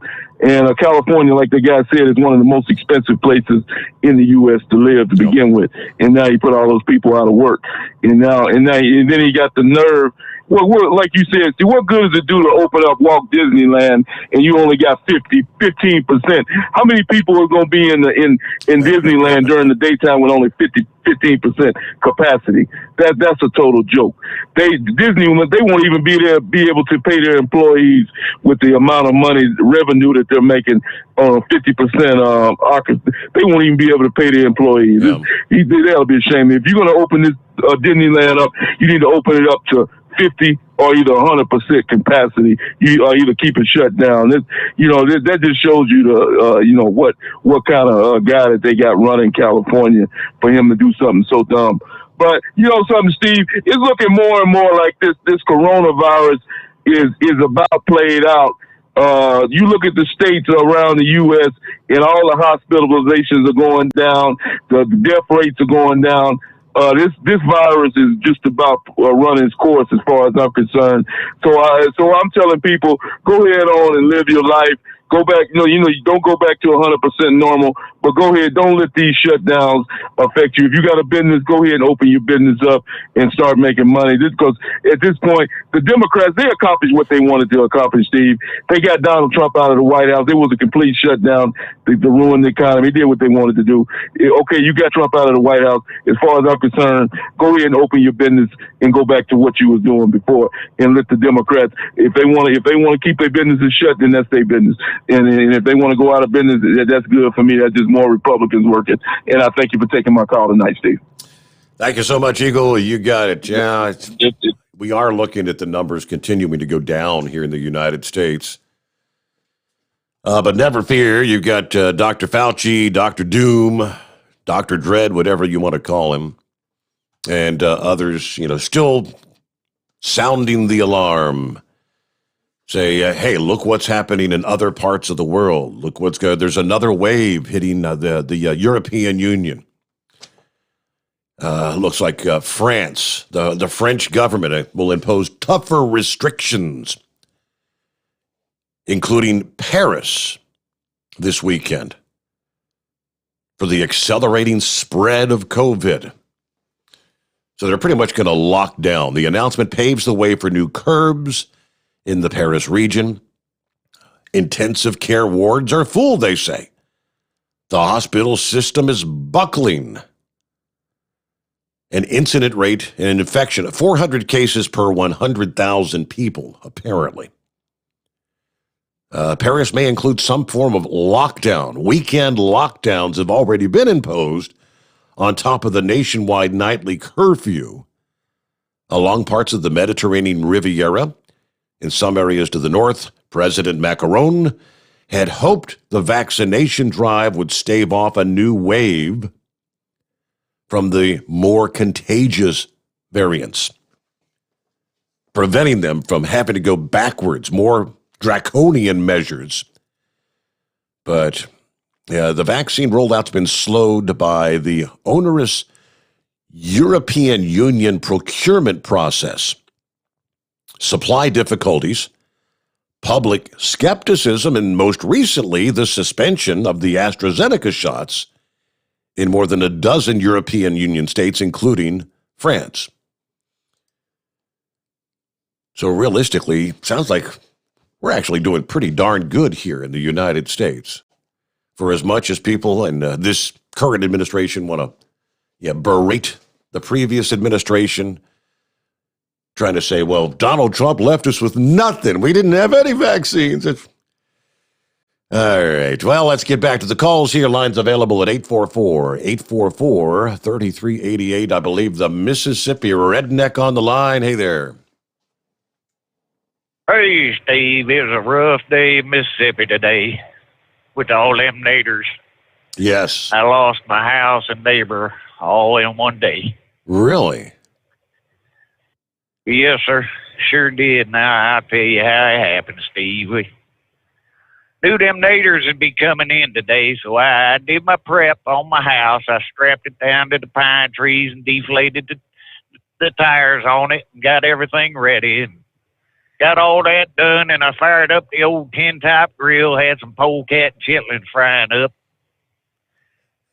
Come a gust of wind and blew the grill over, and that old polecat went flying on the ground, and I got the hot coals wound up in my boots. Oh, boy. And the old coon dog come bellering over there and grabbed up the polecat, and I'm screaming and hollering with the coals in my boots, trying to chase down the coon dog and get the polecat, because that was going to be our lunch today. As I was chasing after the coon dog, I ran smooth into the straps that we had to strap down the house with. They turned the house over. Well, when I turned the house over, the old wife come out. She was in her moo-moo.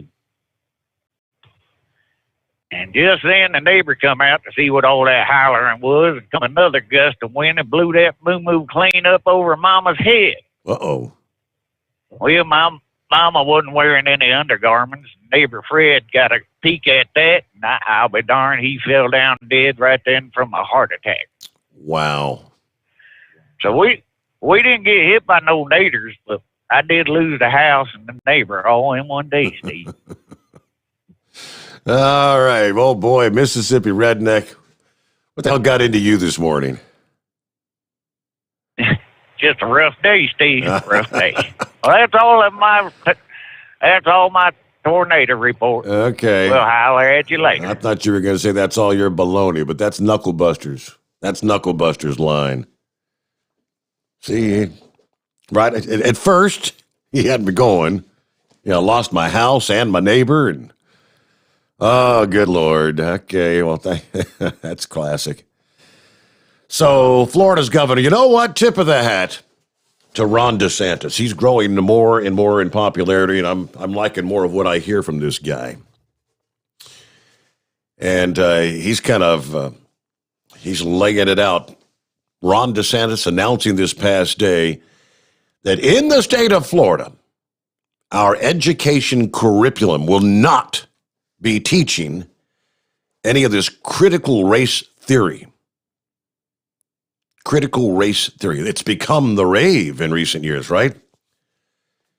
Quote, Florida's civics curriculum will incorporate foundational concepts with the best materials, and it will expressly exclude unsanctioned narratives like critical race theory and other unsubstantiated theories, leading to a big round of applause.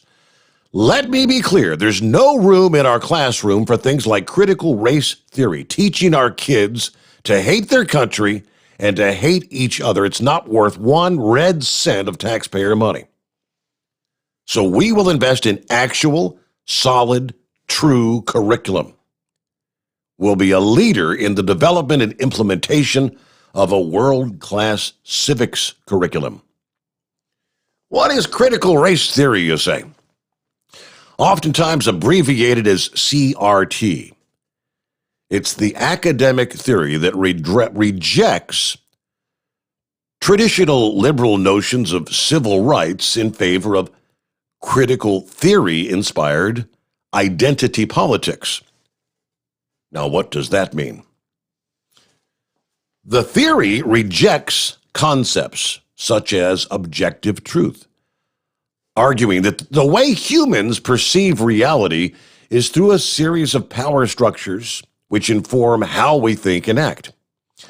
According to the proponents of critical race theory, all white people are racist by definition because they've been raised under the power structure of white supremacy. Consequently, CRT proponents argue that any evidence refuting their claims is inherently racist, as what is considered evidence or truth is not objective. It is instead a byproduct of white supremacist power structures, which pervade our society as a whole. White people who reject claims of racism by CRT advocates, according to the theory, are expressing white fragility.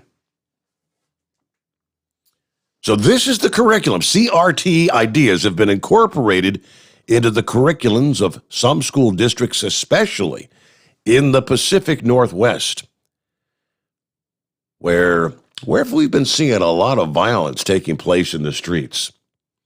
Yeah, these young people that advocate for socialism, communism, anti-government. How about Seattle? The local public school district incorporated such concepts into their mathematics curriculum, suggesting that Western mathematicians or Western mathematics is used to disenfranchise people and communities of color, and that ethnic math must also be taught alongside Western mathematics. What the hell is ethnic math? The curriculum asks students questions such as, who gets to say if an answer's right? And how does data-driven processes prevent liberation?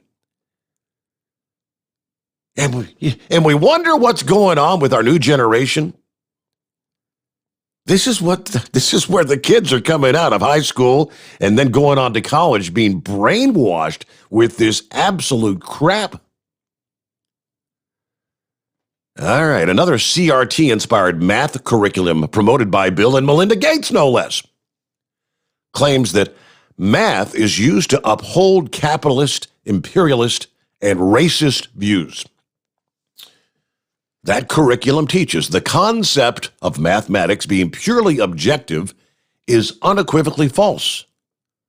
It also suggested that demanding students show their work and qualifying a right answer is racist. You can't make this stuff up.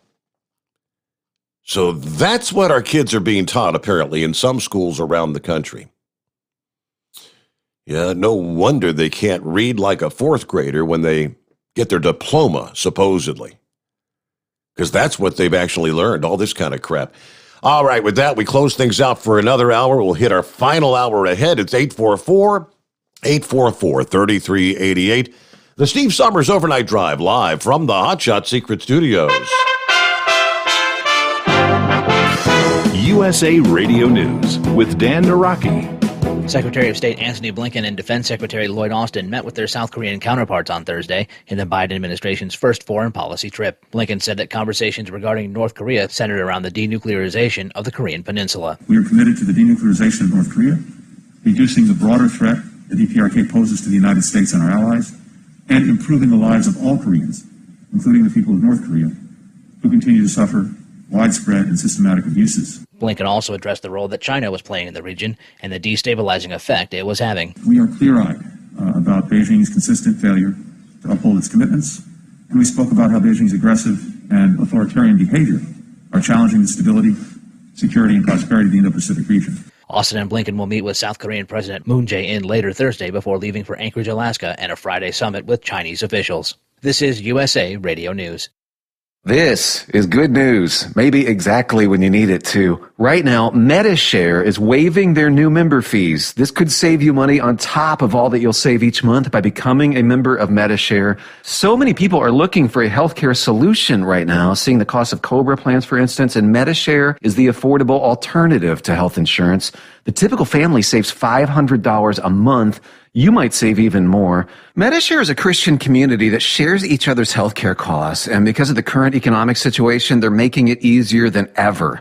Apply by March 31st. You can save an additional $170 on your first month. I'll give you the number here in a second, and if you call, you can get a price within 2 minutes. Just tell them the promo code SHARE to receive your additional savings. Maybe now is the time to make the switch like more than 400,000 people already have and start saving. Here it is. Call 833-34-BIBLE. That's 833-34-BIBLE. 833-34-BIBLE. An NFL star quarterback is facing a lawsuit in a case of an alleged sexual assault. NFL quarterback Deshaun Watson, trying to get out of his contract with the Houston Texans for another football team, has another problem. Deshaun is being sued by a female masseuse who claims she was sexually assaulted by Mr. Watson during a session gone bad. The woman filed her lawsuit Tuesday. Her attorney said the quarterback went too far. Deshaun Watson is denying the allegations, claiming he's the victim of a shakedown. He said the plaintiff's lawyer claims this isn't about money, but before filing the suit, he made a baseless six-figure settlement demand, which I quickly rejected, end quote. From the West Coast, USA Radio News Bureau, I'm Lance Pry. And Texas and 17 other states are suing the Biden administration over the decision to cancel construction of the Keystone Pipeline. The suit, led by Texas Attorney General Ken Paxton and Montana Attorney General Austin Knudsen, claims that the White House does not have the authority to change energy policy that was set by Congress. The suit also claims that the administration's decision to revoke the pipeline's permit encroaches on the state's abilities to control the lands within their borders. This is USA Radio News. Now you can fly anywhere in the world and pay discount prices on your airline tickets. Book a flight today to London, Paris, Madrid, or anywhere else you want to go and pay a lot less guaranteed. Call the International Travel Department right now at Low Cost Airlines. 800-215-5141. 800-215-5141. That's 800-215-5141. Senate Democrats are pushing for an end to the legislative filibuster, citing Republican obstruction. Senate Minority Leader Mitch McConnell says he won't allow a change to the rules that require a cloture vote to end debate on a bill. The rule allows any 41 senators to keep a bill from getting to a final vote. However, in 2017, 26 current Democratic senators signed on to a letter asking Senate leadership to preserve the legislative filibuster. Representative Pat Fallon says the change of heart smacks of hypocrisy. The Texas Republican tells Newsmax TV that now that Democrats are in power, they see the filibuster as an obstacle. It's this hyper-hypocrisy that we see from the Democrats. I mean, in 2017, the Senate Democrats, I believe there were 27 of them, including Kamala Harris, that signed a letter saying that they had to do, they urged the Republican and Democratic leadership in the Senate to preserve the filibuster because it was such a crucial part of quote-unquote democracy. And now those same senators and Vice President Kamala Harris is saying that it threatens it, and Durbin is going as far as to liken it to Jim Crow laws. That is hypocrisy on steroids. And Tiger Woods is on the mend. Tiger Woods is out of the hospital, the golf legend announcing on Twitter that he's back at home in Florida and will continue his recovery there. Woods had been in the hospital ever since his rollover car accident last month near Los Angeles. The crash left him with multiple leg injuries, but Tiger says he'll work on getting stronger every day and thanked everyone at the hospital for their help. From the USA Radio News Phoenix Bureau, I'm Tim Berg. And for USA Radio News, I'm Dan Naraki. At Hot Shot Secret, we share the science behind common diesel problems and their solutions. For example, ultra-low sulfur fuels. The primary function of diesel fuel is combustibility. One of the little-known aspects of fuel is its role as a lubricant to metal-on-metal moving parts. The introduction of ultra-low sulfur fuels diminishes the fuel's ability to lubricate because sulfur, which has been mostly removed, has lubricating properties. Hot Shot Secret Everyday Diesel Treatment with LX4 delivers unmatched lubricity. Third-party testing confirms that it takes 3 times the amount of leading fuel treatment to match the lubrication benefit of 1 dose of Hot Shot Secret. Everyday Diesel Treatment is a fully formulated 6-in-1 premium fuel treatment for every fill-up, every time. Everyday Diesel Treatment is available at truck stops, Tractor Supply, O'Reilly's Auto Parts, and online at HotShotSecret.com. Hot Shot Secret, powered by science. The Overnight Drive with Steve Summers. Live from the Hot Shot Secret Studios. Call Steve now. 844-844-3388. That's 844-844-3388. All righty, final hour. Yeah, I shared that story, though. I was just talking about there before the news update. Governor DeSantis' critical race theory. Dale says, we absolutely love our governor in Florida. He doesn't take any BS, and he stands by what he does. Yeah. Philip said, who the hell thinks up this crap? That's my question. Who thinks this stuff up? And how? The bigger question, how in the hell does it ever make it in to the curriculum in these varying school districts? I mean, all this stuff has to go through the school board. And they jump on the bandwagon and say, yeah, let's teach our kids this. It's hard to fathom. But I digress. Let's get back to our calls here on our final hour at 844-844-3388. Check in with the Big Moose here next. Hello, Big Moose. What's going on this morning? Oh, trying to play truck driver. What about you? That's just another night doing the same, playing radio. I heard that.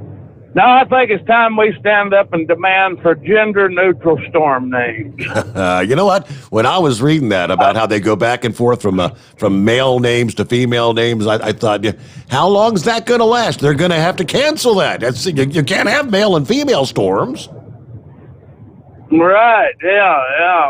I tell you what, man, that's just ridiculous. And, as far as that kid down there shooting that place up down there in Georgia, regardless of the reason, you take an old dog, might be the sweetest old dog you ever had, it goes next door and bites a neighbor kid.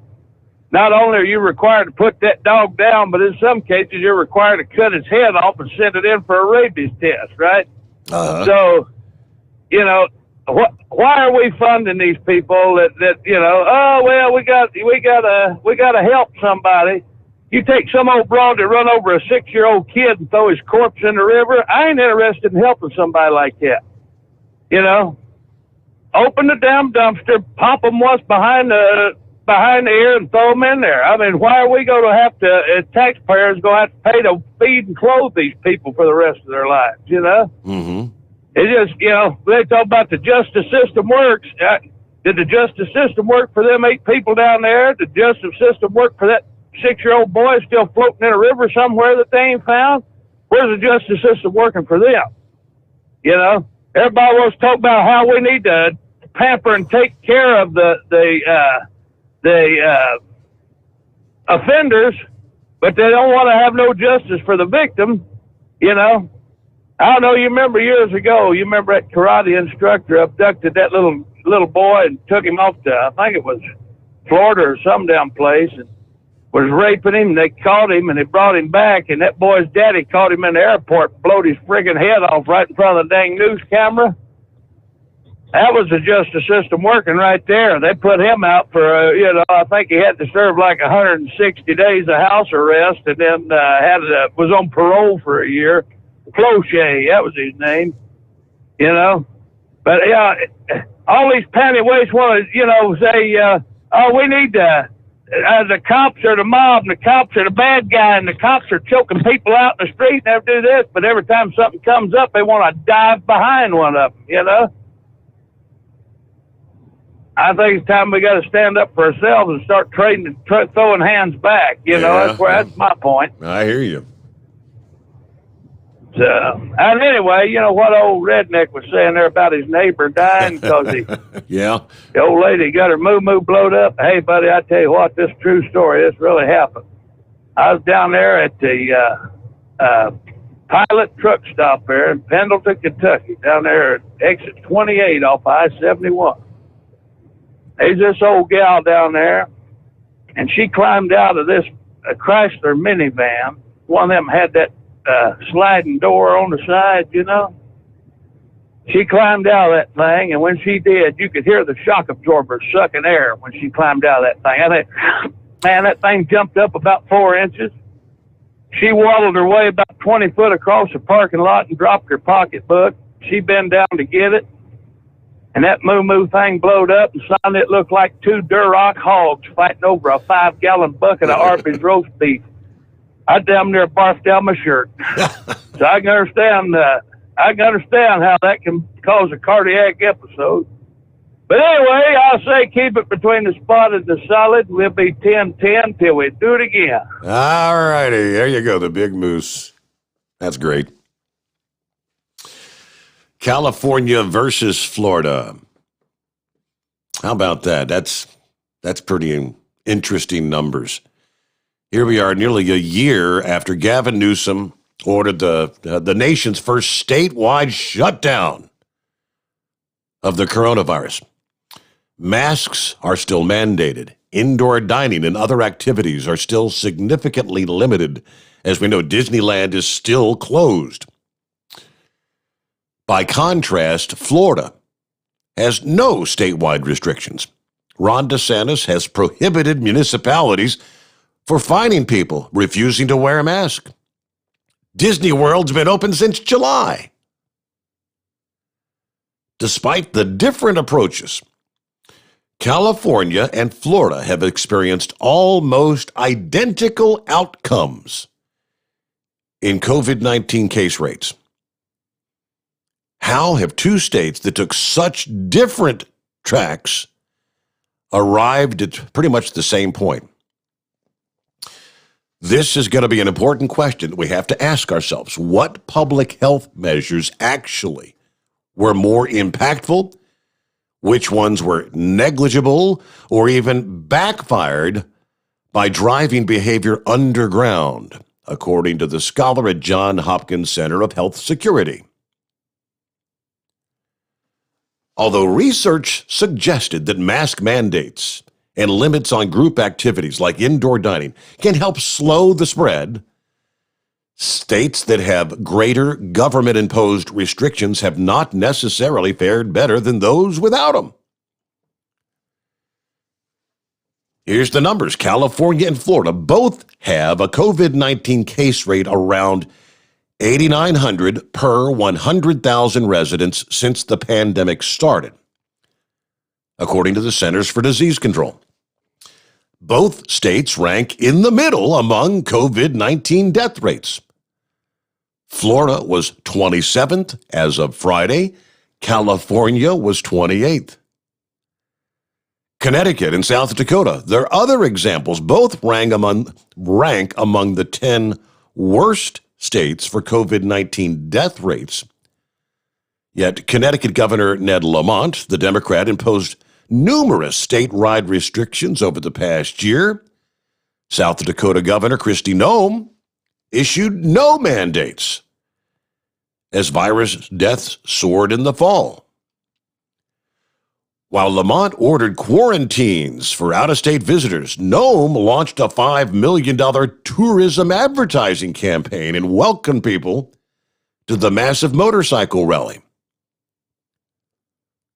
Both contend, well, my approach was the better approach. Even in a pandemic, public health policy needs to take into account people's economic and social well-being, according to Governor Nome. You know, the efforts there in Lamont now just beginning to lift the capacity limits at retail stores and restaurants and other facilities, effective today, as a matter of tomorrow, actually, March 19th. But bars that don't serve food are still going to be closed. Mask mandates are going to continue. Lamont says, this is not Texas. This is not Mississippi. This is Connecticut. Of course, referencing the other states that have lifted the mask mandates. We're finding what works is wearing the mask, social distancing, and vaccinations. All right, well, if that really does work, why is Florida and California pretty much on the same pedestal, the same as far as the statistical numbers are concerned? But one thing that's vastly different is Florida didn't shut down their damn economy. They didn't kill their economy and so many jobs. Oh, and they didn't kill people in nursing homes and retirement communities. Rather than sending them back to the nursing homes,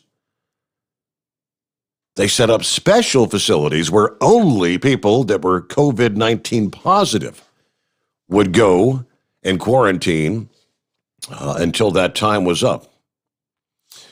Vastly different approaches. All right, it's 844-844-3388. And yes, Knucklebuster.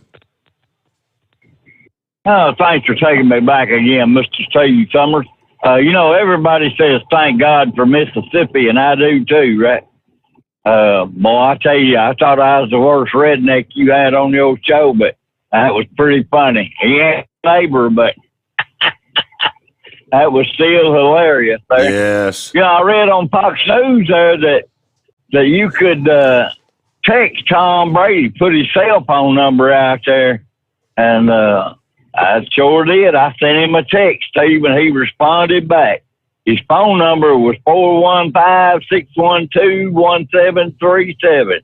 And I told him, congratulations on number 7. Looking forward to seeing you win number 8. And he responded, what's up? Yes, this is actually Tom Brady.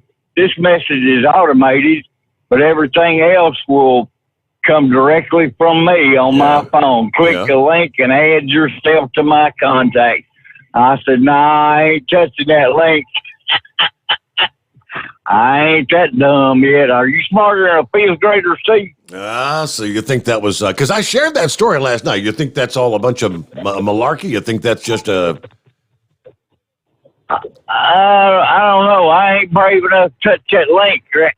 Yeah. But anyway, I can at least add, subtract, multiply, and divide, and that's what's wrong with our kids, and we've dumbed them down so much, and it's just ridiculous there.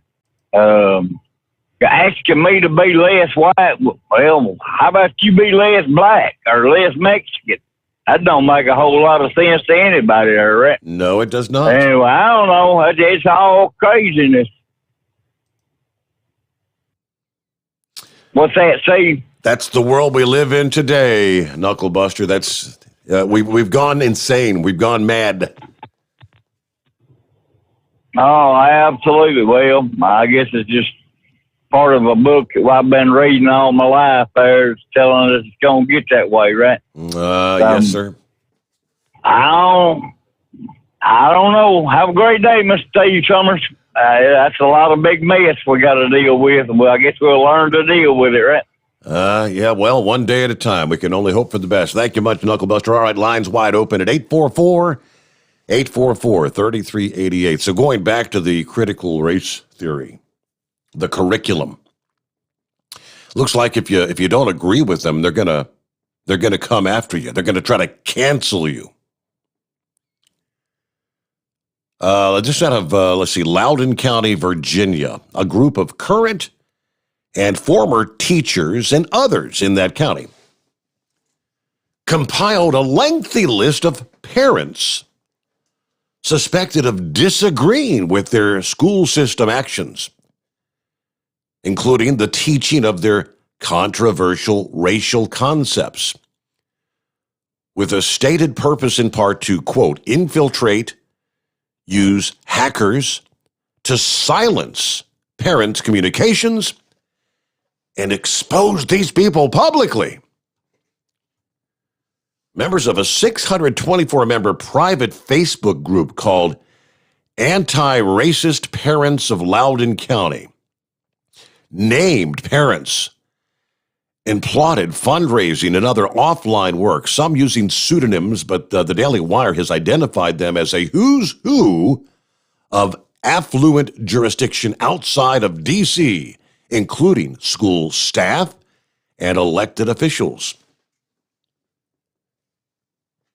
Right now, the Sheriff's Criminal Investigation Division is actually reviewing the matter, they say, but the group's activities might be no surprise to top law enforcement because the county's prosecutor, narrowly elected with the help of $845,000 in cash from George Soros, appears to be a member of the Facebook group, no less.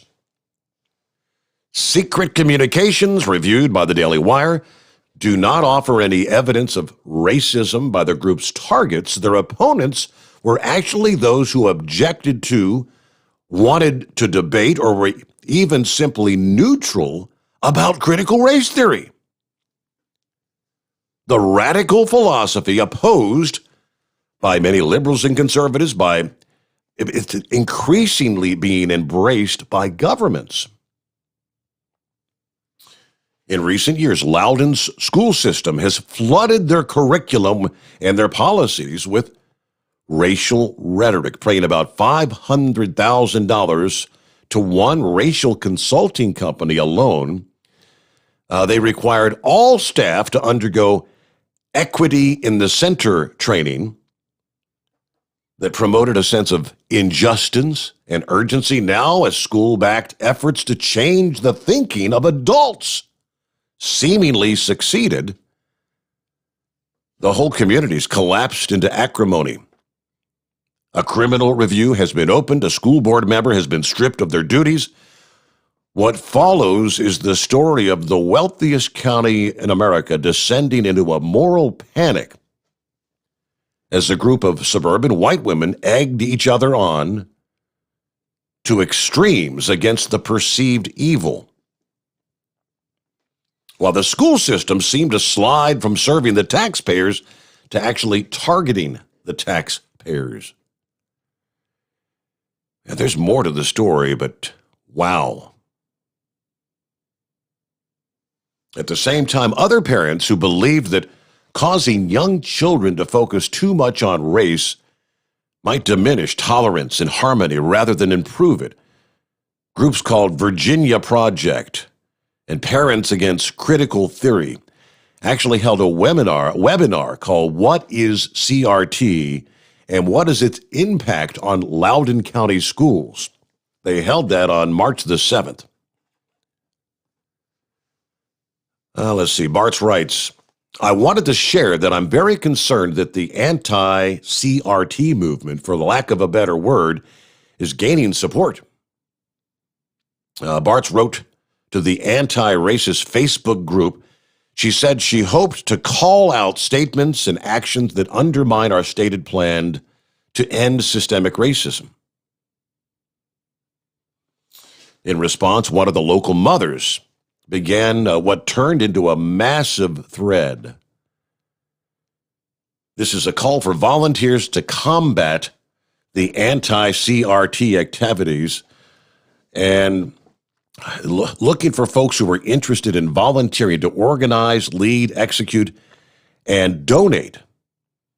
And they had a list of points that they were looking. Again, this is where they're looking to target these people.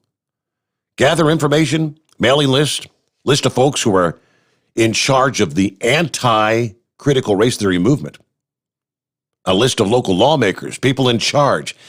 infiltrate, create fake online profiles, and join these groups so we can collect and communicate information. Hackers can shut down their websites. We want to spread information, expose these people publicly, online petitions.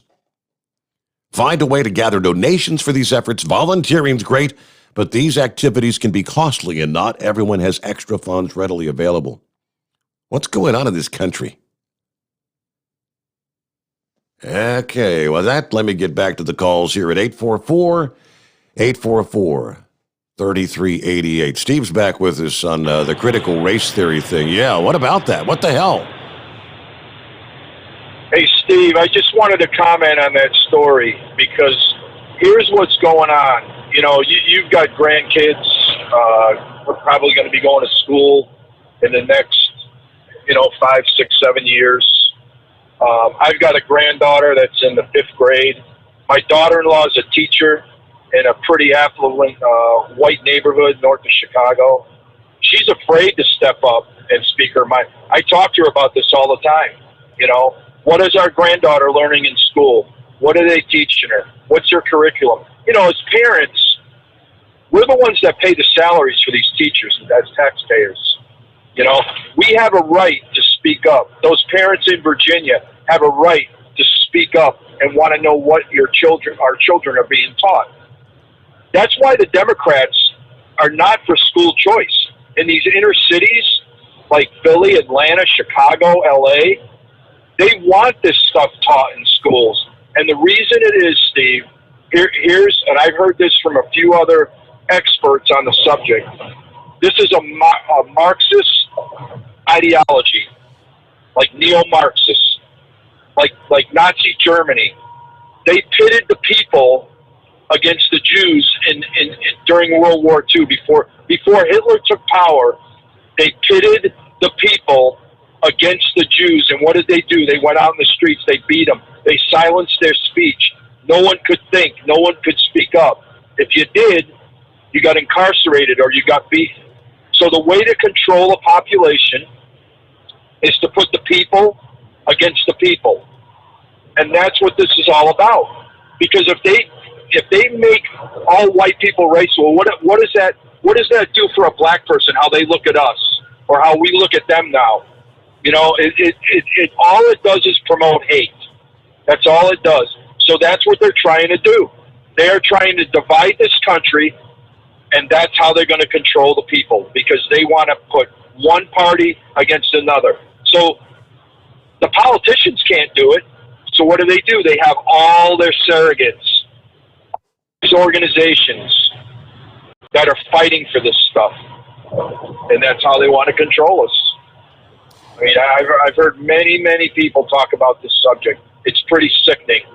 That's exactly what it is. It's whatever you want to call it. Communism, socialism, Marxism. Bernie Sanders is a big fan of this.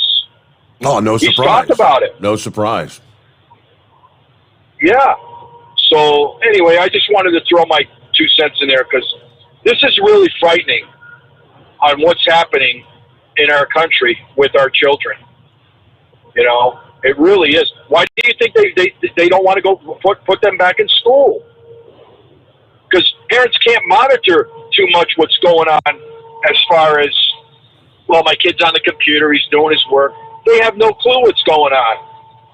Unless you're really paying attention to what your kid's doing on that computer and what they're feeding, the information that they're feeding them, you really need to keep an eye out. You really do. But as parents, what's happening to those parents in Virginia, it's really frightening. It really is. That's why people are afraid to stand up and speak up. But Ron DeSantis, those kind of leaders, especially in red states, Virginia's not a red state anymore. It used to be. But especially in the red states, these legislators and governors and senators and congressmen and school boards really, really need to stand up and speak up and say, we've had enough. We've had enough. And thank God for people like Ron DeSantis, man. That guy is fantastic. Yeah. And I really hope he decides to run for a higher office, whether it's president, vice president, or whatever. I think him and Trump would just knock it out of the park. I really do. The guy's fantastic. So the people that live in Florida, you're pretty damn lucky. And Yeah. that's all I got, Steve. I got you. Thanks. Thank you much. You got it. Yeah, that's very, very educational stuff. All right, we'll get to the cue ball. Monkey Gouger on the line. First, we got to get a news break. Our number 844-844-3388. The Steve Summers Overnight Drive live from the Hot Shot Secret Studios. USA Radio News with Dan Naraki. The Georgia man accused in a Metro Atlanta shooting spree is now facing 8 murder charges. Robert Long is accused in the Tuesday shooting spree at 3 Metro Atlanta spas that killed 8 people and wounded another, with 6 of the victims being Asian. Cherokee County Sheriff Frank Reynolds says it's too early in the investigation to determine if the attack was racially motivated. He tells CNBC that the suspect denied a racial component to the attacks, but that investigators are still looking into all possibilities. I have watched the entire interview with the suspect, and he does make a full confession. And during that interview, I did not hear anything about race. It was other than us asking the question. Well, we're not going to rule that out. Obviously, we're going to continue this investigation and go off of every lead and every possible angle that we can. But still a little early to tell. This is USA Radio News. America's founders knew power corrupts, and ultimate power corrupts ultimately, and absolute power corrupts absolutely. That's why they built in checks and balances to prevent any one group from seizing all power. And that's why our president is elected by a college of electors to protect the rights of little states like Delaware and Wyoming against giants like New York and California. After all, our country is a republic, the United States of America, not the United State. Our states are independent, sovereign powers who created the federal government, not the other way around. And that's why all power ultimately lies in we the people and the states, not a central dictatorship of cronies. Did you know that? Thank God for the U.S. Constitution. Find out more how our amazing Constitution and Bill of Rights protect us, the citizens, against power-crazed politicians in Washington. Help us take back America. Go to ouramericanrights.com. Brought to you by the American Media Council. The Overnight Drive with Steve Summers. Live from the Hot Shot Secret Studios. Call Steve now. 844-844-3388. That's 844-844-3388. At Hot Shot Secret, we share the science behind common diesel problems and their solutions. For example, ultra-low sulfur fuels. The primary function of diesel fuel is combustibility. One of the little-known aspects of fuel is its role as a lubricant to metal-on-metal moving parts. The introduction of ultra-low sulfur fuels diminishes the fuel's ability to lubricate because sulfur, which has been mostly removed, has lubricating properties. Hot Shot Secret Everyday Diesel Treatment with LX4 delivers unmatched lubricity. Third-party testing confirms that it takes 3 times the amount of leading fuel treatment to match the lubrication benefit of 1 dose of Hot Shot Secret. Everyday Diesel Treatment is a fully formulated 6-in-1 premium fuel treatment for every fill-up, every time. Everyday Diesel Treatment is available at truck stops, Tractor Supply, O'Reilly's Auto Parts, and online at HotShotSecret.com. Hot Shot Secret, powered by science. Dean Michael, the tax doctor here. Are you one of those truck drivers that came home after a long haul and found the only thing waiting for you was a stack of IRS letters? Your significant other was gone, but your newfound IRS problem is still there. I've heard this story many times over the years. While I can't help you with your broken heart, I can fix your tax problems. If you owe more than $10,000 to the IRS or haven't filed for many years, call me for a free consultation at 888-557-4020 or go to mytaxhelpmd.com. Like I always say, you keep your eyes on the road, I'll keep mine on the IRS. Whether you're a diesel pickup performance enthusiast or just looking for a small upgrade, when selecting common rail fuel system components, look no further than Exergy Performance. At Exergy, you'll find injectors, pumps, and more, engineered like no others on the market using state-of-the-art equipment run by people that have been in the business for decades. So if you're in the market for common rail components at any power level, contact Exergy Performance or one of the many dealers listed on our website at exergyperformance.com. Do you have a Dodge pickup and hate your automatic transmission? Of course you do. Levon Miller at Firepunk Diesel here, and we specialize in heavy-duty and performance transmissions for your 3-quarter or 1-ton Cummins-powered truck. So if you're interested in turning your stock slush box into a towing monster, call us today at 614-733-3744 or visit us online at shop.firepunk.com. Getting a good night's sleep while on that long haul can be quite the challenge. That's why Commercial Vehicle Group has partnered with Serta Mattress to bring you the Bostrom plus Serta mattress for the best night's sleep possible while you're on the road. The Bostrom plus Serta mattress, manufactured with Serta's patented Cool Gel memory foam, acts to dissipate body heat and eliminate pressure points, which reduces the tossing and turning that can be so disruptive to your sleep. The Bostrom Serta mattress comes in 2 thicknesses, 7 and 10 inches, offering support to drivers of all shapes and sizes. The mattress comes in the standard 80-inch length with 4 widths, 32, 36, 39, and 42 inches. For more information on the mattress or where to buy, call us at 800-459-7328. That's 800-459-7328.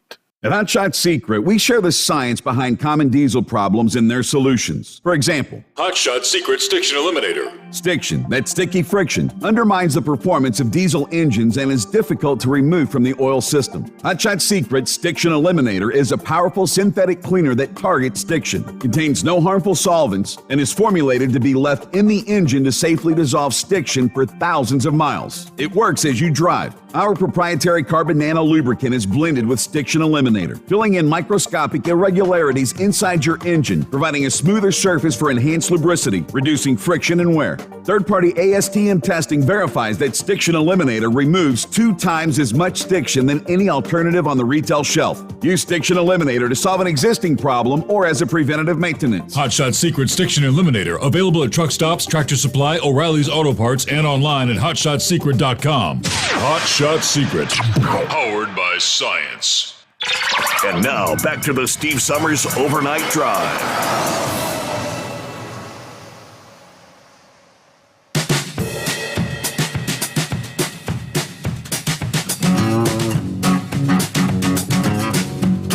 All right, jump right back to the calls here. Cue Ball promised we'd get to you right out of the break, so thanks for hanging in there. Good morning, Cue Ball. What's happening? Good morning, Steve. Hey, if you look at this whole critical race theory thing, and I'm going to bring a handful of subjects up, and as usual, I'm going to bring them all together to one final point. Okay. You talk about this critical race theory thing going on over there and this Facebook group that basically is straight up advertising to anybody who cares to listen that they're actually trying to violate like more federal laws than anybody knows how to count. But nobody's going to do anything about it. Facebook don't care. The local prosecutor bought off by George Soros, almost like that was planned. They got one of them groups up by where I live too, as far as like ratting out restaurants that don't force you to wear a mask while you're, ordering your dinner as opposed to when you're eating it, crap like that. Facebook has no problem with those, but say anything that they don't agree with, and you get bounced off that platform, and real quick. Again, almost like I said earlier, almost like this whole thing was planned. Now, I wanted to bring up something now that we've established the fact that clearly George Soros hired, helped get elected, but in reality hired a whole lot of prosecutors to do his bidding. So if you wanted, in certain areas, the only one thing I'm going to correct Big Moose on was it's not the justice system, it's the legal system. Justice got nothing to do with it. So if George Soros hired a bunch of people to work the legal system the way he wants it. Now, I'm going to bring this up here real quick. Do you remember why the whole thing started with General Flynn in the beginning of the Trump administration? Remember why they went after him the way they did? Refresh my memory. He knew the depth of the corruption inside the Obama administration, right. and they expected Hillary to win. Trump won they had to discredit him, so even Trump and Pence wouldn't listen to anything he had to say. It turned out Flynn was right, and the whole thing was a damn setup. But they effectively neutralized him. So if he had said anything, nobody would have believed him. Now I want to turn attention over here to King Andrew, Governor Cuomo. Oh, yeah. Like I kept saying, how many times this whole thing was planned. When you start looking at the depths of all the little things that's gone down. Now, the difference between the Democrats and Republicans is real simple. Republicans don't very rarely ever stand behind a single message. But every Democrat, they have that talking point down to the wire. They don't change. They don't miss a beat. Not only do they have the words right, they have the whole sentence structure exactly the same. The accent they use, all of it, exact the same. So they absolutely have top-down, very strict adherence. You say what the king says, or you're out. Now, Andrew Cuomo, on the other hand, over here, he's a little bit bigger than the average Democrat, but he's still controlled by somebody, in my opinion. See, this whole thing, COVID went down, and as far as I'm concerned, if somebody can sit down and talk to me and tell me why in God's name, while you had a hospital ship available that was empty, a Javits Center that was empty, why would you send COVID patients to the hospitals, to the nursing homes, if you weren't trying to kill people to make the numbers bigger because COVID turned out to not be as big as the Chinese designed it to be? Why else would that have happened? Well, he knows that. And prior to the election, only right-wing media was talking about it. Left-wing wasn't saying crap about it. After the election, he started saying, he fudged the numbers as much as 50%. Yep. But we don't want to talk about that. So a guy like Cuomo, he's got skeletons in the closet, as does most people. Oh, we're going to drag these 7 girls out that he talked to inappropriately or groped or what have you. Funny how that came out after the election. Just like General Flynn, they're trying to eliminate Cuomo to be able to say what they don't want him to say. And if he does say it, because he's now been discredited, nobody will believe him. He's a little bit bigger for the Clintons to take care of their style. But what if he were to say who told him to do what? Would anybody believe him with these 7 girls yapping? Right. Think about it for a minute. Why did they bring that up all of a sudden? He knows where the bodies are buried, too. And they want to shut him up or discredit him real quick. So you watch. Either he's going to survive this, or he'll leave in an orchestrated manner. As of right now, in my opinion, as of what he's doing right now, he's negotiating an exit strategy. He's negotiating his golden parachute because he don't want to walk away penniless. Think about it. It's not like that's never happened. How many houses does Bernie Sanders own from knowingly losing a winning election? Like the time before the last one, the when he lost to Hillary because of the superdelegates, even though he really won. So the Democrats are known to buy you off if they need to shut you up or need you to just go away, get with the program. I think Cuomo's dangerous to him, which is why they're trying to discredit him. Imagine if he flipped and said, who told him, let me reword that.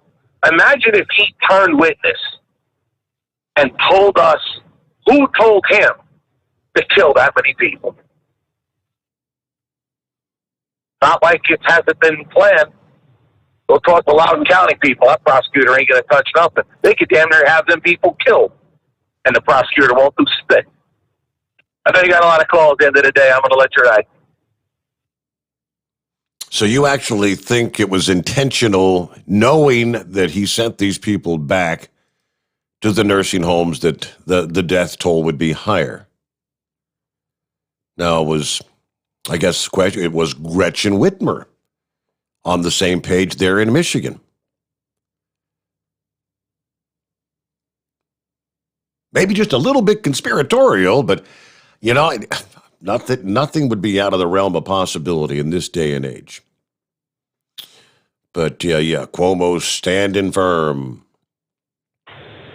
Monkey Gouger. Hey, Steve, I wanted to jump back in here for a minute. Have you ever seen a movie called Contagion? I have.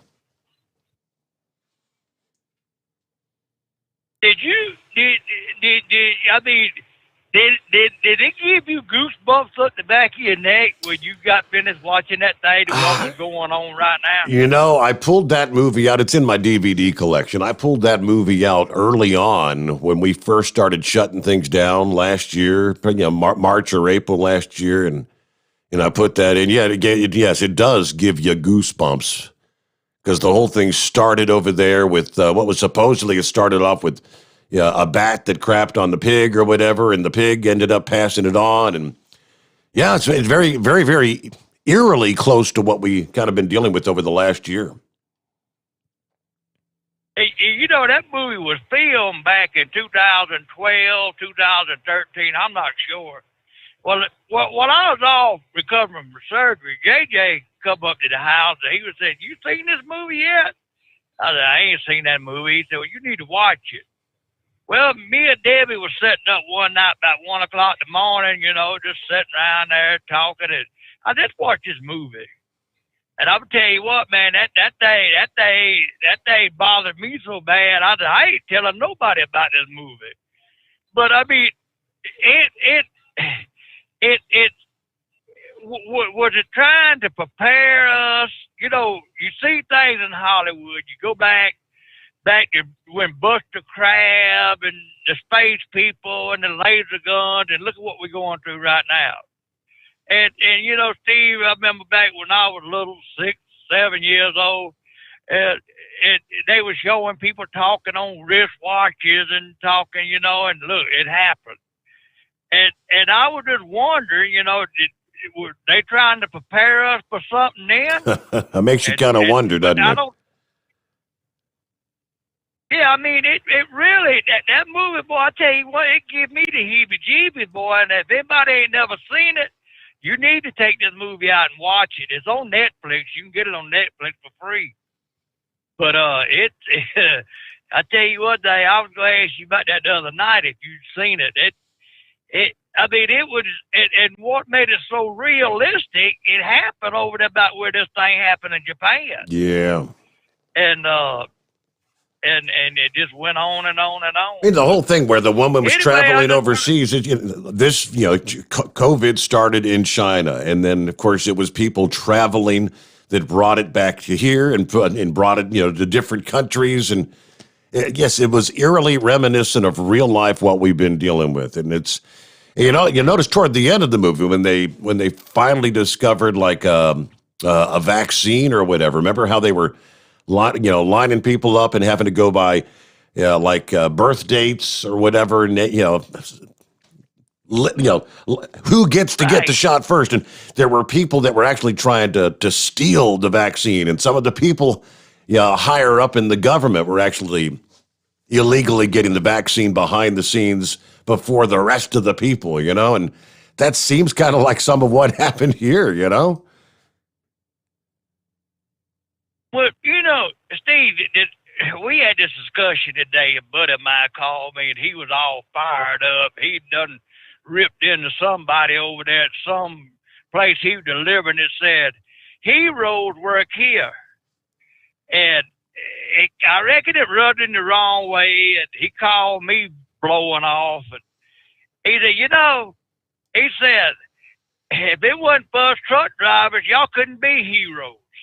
And the lady said, "What you mean?" He said, "Well, we didn't bring the product to you for you to get it out.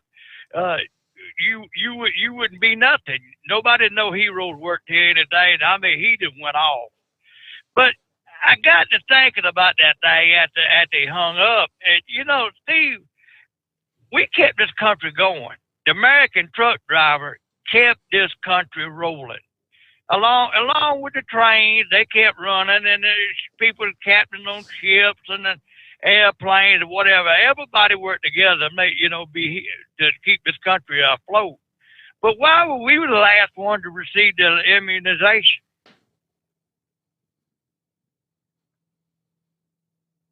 Yeah, you guys were the quote the frontline workers, right? And they just made it. I think in April. I'm not gonna take it. I seen a thing the other night. There was a girl up in your neck of the woods. Her name was Sherry Tenpenny, And you need to look at that video. She breaks down what they've done, and her strong point on this thing is that this vaccine's not FDA approved. This is an experiment, and she broke it down to how they broke. I'm not no medical molecule Right. scientist, and I didn't understand what she was talking about. But if you get a chance, look that girl's name up. Her name is Sherry Tenpenny. She put on a big long speech up there in Cleveland last weekend, and she is very, very, very smart and talks about it. I've never heard nobody break it down the way she broke it down, and what they're doing and stuff. And she said, I want to remind everybody, this thing is not FDA approved.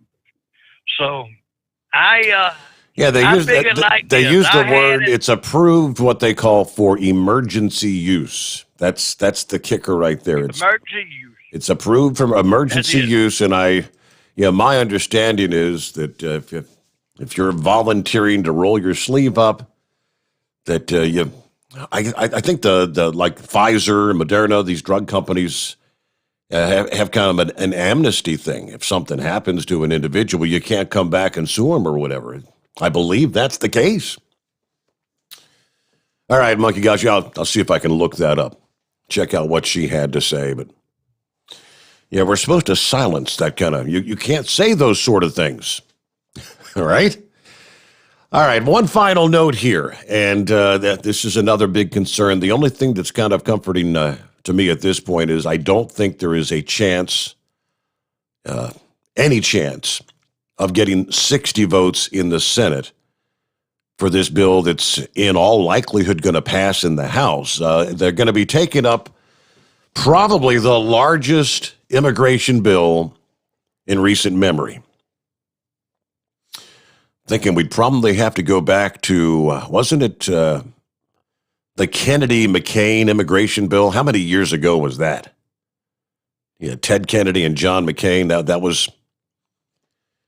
was a number of years ago. Things may have changed a bit, but when they tried to pass that, the phone lines in Washington, D.C. were ringing off the hook, and it was the opposition from the people was so great that they had to back down. Now, 2019, the House passed this bill. It went nowhere in the Senate. Now, Congress is taking it up again. They break down what all's in the bill. Number one, it will reward illegal agricultural workers and their employers. It does not only allow illegal agricultural workers to become part of the current temporary H-2A agricultural worker program, it goes way beyond that. It creates a special new legal path to citizenship for illegal agricultural workers in the country. Through the proposed system, some illegal agricultural workers could be eligible for their green cards in as little as 4 years. Amnesty, potentially for millions. Nobody can reasonably claim this bill is not amnesty. It allows illegals to stay in the country while they are provided an easy pathway to citizenship. So you're essentially rewarding lawbreakers and punishing legal aliens who went by the rules to become a citizen. Estimates suggest anywhere from 50 to 70% of agricultural workers are in this country illegally. Yeah, likely at least 1.5 million illegal agricultural workers. But that's not the full scope of the amnesty. There's also the amnesty that would be provided for the workers' spouses and children. It would create what they call a non-solution for farmers.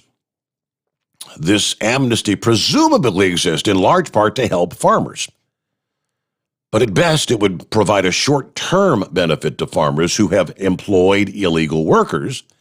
Many of these agricultural workers who get this new pathway are almost certainly going to move off the farm. The movement away from the farm is what happened when the United States granted amnesty to more than 1 million agricultural workers back in 1986. We've been down this path before.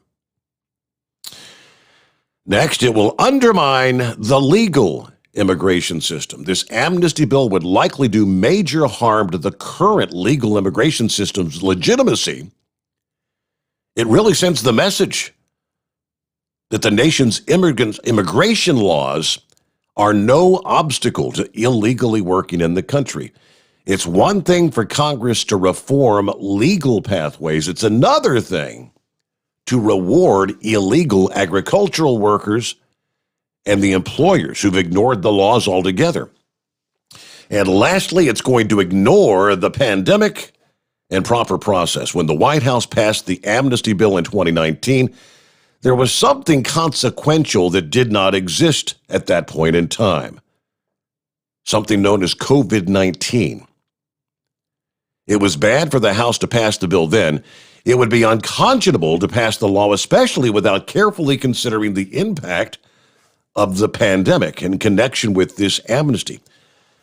The House is rushing this bill to the floor without the new Congress having a chance to discuss this, what they call extreme legislation in committee. If the House is going to grant amnesty to potentially millions of illegal workers and undermine the legal immigration system, they should at least spend a proper amount of time thinking about the implications of doing this. When considering immigration and agriculture, it's not a binary choice between doing nothing and creating this extreme amnesty bill. There should be a lot of thoughtful dialogue how to improve the legal immigration system without simultaneously undermining the legitimacy of that. Legislators should take the time to come up with some sort of a solution. But we know that doesn't, in this day and age, it just doesn't seem to happen in D.C. Is there any such thing as, working together, bipartisan? Well, it's the one representative we shared last evening said every time we try to sit down and say we'll meet you halfway, the goalpost keeps getting moved further and further back. There is no halfway. Just seems to be the way it works in this day and age. All right, wrap it up here for Thursday. Come on back at the midnight hour tonight. Guess what? We'll be looking at Friday, rolling into the spring weekend. Yeah, spring arrives next over the upcoming weekend. Have a great day. Thanks for being with us here. The Steve Sommers Overnight Drive live from the Hot Shot Secret Studios.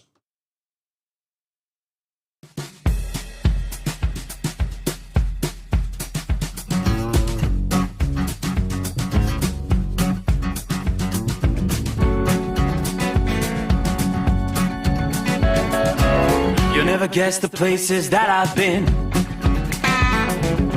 You never guess the places that I've been. 'Cause everything is like a dream, yeah, but only in that dream that I live in. I'm never gonna let the day begin. Never gonna let the day begin. 'Cause everything is like a dream, yeah, but only in that dream that I live in. Oh, don't wake me up before you go, and I'll just make this bed my home. Oh, darling, please just let me sleep. Give me my dreams.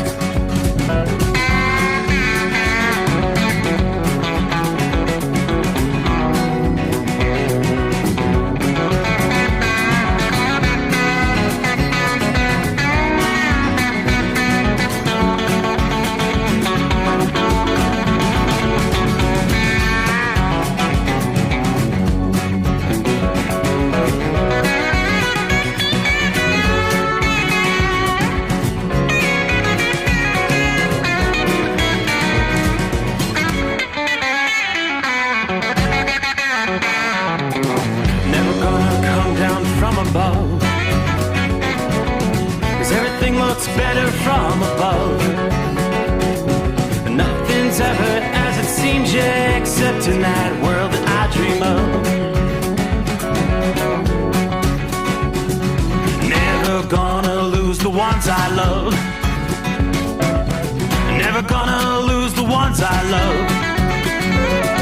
'Cause everything is like a dream, yeah, but only in that world that I dream of.